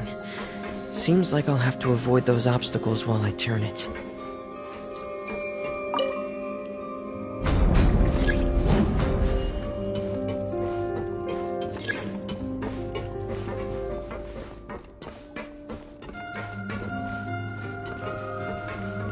Frost is coming! Get in here!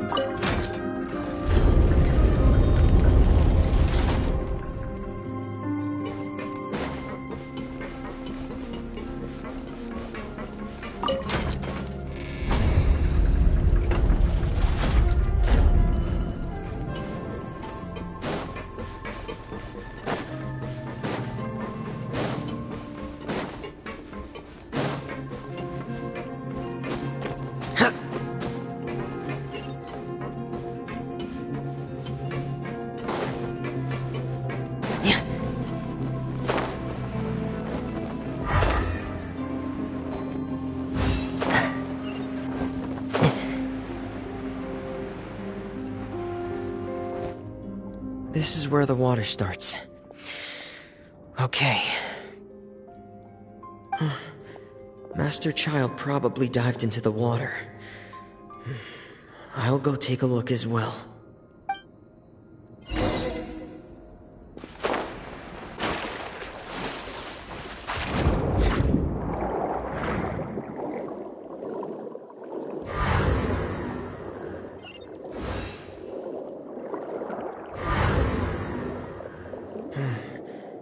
The vegetation here is a bit more sparse. These traces aren't natural. A person must have left them, and recently. I should be going in the right...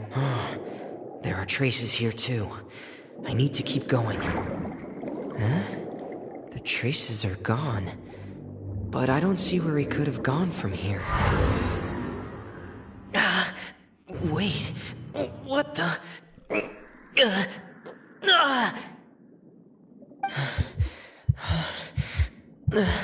My heart is racing, and it's getting harder and harder to breathe. What's going on?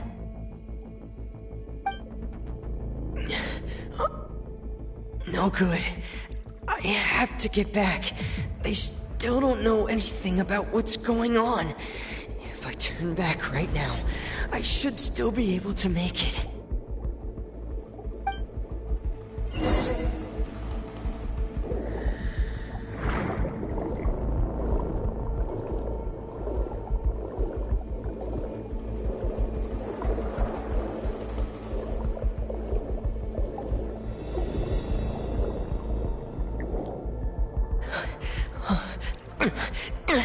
I can't die here.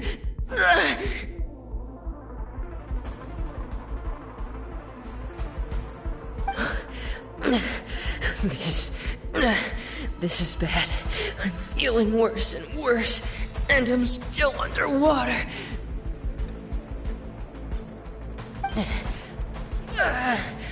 I have to push on.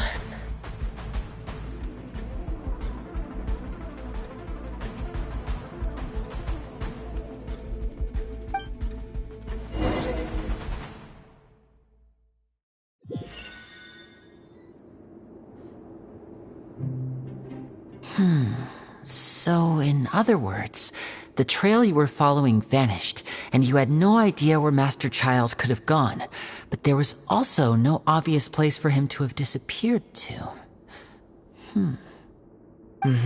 That's right.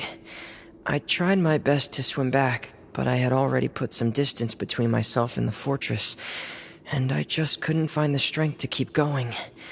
I probably passed out some time after that. And you know the rest. Miss Clarande brought you back, but we also don't know why she just suddenly appeared at the fortress, or why she went out to save you. Miss Clarande, you say? I must go thank her in person. You're still too weak for Monet. You can go after you've had some more rest. Miss Lynette is right.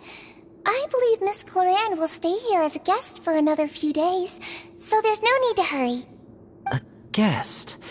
Then I can assume Risley was the one who invited her to come down here? You should ask His Grace about that. He'll be able to explain better than me. Yeah, it's about time he actually told us what's going on. Wanna come with us, Lenny? No, please go on without me. I don't want to leave just yet. Lenny. The logical part of my brain is aware that we're safe right now, but I still can't bring myself to leave. Both of you are just in danger. Understood. Then let's just sit together for a while. In that case, I'll leave the infirmary to you. The Traveler and I are going to head out for now. As long as you stay in here, I don't think you'll be disturbed. Thank you.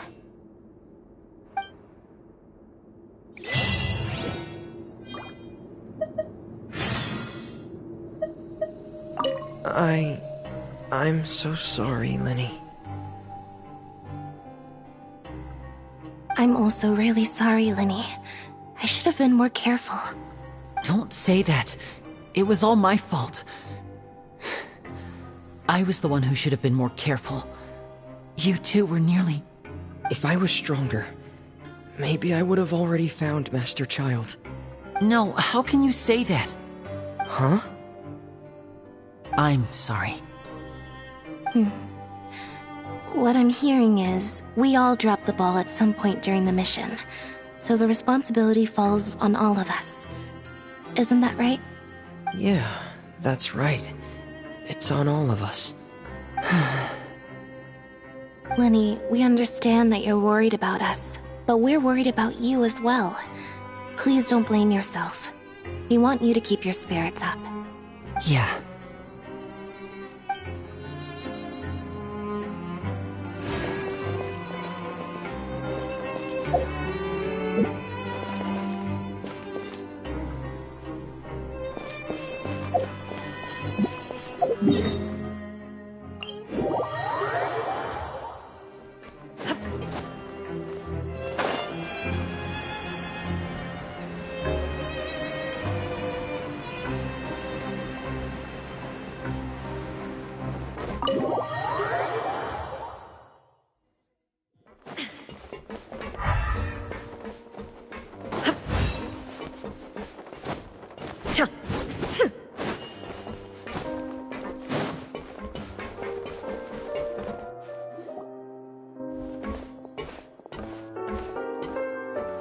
Excuse me!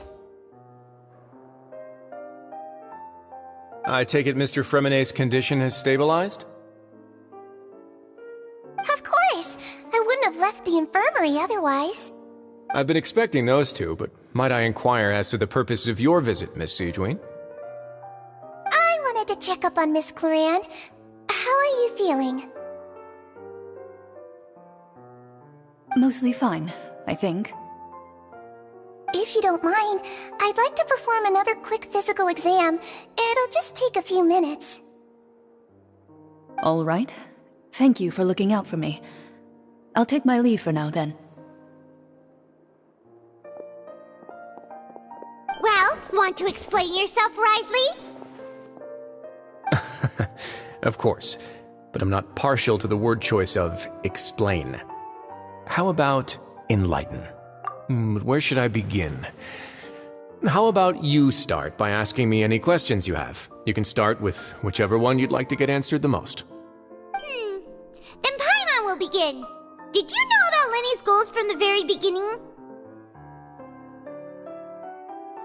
No. I just knew they were Fatui operatives sent to the fortress by the Knave. As for their specific goals, I only figured those out as you made progress on your investigation. You managed to monitor and stay ahead of them even though you didn't know what they were trying to do? They came here with ulterior motives. I'm quite adept at discerning what that kind of behavior signals. Initially, I thought their goal was just to investigate Child's disappearance. Linny suggested that I had deliberately let him escape, but in truth, I didn't really do anything special to help or hinder him while he was here. Everything he did, from finding helpers to leaving this place, he did on his own. Of course, it's inevitable that the Knave would make a big deal out of her fellow Harbinger's unexplained disappearance.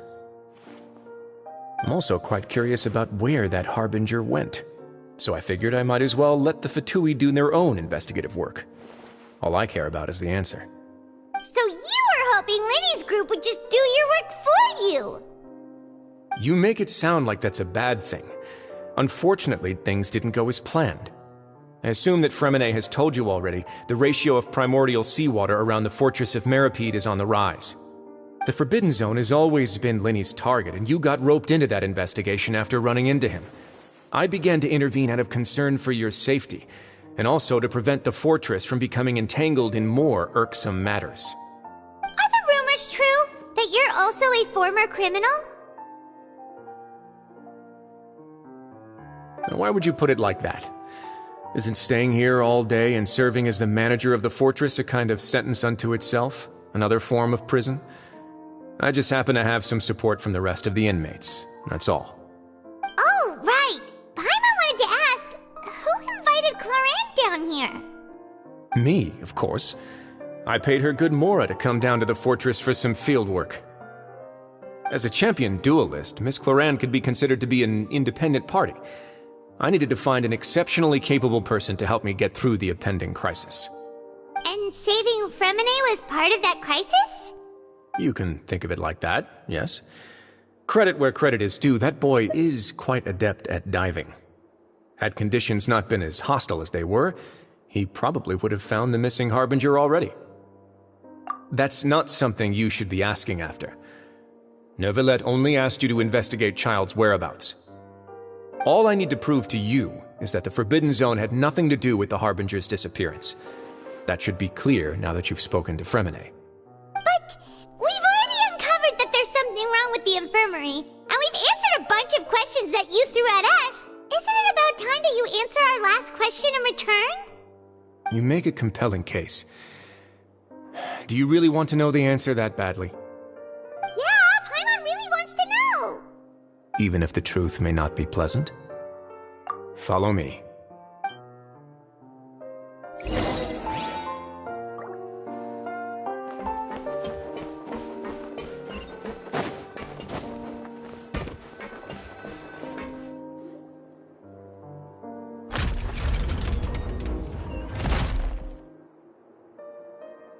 There's a hidden door here?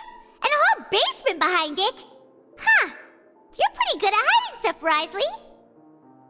It seems you've forgotten just what kind of place the Fortress of Meripede is.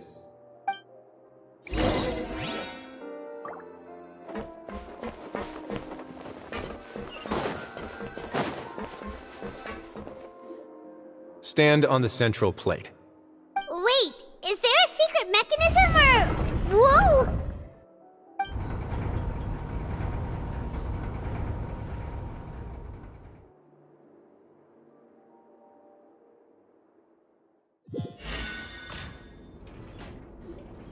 So, this is the Forbidden Zone? Honestly, for a place so well hidden, Paimon sure doesn't see anything special. What a huge door! There are 3 such isolation gates in total. Generally speaking, I'm the only one who's allowed to go inside. Hence the name Forbidden Zone. Am I correct to assume you're going to run on back and tell your little Fatui friends everything? Well, Paimon wasn't thinking of keeping anything from them. Well, I'd advise you wait until you've seen the whole truth of this place for yourself before deciding whether or not to tell them.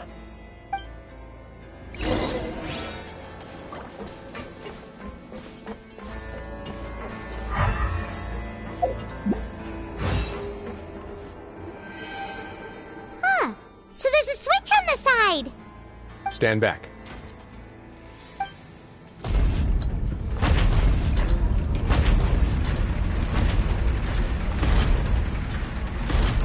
Whoa!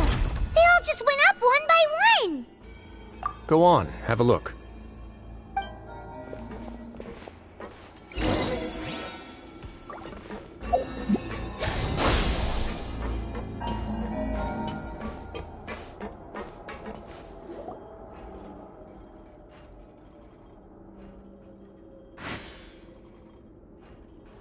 I've been interested in what lies beyond that gate ever since I assumed leadership of the Fortress of Meripede. Of course, it would be unwise to recklessly open it, but it'd also be risky and negligent to simply ignore any potential danger that could be behind it. The readings on that dashboard have not budged since the day when I first laid eyes on this place. But over the past year, the needle has crept upwards from its original position, likely because some parameter it's been tracking has changed, if only infinitesimally. Normally, I would have ignored it, but I happened to have some free time when I noticed it, so I investigated. Any guesses what the reading could be tracking? Very reasonable guesses. I've considered both of those as well.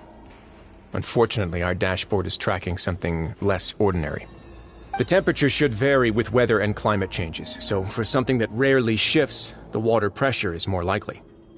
We ran a few tests to increase the pressure from the outside, but the readings didn't change at all.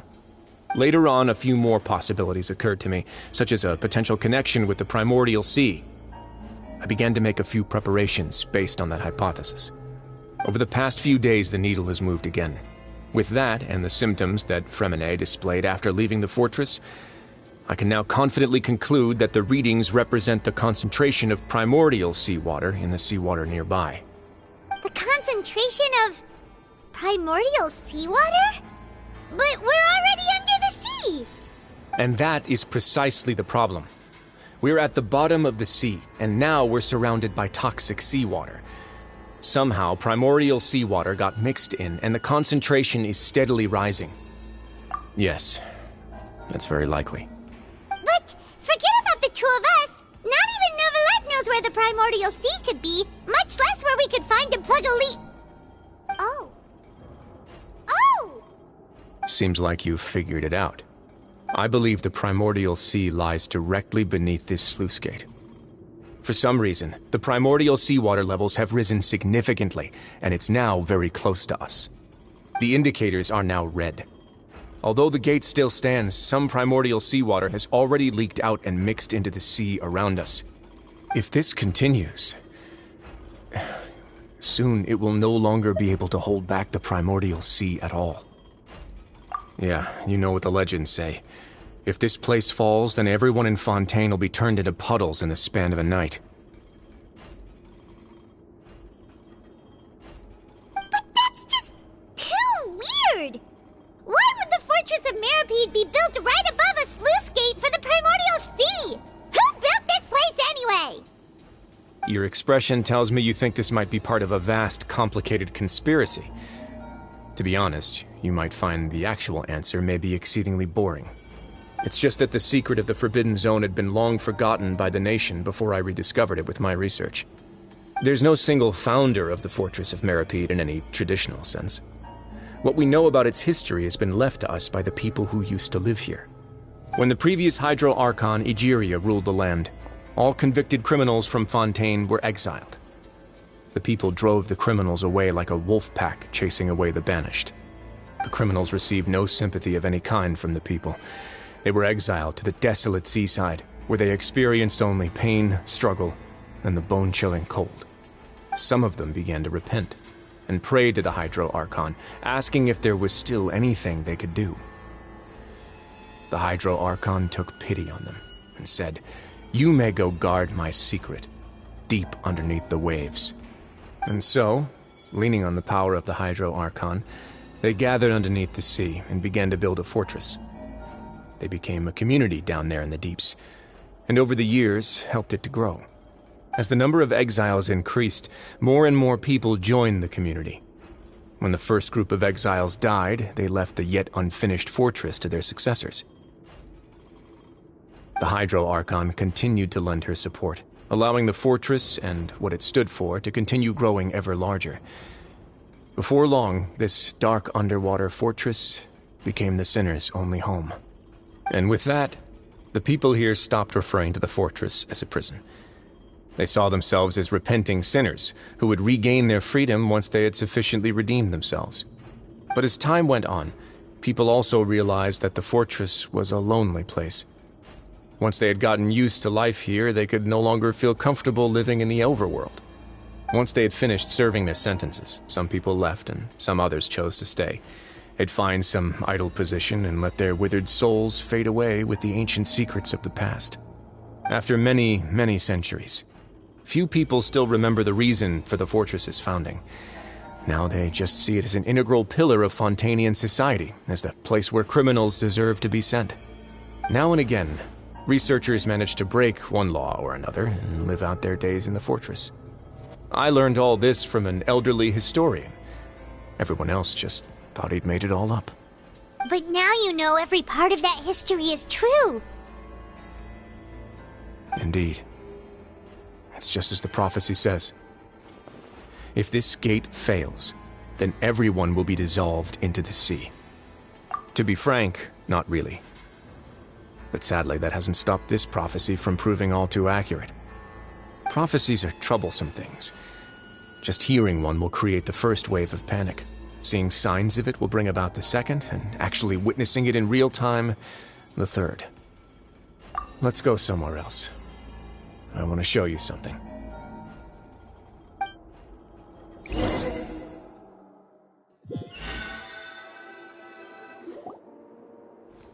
This is it. Your Grace, perfect timing. The results from our last round of experiments have... Wait, Jurier, he's not alone! Huh? Lorvine and Jurier? No need to panic, you two. I've already told them about our plan. What? After you warned us not to tell a single soul about any of this? I'm skeptical as well. Are you sure they are trustworthy? The results speak for themselves, don't they? These two may already know more than you could ever imagine. All right then, if Your Grace insists. They seem harmless enough, so I'll trust them for now. Well, how about some reintroductions? This is Jurier, one of the highest-ranked researchers from the Fontaine Research Institute. He used to work under Edwin. I trust that you've heard of Edwin? Good. Saves me a bit of time explaining. Edwin's main areas of research were archeum and gravimeters. As his assistant, Jurier is quite familiar with them as well. I hired him to be my technical consultant. You want to blow up the fortress of Meripede? Ah, what a lovely idea. I'm already imagining it in my head. Gotta admit, I'm tempted as well. Guys, focus! Focus! That taskmaster over there is Miss Lorvine, and is also one of my technical consultants. While Jurier used to be Edwin's assistant, she used to be Jurier's assistant. Ooh, are they together? See, everyone keeps asking this question. Are you too sure you're not a couple and just using your work as a convenient cover? Your Grace, I am not in a relationship with this man. If I dated her, I'd officially be madder than Edwin. Jeez, forget I said anything then. Follow me. Whoa, there's another door that goes right up. Your constant amazement makes it seem like the fortress can do anything. But Paimon really thinks everything's super cool. Well, let's spice it up a bit. And here you go. What a huge ship! This is also a production zone that Paimon's never seen before. What's going on? How much do you know about Fontainian history? Not much at all. Well, then maybe you haven't heard the story of ancient Lemuria. To give you a quick rundown, Fontaine used to be ruled by the Lemurian dynasty. According to legend, the Lemurian king Remus came to this land after being inspired by divine revelation and found the seer Sibila, who had taken on the form of a golden bee. Taking the golden bee with him and riding on a huge ship, the Fortuna, he created his nation above the surging waves. He called his nation Lemuria, and used the Fortuna to incessantly search for new tribes and islands, calling on them to join his empire. There's a ship in this story too? Where there's water, there'll be ships. People believe that hope can always be found at the end of a voyage. Do you believe that too? To a point, I think. As you've already seen, I have a whole factory's worth of labor, materials, and technology at my disposal. Certainly can't hurt to give it a try. So the moment I began to speculate that the Primordial Sea might lie underneath the gate, I also began this project. Were you inspired by the legendary Fortuna? Maybe. Fontainians need something to hold on to cope with the impending disaster. Were the workers to find out the truth behind this ship, riots would destroy the fortress faster than any catastrophe. As the fortress's administrator, I'd never make such a reckless call. Alright, that's enough talking for now. I'll need another 3 cups of tea to soothe my throat. Do you have any other questions? Seems like you're good. Come on, I'll take you back.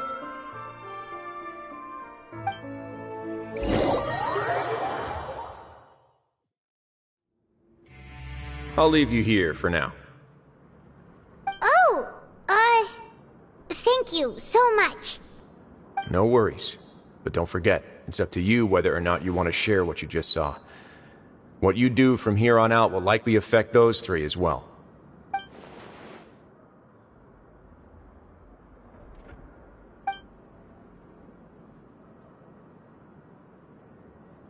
Yeah, we'll put a lot of thought into it for sure. Great. I look forward to what happens next.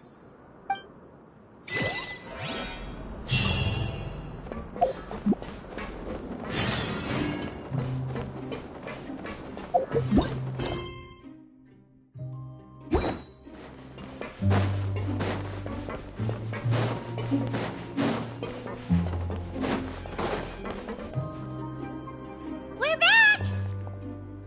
Welcome back. Do you want a cup of tea? How can you be so much like Risley, always drinking tea? Huh. Actually, now that you mention it, I just remembered something now. While I was sedated, I could still barely hear two people talking next to me. They were discussing everything, from the leaves to the water and even the teacups themselves. Must have been Risley and Sijwin. Yeah, I heard one male voice and one female, so it should have been the two of them. They really were just talking about brewing tea. I really can't make sense of this place. So, Traveler, Paimon, were you able to learn anything from Risley? Yeah, he explained everything. Very well. Then, would you mind checking your answers against my speculations? Yeah, I took the time to rest, so I'm feeling a lot more relaxed now. Nobody else is around, and Miss Sijwin is also busy with something or other, so let's just talk here. All right, then I'll posit my theories. I asked myself 3 questions. Firstly, why was Fremine affected by the primordial seawater? It was because he dove into the sea. My theory is, the long-lost primordial sea is probably very close to the fortress of Meripede. Ooh, he's good. He got that right on the first try.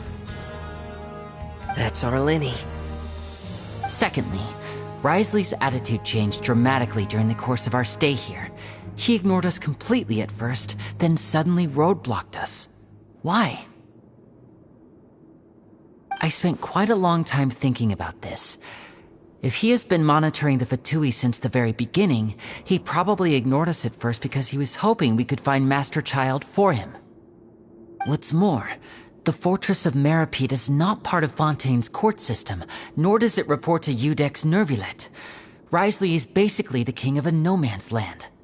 As long as the fortress doesn't do anything about Master Child's disappearance, Father can use it to pressure the Fontaine authorities.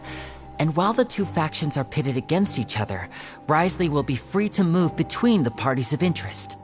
If I had to guess, he probably has something that he's working on himself. It's likely related to the secret of the infirmary, but I just can't think of what it could be. You're super smart. Thanks so much. Then finally, there's the last question. If Risley does have a plan, what could it be? All I know for now is that his plan probably has something to do with the changing nature of the seawater. He's even gotten Cloran to help him out. That can't be the full extent of what he's doing.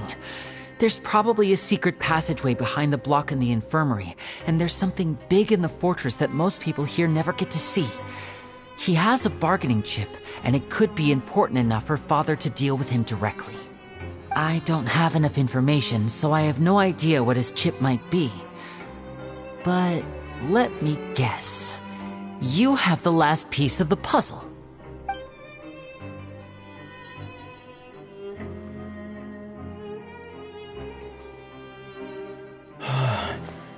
I can't believe it. The sea will engulf everyone. Just like the prophecy said. Could Risley have wanted to meet Father to figure out a way to deal with this crisis? If you remember, I once mentioned that Father sees the House of the Hearth as her base of operations, and she truly wants to resolve the crisis. But how could Risley have known that? Or perhaps he didn't know, and just wanted to bring Father over to his side? which could be why he said he just wanted to negotiate. Yeah, that makes sense to me. I understand your concerns as well, Traveler. I'll figure out a way to pass this on to our father. No matter what, we're on your side. The two of you have already aided us far too much. We probably wouldn't be standing here right now if not for you. If you ever need anything else going forward, please come to the House of the Hearth at any time. Though you may not share the sentiment, after all that we've gone through together, the three of us basically see you as family now. You have my gratitude. Thank you for protecting Lyney when it really mattered. And thank you for sharing the secrets of the fortress with us. We didn't think you were going to do it. Why are you being so formal all of a sudden?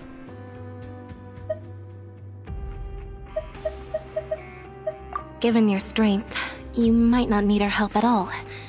But if you are ever in danger, we will try our best to protect you. Aww, the sound of that makes Paimon feel all warm and safe inside.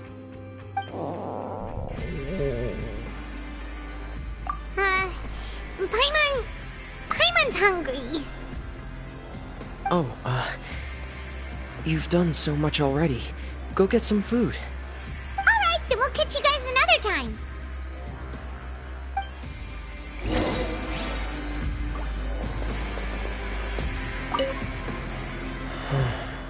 I feel like I should try to become someone more capable of helping. You're incredibly helpful. Lyney thinks so too.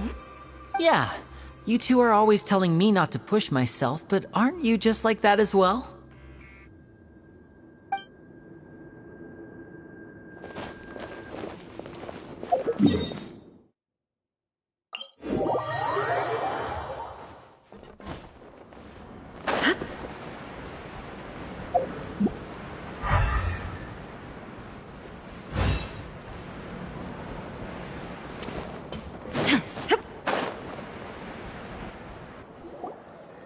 It's time for dinner. Welfare meals now being served in the coupon cafeteria. Come on, let's go pick up ours as well. Traveler and Paimon, over here. Are you here for dinner too, Miss Sijween? And I'm taking the opportunity to prepare Miss Cloran's dinner as well. Huh. You're right. She's actually sitting in the fortress cafeteria. What would you like to eat? Yep, you can. I've already talked to our chef, Mr. Wolsey. It's all on me today, so you can get whatever you'd like.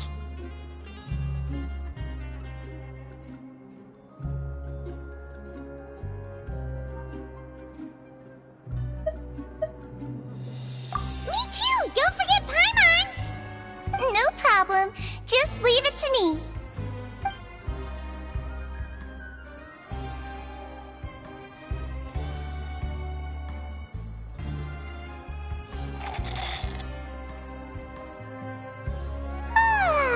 So delicious.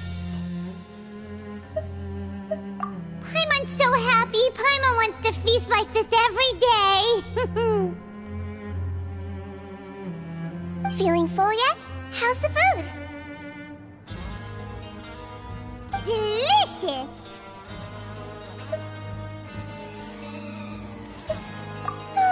I'm so glad to see you all so happy.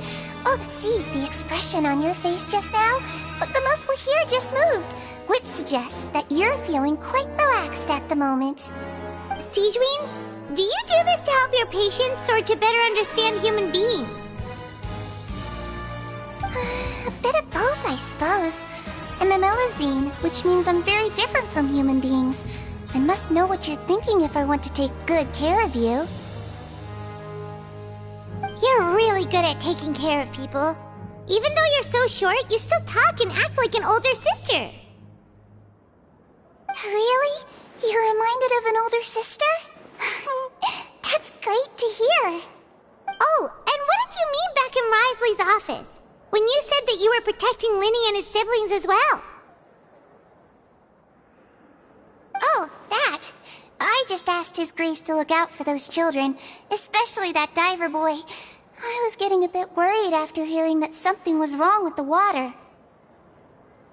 Thankfully, Clorand is very strong and managed to save him in the nick of time. His Grace also sealed the pipes after Clorand left, to make sure that Linne wouldn't impulsively chase after his brother. Although the path was blocked, we still stationed some guards there to stop anyone from approaching. They were instructed to only open the door once Miss Clorand had returned. Oh, and I was keeping an eye on Mr. Linne as well. We had to press him, but we couldn't allow him to be in any real danger. You were all super considerate and really thought everything through.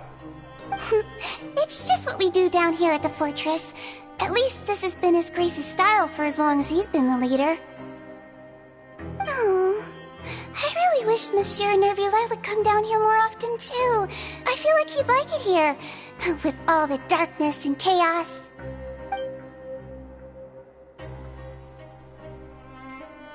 Get a good night's rest, you two. You both worked very hard.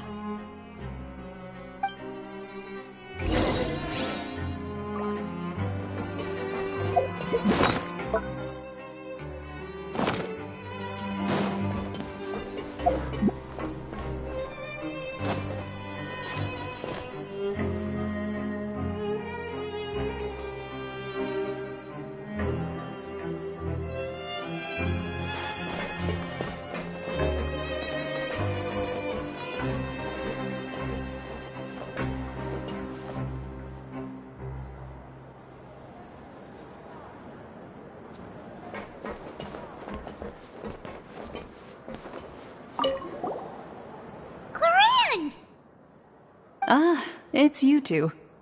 How's dinner? It's all right. Miss Sigewin really put in a lot of effort.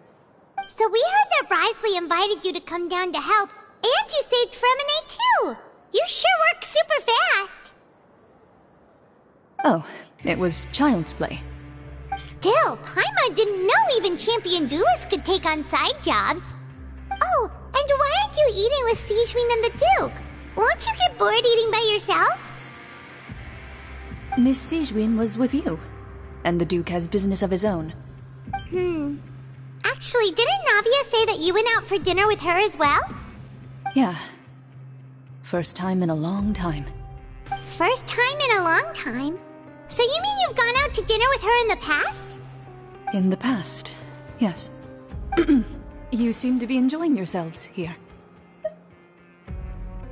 Things will be getting messy at the fortress soon. Don't run around unnecessarily.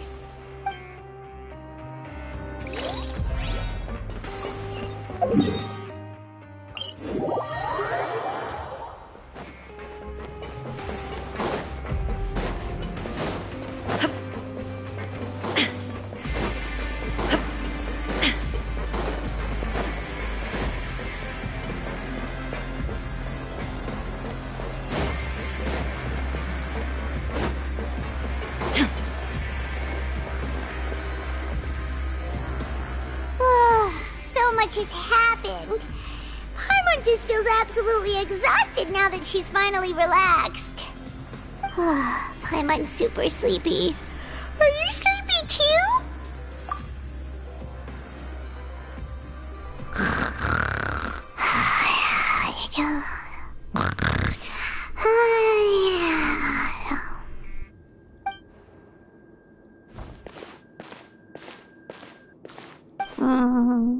Delicious.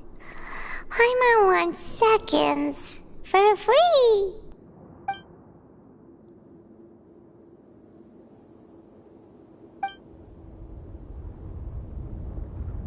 Out of my way! Get out of my way! What happened? Why is everyone running? No idea, but something must have happened. Stop asking!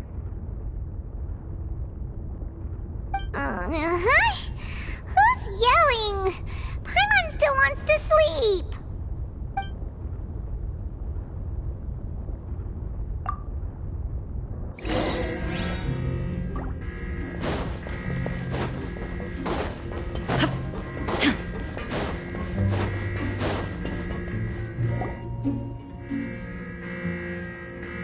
What happened?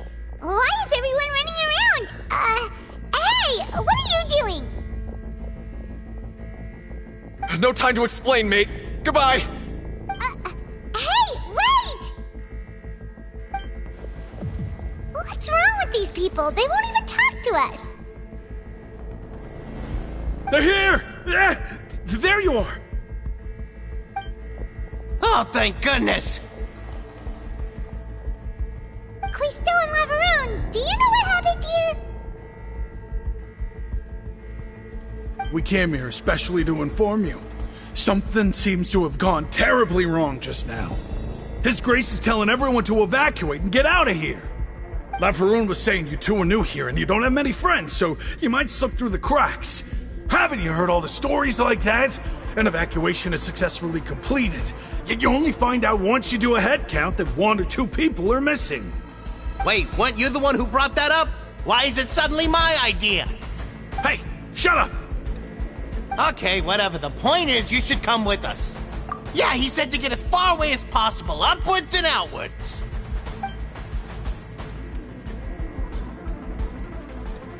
Oh no, it can't be that thing! Whoa, wait, what? What? Hey, where are you going? We have to go find the Duke! You two just go and get out! Go on without us! Hey, hey! Be careful! Attention! Please evacuate upwards and outwards, upwards and outwards. If you're already at the topmost layer, then try to move as far outwards as possible.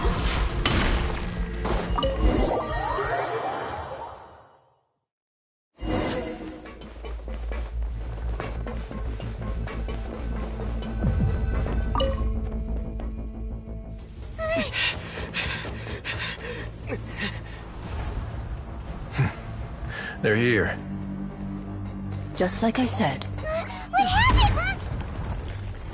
Huh.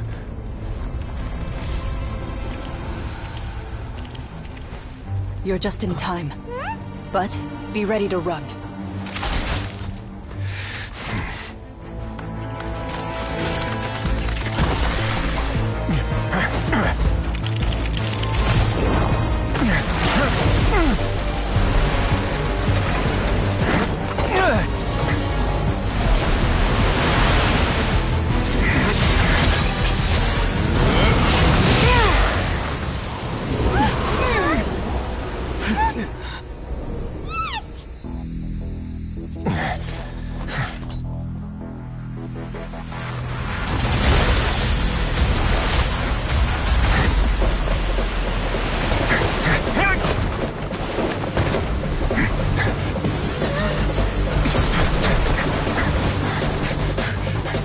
Three, 2, 1.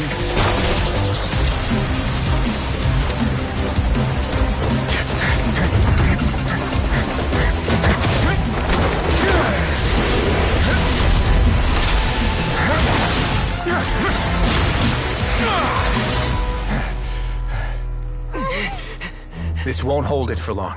Find Neuvillette. Tell him the defenses are about to collapse. Then what will happen to you? Until he arrives, we're the last line of defense.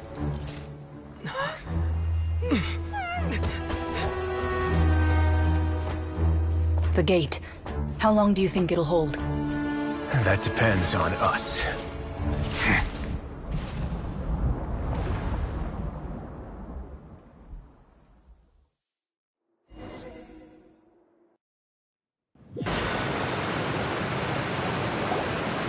Neuvillette? Why are you here? Traveler, I need you to head to the Opera House immediately. Farina will soon be meeting with the knave there. You must protect Farina, and make sure she doesn't spend too much time alone with her. Will do. You have my sincerest gratitude.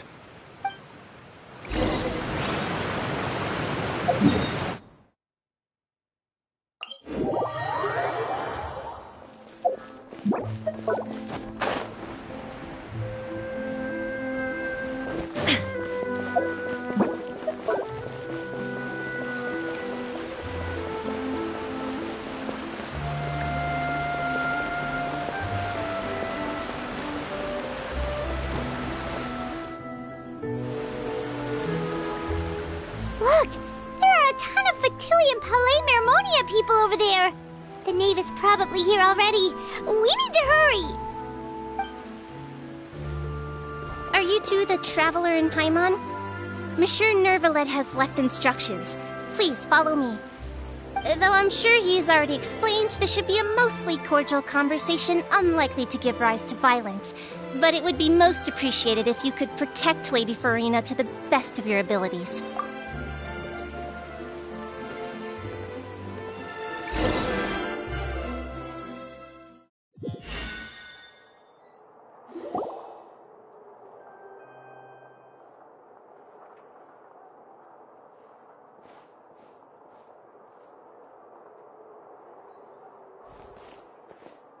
Oh, so you two are the honored guests Miss Farina mentioned. Of course, of course!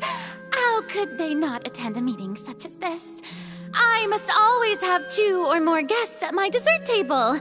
Otherwise, the occasion would be too lonely and unbecoming of my station.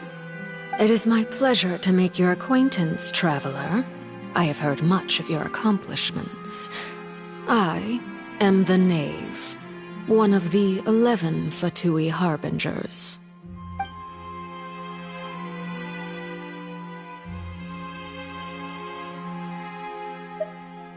I've already prepared seats for you. Come, sit beside me. Perhaps you two are unaware of how Miss Farina and I do things. You see, we actually recently agreed to get together for tea when we had the time. See this? This is a limited type of confectionery that Miss Farina simply adores. There are only 16 slices sold every day. Here, why don't you and Paimon have a taste?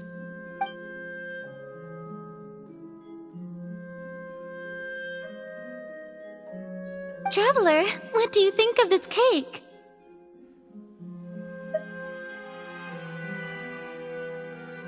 That's good to hear. So what Child said was on the mark after all. You do share a taste in desserts with Farina and I.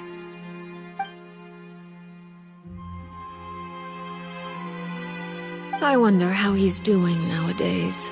You must have heard, right? He's suddenly gone missing. I'm really worried about his safety, you know. Here's to hoping that he's an excellent swimmer. Since we're talking about him, I feel like I should add something. His martial prowess really looked certainly pretty impressive, yeah.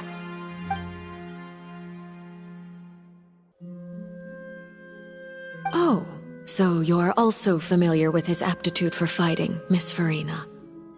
Oh, right. I almost forgot. Child was subdued by Udex Nuvillette right in front of you. Against ordinary people, my colleague would never be on the back foot.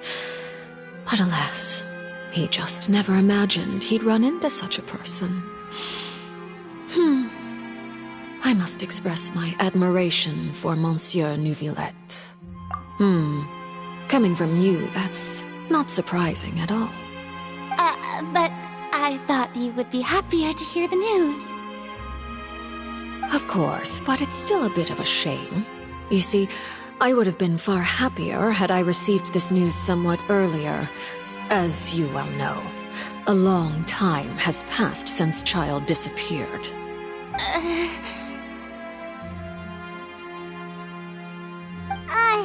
Well, in any case, there's no need to worry.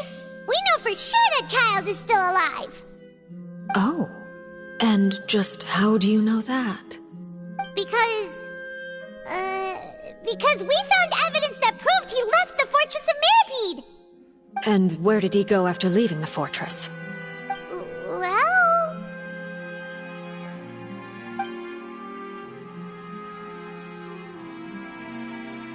The Fortress of Meripede lies deep beneath the waves. Unless he pranced right out of the main gate, he must have had to swim for it. Do you have any proof that he surfaced safely? Ah, that is good news at least. His sister Tonya sent a letter to Fontaine not too long ago. Since he was unfortunately unavailable, I picked it up on his behalf. Do you have any idea how he usually writes back to his family? Dear Tonya, Your letter made me feel like we were still enjoying our time in Snezhnaya together. I'm currently admiring the scenery on the streets in front of the Opera House. Is it something like that?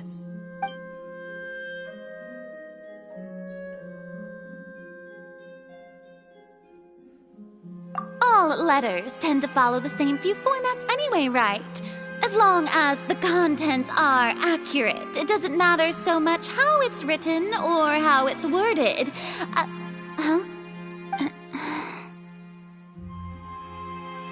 Hold on. The water in the teacup is shaking. I suppose this is also a sign of things to come, Miss Farina. Huh? I don't quite understand what you're trying to say. Have we entered into the next stage of the prophecy?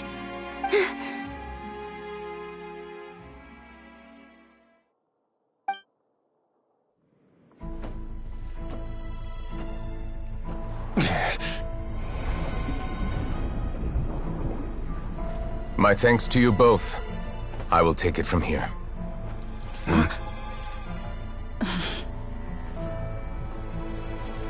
Sure you don't need a hand? Quite sure. Wow. So, what's your secret, huh? Let me guess. Nah, who knows? Maybe it's just your sense of responsibility. Sounds about right.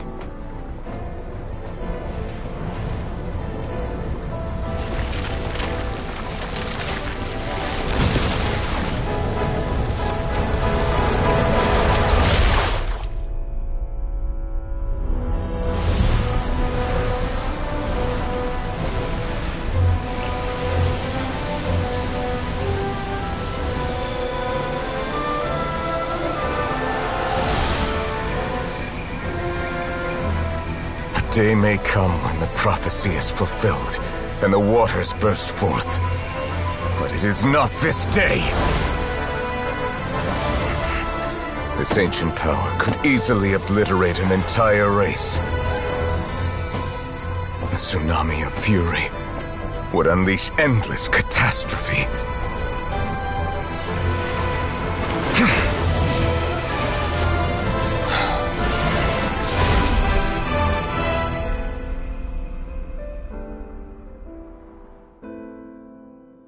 The sentence is too severe. Forgive me for overruling it.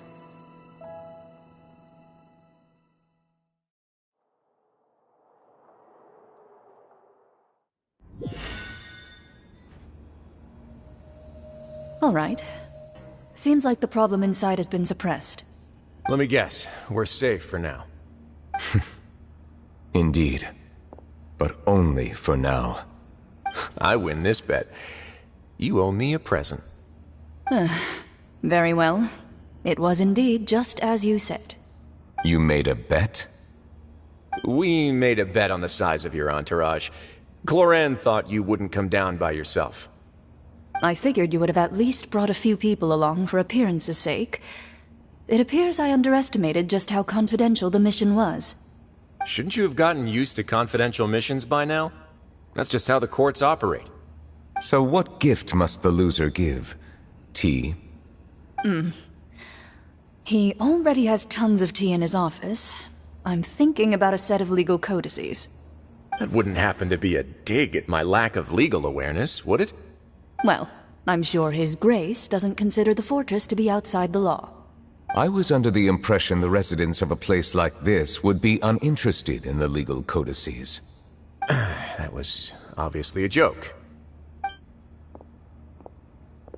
Anyway, you've still got some unfinished business to attend to in the overworld, correct? No need to stay here if you have a pressing matter. We all know you can't leave Palais Marmonia for long. Thank you. I hope everything went smoothly with the Fatui Harbinger.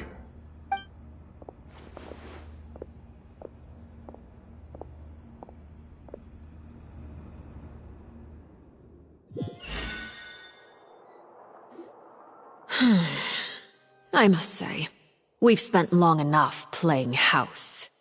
Miss Farina, As the Hydro Archon, I am sure you understand the exact meaning of the phenomenon we just witnessed.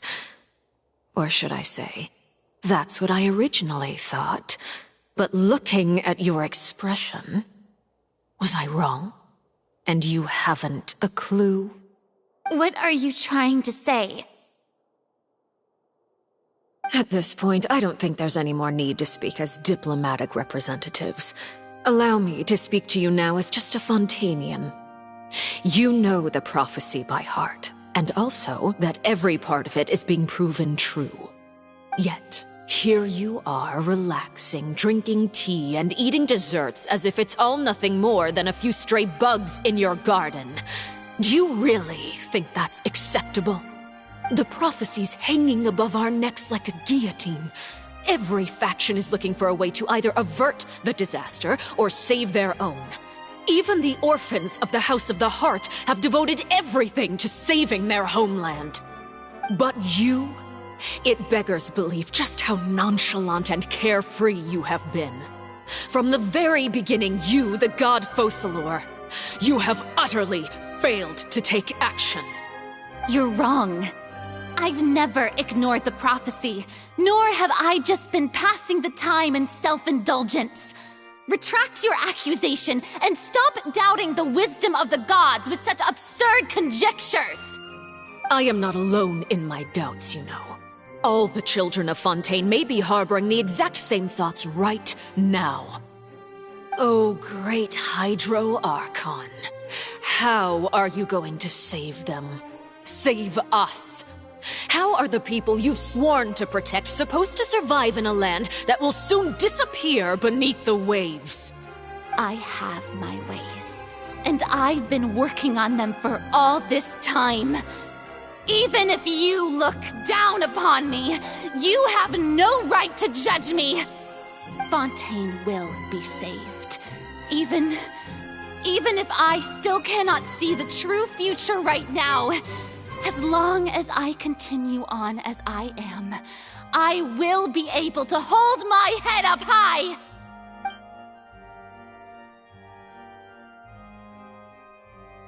Then I ask you, Miss Farina, just what have you been working on?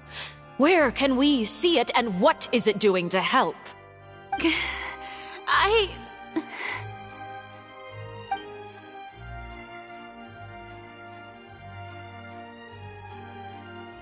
My machinations are just like the prophecy itself. They will only reveal themselves at the fated time. It is just that beings like yourselves are unable to perceive them as of yet. I see. As a god, the proof of your labor always lies beyond prying mortal eyes. Allow me to be so bold as to ask another way. Would it be possible for you to tell us the parts of your plan that are not confidential? Such as your emergency response plan for the impending disaster? An emergency response plan? Oh, that look in your eyes. Have you not even prepared one of those? The emergency response plan is also strictly confidential. Then allow me to jog your memory. Miss Farina, what is the purpose of your Oratrice Mécanique d'Analyse Cardinal? And what do you plan to do with the massive amounts of indemnitium that has accumulated over the years? The Oratrice? It's just like it appears to be. So you also have no idea. If I'm not mistaken, someone's using it to prepare for something. But unfortunately, it would seem that someone is not you, Miss Farina. I first caught wind of this when Linny tried to investigate the Oratrice in the Opera House. You see, even just getting close to the core contaminated him with an extremely large amount of indemnitium. But even if that had nothing to do with you, then what could you possibly be working on, oh great Hydro Archon? Oh, right. I almost forgot. Udex Neuvillette is not at the tea party with us today. Miss Farina, I suppose you must have ordered him away to take care of some troublesome business. yes, that's exactly right. Please keep it a secret for me. Of course I will. Although, I must say, Miss Farina, you seem quite insecure without the Udex by your side. Oh, very well. Let's stop that conversation here. There are still a few slices of cake left, so please, help yourselves, everyone.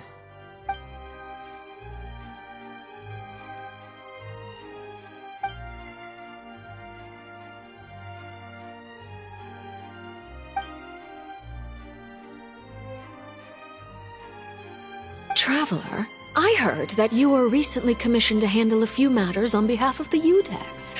Why don't you take an extra slice of cake? Those who work hard deserve gratitude and praise. You too, Paimon. Thank you. Paimon will take you up on that offer.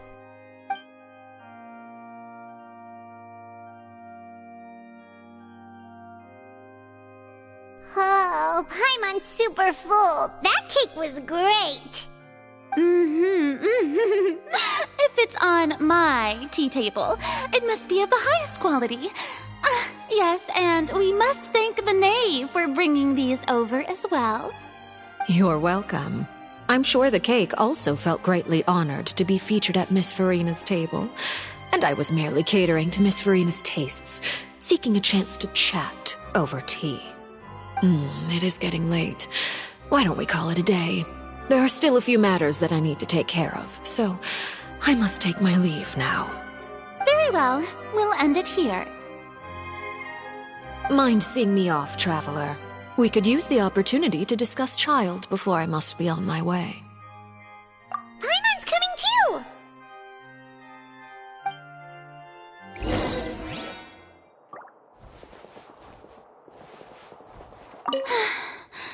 The tea party turned out to be even more difficult than I'd imagined.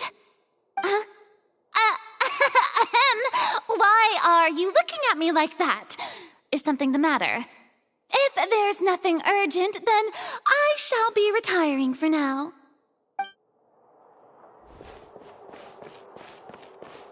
Scatter!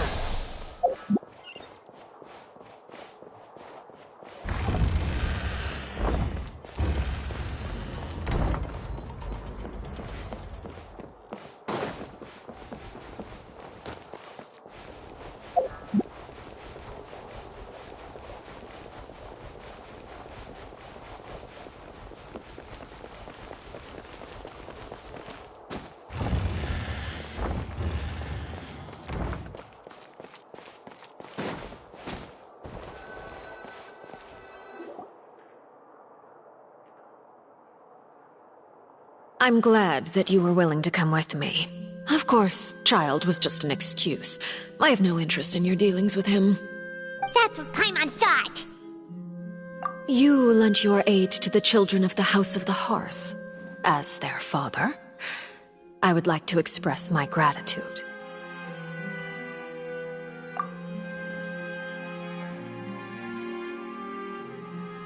That was all. Formal topics should be discussed in formal settings, and informal topics in informal settings. I know you just returned from the fortress of Meripede. Relax. I have no intention of trying to get anything out of you. Linny, Lynette, and Fremine are still there, and I trust their judgment and abilities.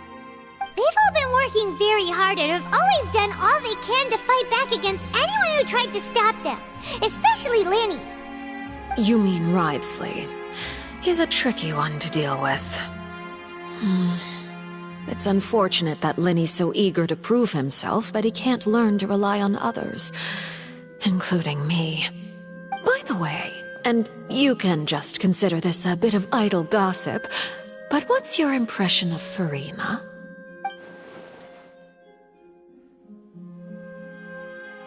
You are outside of our disputes, and the freest person in all of Fontaine, able to move around most easily. Allow me to share my perspective with you. And that's everything that happened during the trial. Master Child was declared guilty and immediately transported to the Fortress of Meripede. Didn't he say he was coming here on vacation? Does he not feel an ounce of shame for all the trouble he has caused?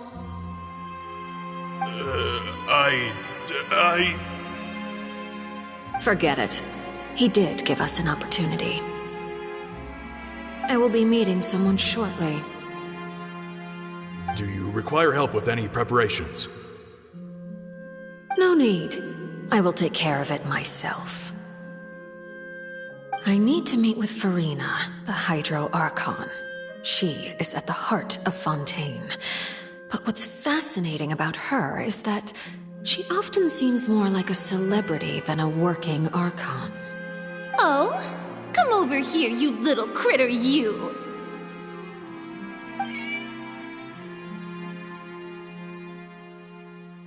You dare to run from me?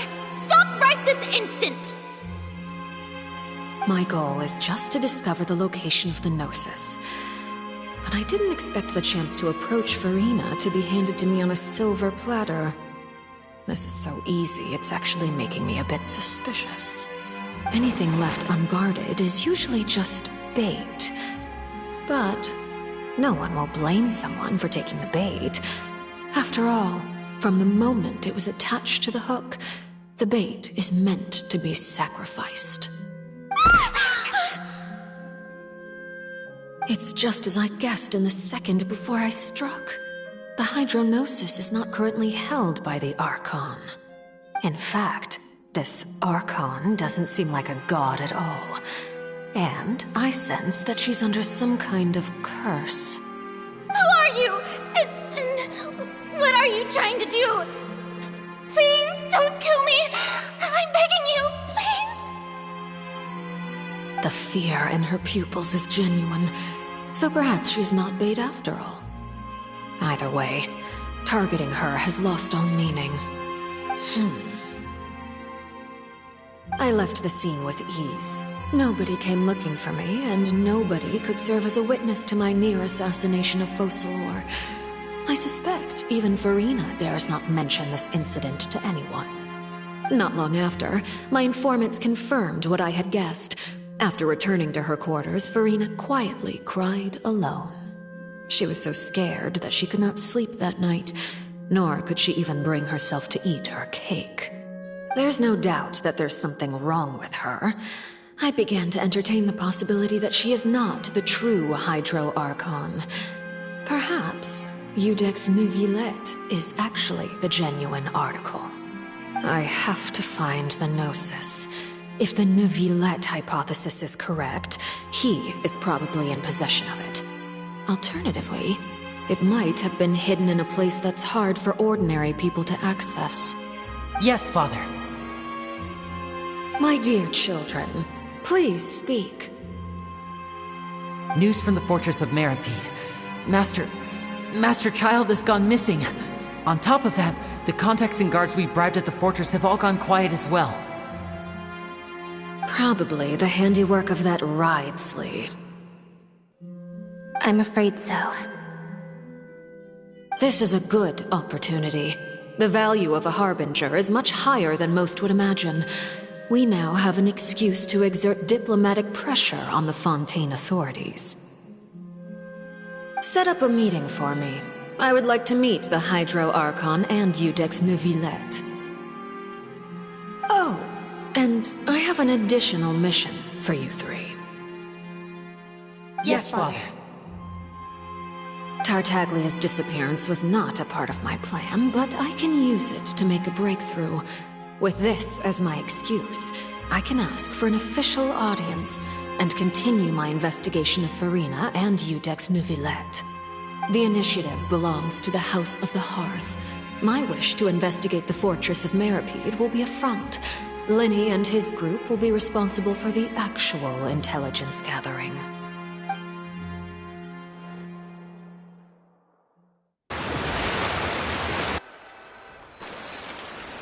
You should know the rest. Linny's group is quite close to you, so they wouldn't have hidden anything from you. You attacked the Hydro Archon? It wouldn't mean anything, even if you shouted it from the rooftops. After all, even Farina herself is still pretending that nothing of that sort ever happened. Alright then.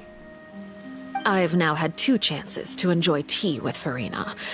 I have to say, the leadership of Fontaine is even more inscrutable than I had imagined. I once surmised that Iudex Neuvillette must be the Hydro Archon, but now, that doesn't seem right to me either. I am a servant of Her Majesty the Tsaritsa. Over my years of service, I've learned how a real Archon conducts and carries themselves. Whether Iudex Neuvillette or Farina, neither fits the bill. It's hard to imagine either of them as the Archon. Of course, that is all just how I feel. Gut feelings often do not require justification. It is, however, quite amusing to me that after all my years working in intelligence gathering, I've come to realize I am at a complete loss regarding the identity of the god of the land of my birth. Don't you think Fontaine is quite intriguing? A catastrophe looms, yet many secrets have yet to rise to the surface. It looks like Fontainians will have no choice but to save themselves. Ultimately, though, one must survive in order to do anything else. Should the need arise, I would be happy to cooperate with you. You don't need to commit to anything right now, of course. I have a feeling that the situation will continue to evolve, and as your name is often connected with noble deeds, I'm sure we will work together someday. He certainly returned quickly. You must want to catch up with each other, so I'll leave you to him.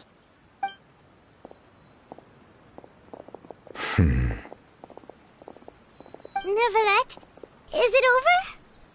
For now, yes. But this issue will prove quite thorny in the long term. I'm concerned that sooner or later the prophesized events will occur. Thank you for protecting Farina. To put it simply, I used my power to force back the Primordial Sea and reseal the sluice gate.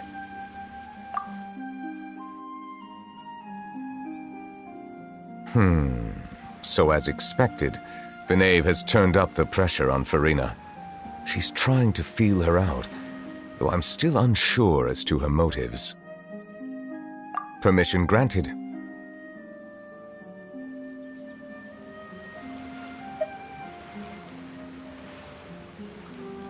Whoa.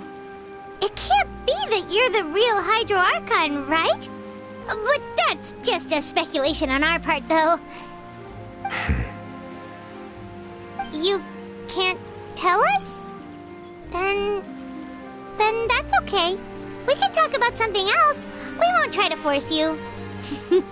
You guys in Fontaine are super strange. If by the phrase, you guys, you are referring to Farina and I, then although I'm not sure just what you are trying to imply, I must clarify that I do not share her positions on a multitude of topics. I believe so.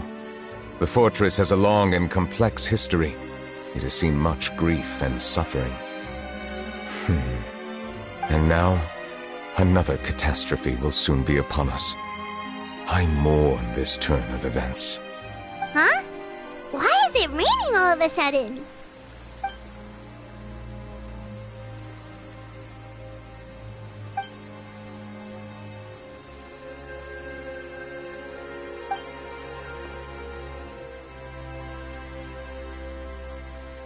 You may be closer to the truth than you think. Oh? And what are you thinking? The dragon of... what? Huh?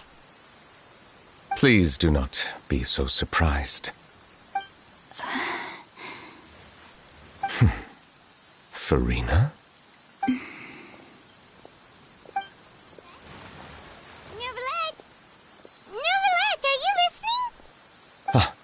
My apologies. We were just guessing randomly. We didn't guess right, did we? You're not actually the dragon sovereign of water, right? Well, if you don't want to confirm or deny... You guessed correctly. I sincerely hope you'll be able to keep this a secret for me. Right, of course. We'll definitely help you keep it a secret. There's still something Paimon wants to ask you, though. Please, go ahead. Dragon Sovereign of Water, and you were able to force back the primordial sea from the fortress, then since Fontaine's prophecy is all about seawater, couldn't you just use your power to solve the crisis? None of the currently living dragon sovereigns in the world, myself included, possess our full dragonhood. They say that when the first usurper arrived on Tivat, they seized a part of the dragon's power. Today, that stolen power is the basis of the Archon's authorities. There are 7 elemental Archons and 7 matching dragon sovereigns. The dragon sovereign of water who lived through that era perished a long time ago. As their successor, I know far less of that part of our ancient history. In any case, I believe I will not be able to do much unless the Archon disappears and returns their elemental authority to me. Given the status quo, however, I would recommend finding another way to deal with the prophecy. Oh, so even you can't solve it. I still have some urgent matters to attend to at my office. If you have any more questions regarding ancient history, you are welcome to discuss them with me at a later time. Please go right ahead. There's a place that Paimon wants to go too. Traveler, why don't we pay another visit to the Fortress of Meripede? Paimon is a little worried. We'll see you another time. Take care.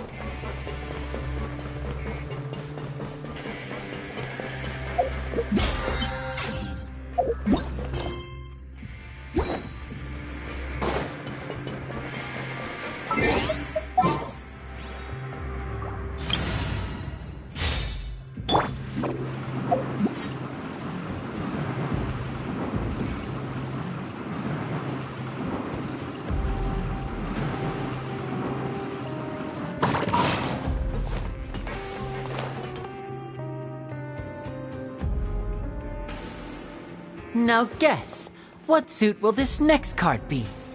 A bare-teeth cat?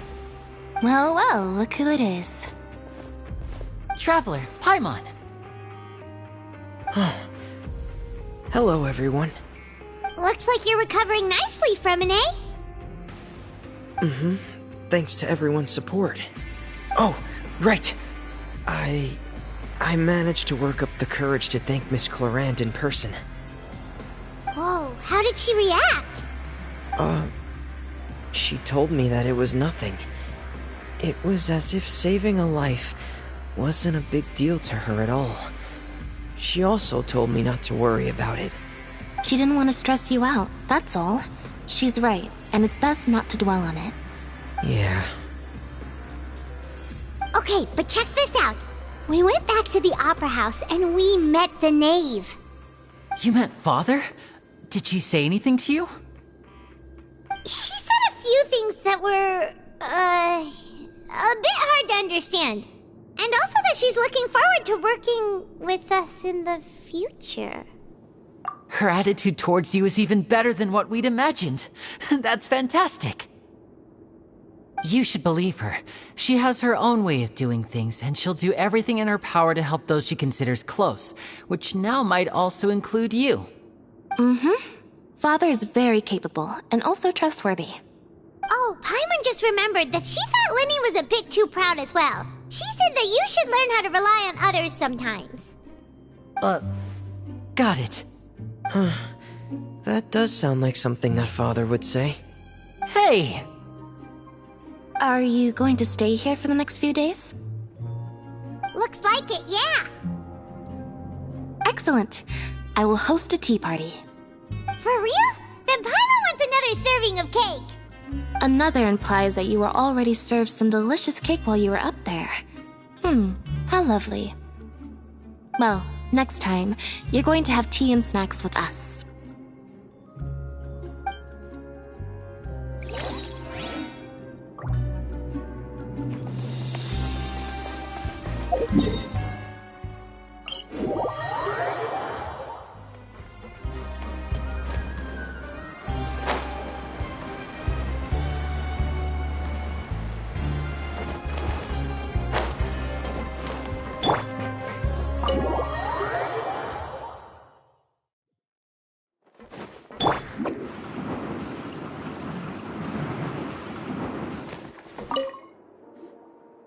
earlier.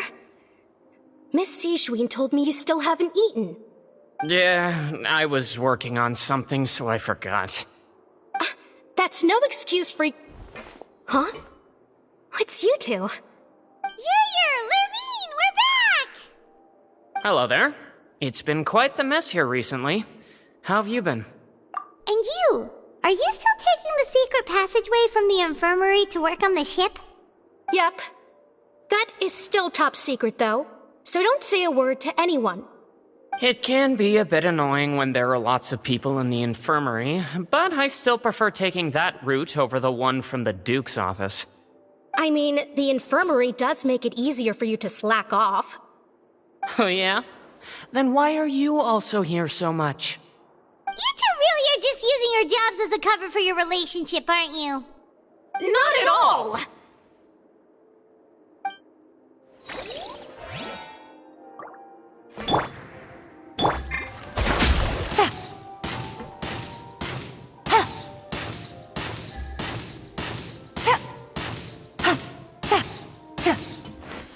Courier, the rumors about us are literally everywhere now. Please do something about it. But it's not like I caused them by myself. All right.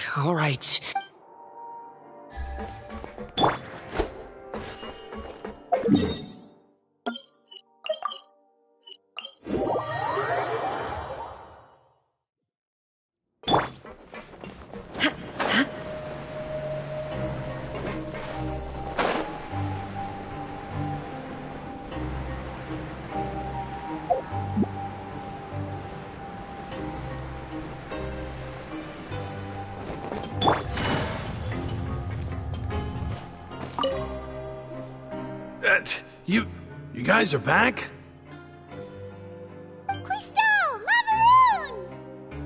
You guys didn't get caught and thrown back down here, right? Huh? No, not at all. And here I thought you'd managed to escape from jail during all the commotion. I'd held you up as legendary jailbreakers, but now you're telling me you just never left? We're sorry, but we just had some business to take care of. All right. There's no need to get caught up in the details. We're just relieved to see you.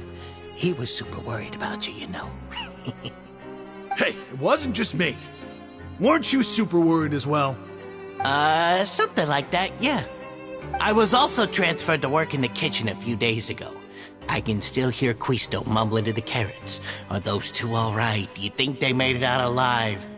Whenever he'd say that, I'd tell him I'm sure they're fine. Wherever they are, they're kicking back with drinks in hand, enjoying the lovely scenery.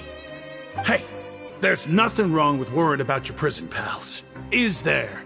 I mean, considering how they always love listening to all my gossip. These two, they sure are a lot warmer and friendlier than when Paimon first met them.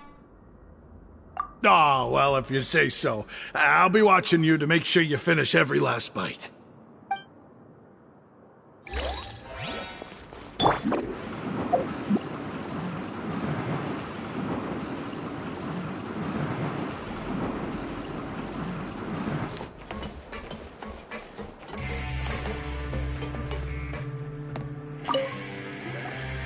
Sijween! Traveler, Paimon, you're back! Are you still doing all right? Did either of you get hurt? We're fine, but what about you guys? It was such a huge mess. How bad was it? A few people sustained superficial injuries, but that's about the extent of the damage. Monsieur Nervulette paid us a visit. It was all thanks to him that we managed to suppress the crisis for the time being. Of course, we must also thank you for the help you provided. How did Nervulette know that he was needed here? Well, Monsieur Nervulette has strong resonance with the hydro element. When the water level rises, he can feel the waves produced. I ran into the bombshell bros while bandaging the injuries of the wounded. They were mumbling the whole time about how you just ran down without a word. I'm so relieved to see that you're both all right. If you're not too pressed for time, please stay with us a few more days. Just let me know if you get a craving for any particular dish, so I can have Mr. Walsey get your meals prepared. Oh, and please feel free to visit the infirmary for a break at any time. I'd like to take the opportunity to spend some more time observing your facial muscles as well. Your happy smiles are quite contagious, you know. They're so memorable, and I've missed them immensely while you were gone.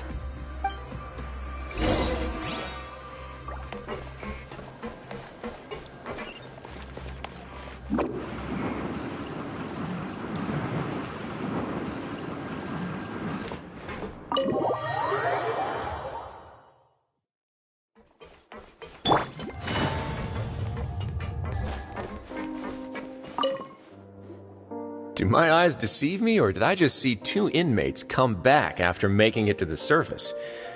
Some strange winds blowing of late. We wanted to see how the fortress is doing. Is everything still alright? We're fine, for the most part. Neuvillette came down and took care of the worst of it. If that's the case, why don't you just ask him to stay here?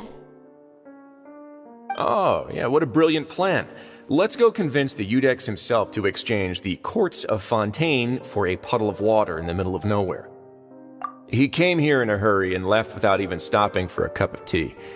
He did remember to take Miss Sigewinne's gift with him, though. He sure sounds super busy. Miss Clorinde has left as well. She also took her gift from Miss Sigewinne. Were the gifts milkshakes? Neuvillette got the milkshake. Clorinde received lipstick instead. Those aren't even remotely alike. Well, it's Neuvillette's own fault for making Sigewinne worried about his health by working so much. But besides that, our head nurse is still pretty fond of picking out beauty products for the ladies. Oh, and I have some gifts here for you as well. Are these from Sigewinne too? Nope, they're from yours truly. You've already wrapped up your work at the fortress, so you can return to the surface at any time. You haven't yet served your full prison term, however, so you may continue to use your cell until your term is up. For real? Then we could stay here for a really long time? You may access the cafeteria for free. Hooray! Just remember to come complete your paperwork once it's time for your release.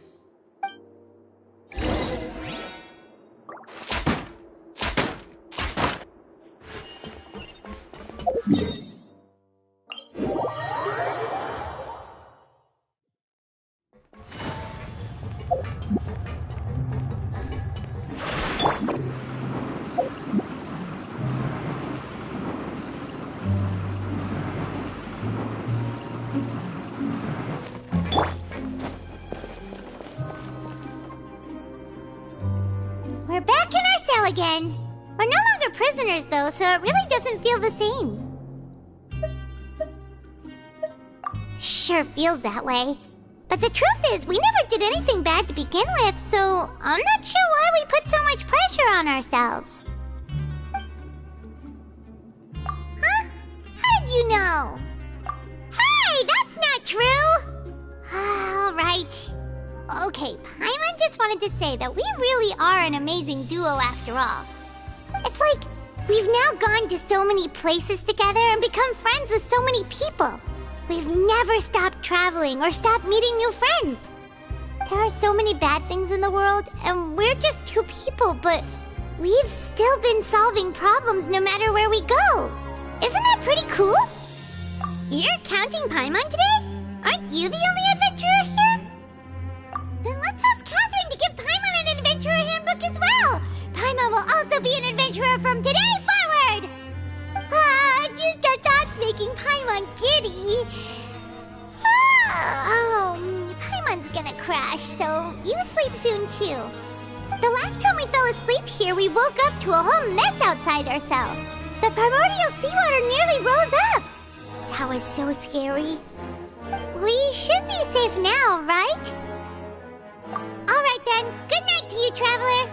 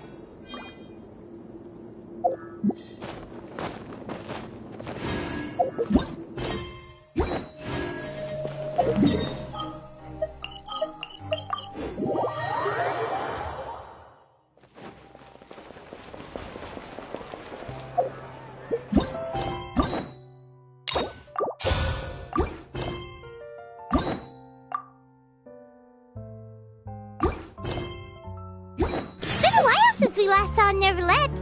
Paimon wonders what he's been up to. Paimon has so many questions about his true identity. Let's go talk to him and find out.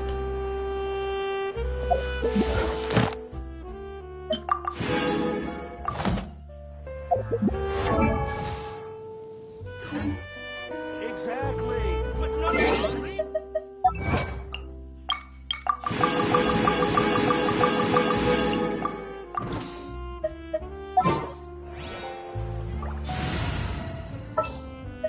This world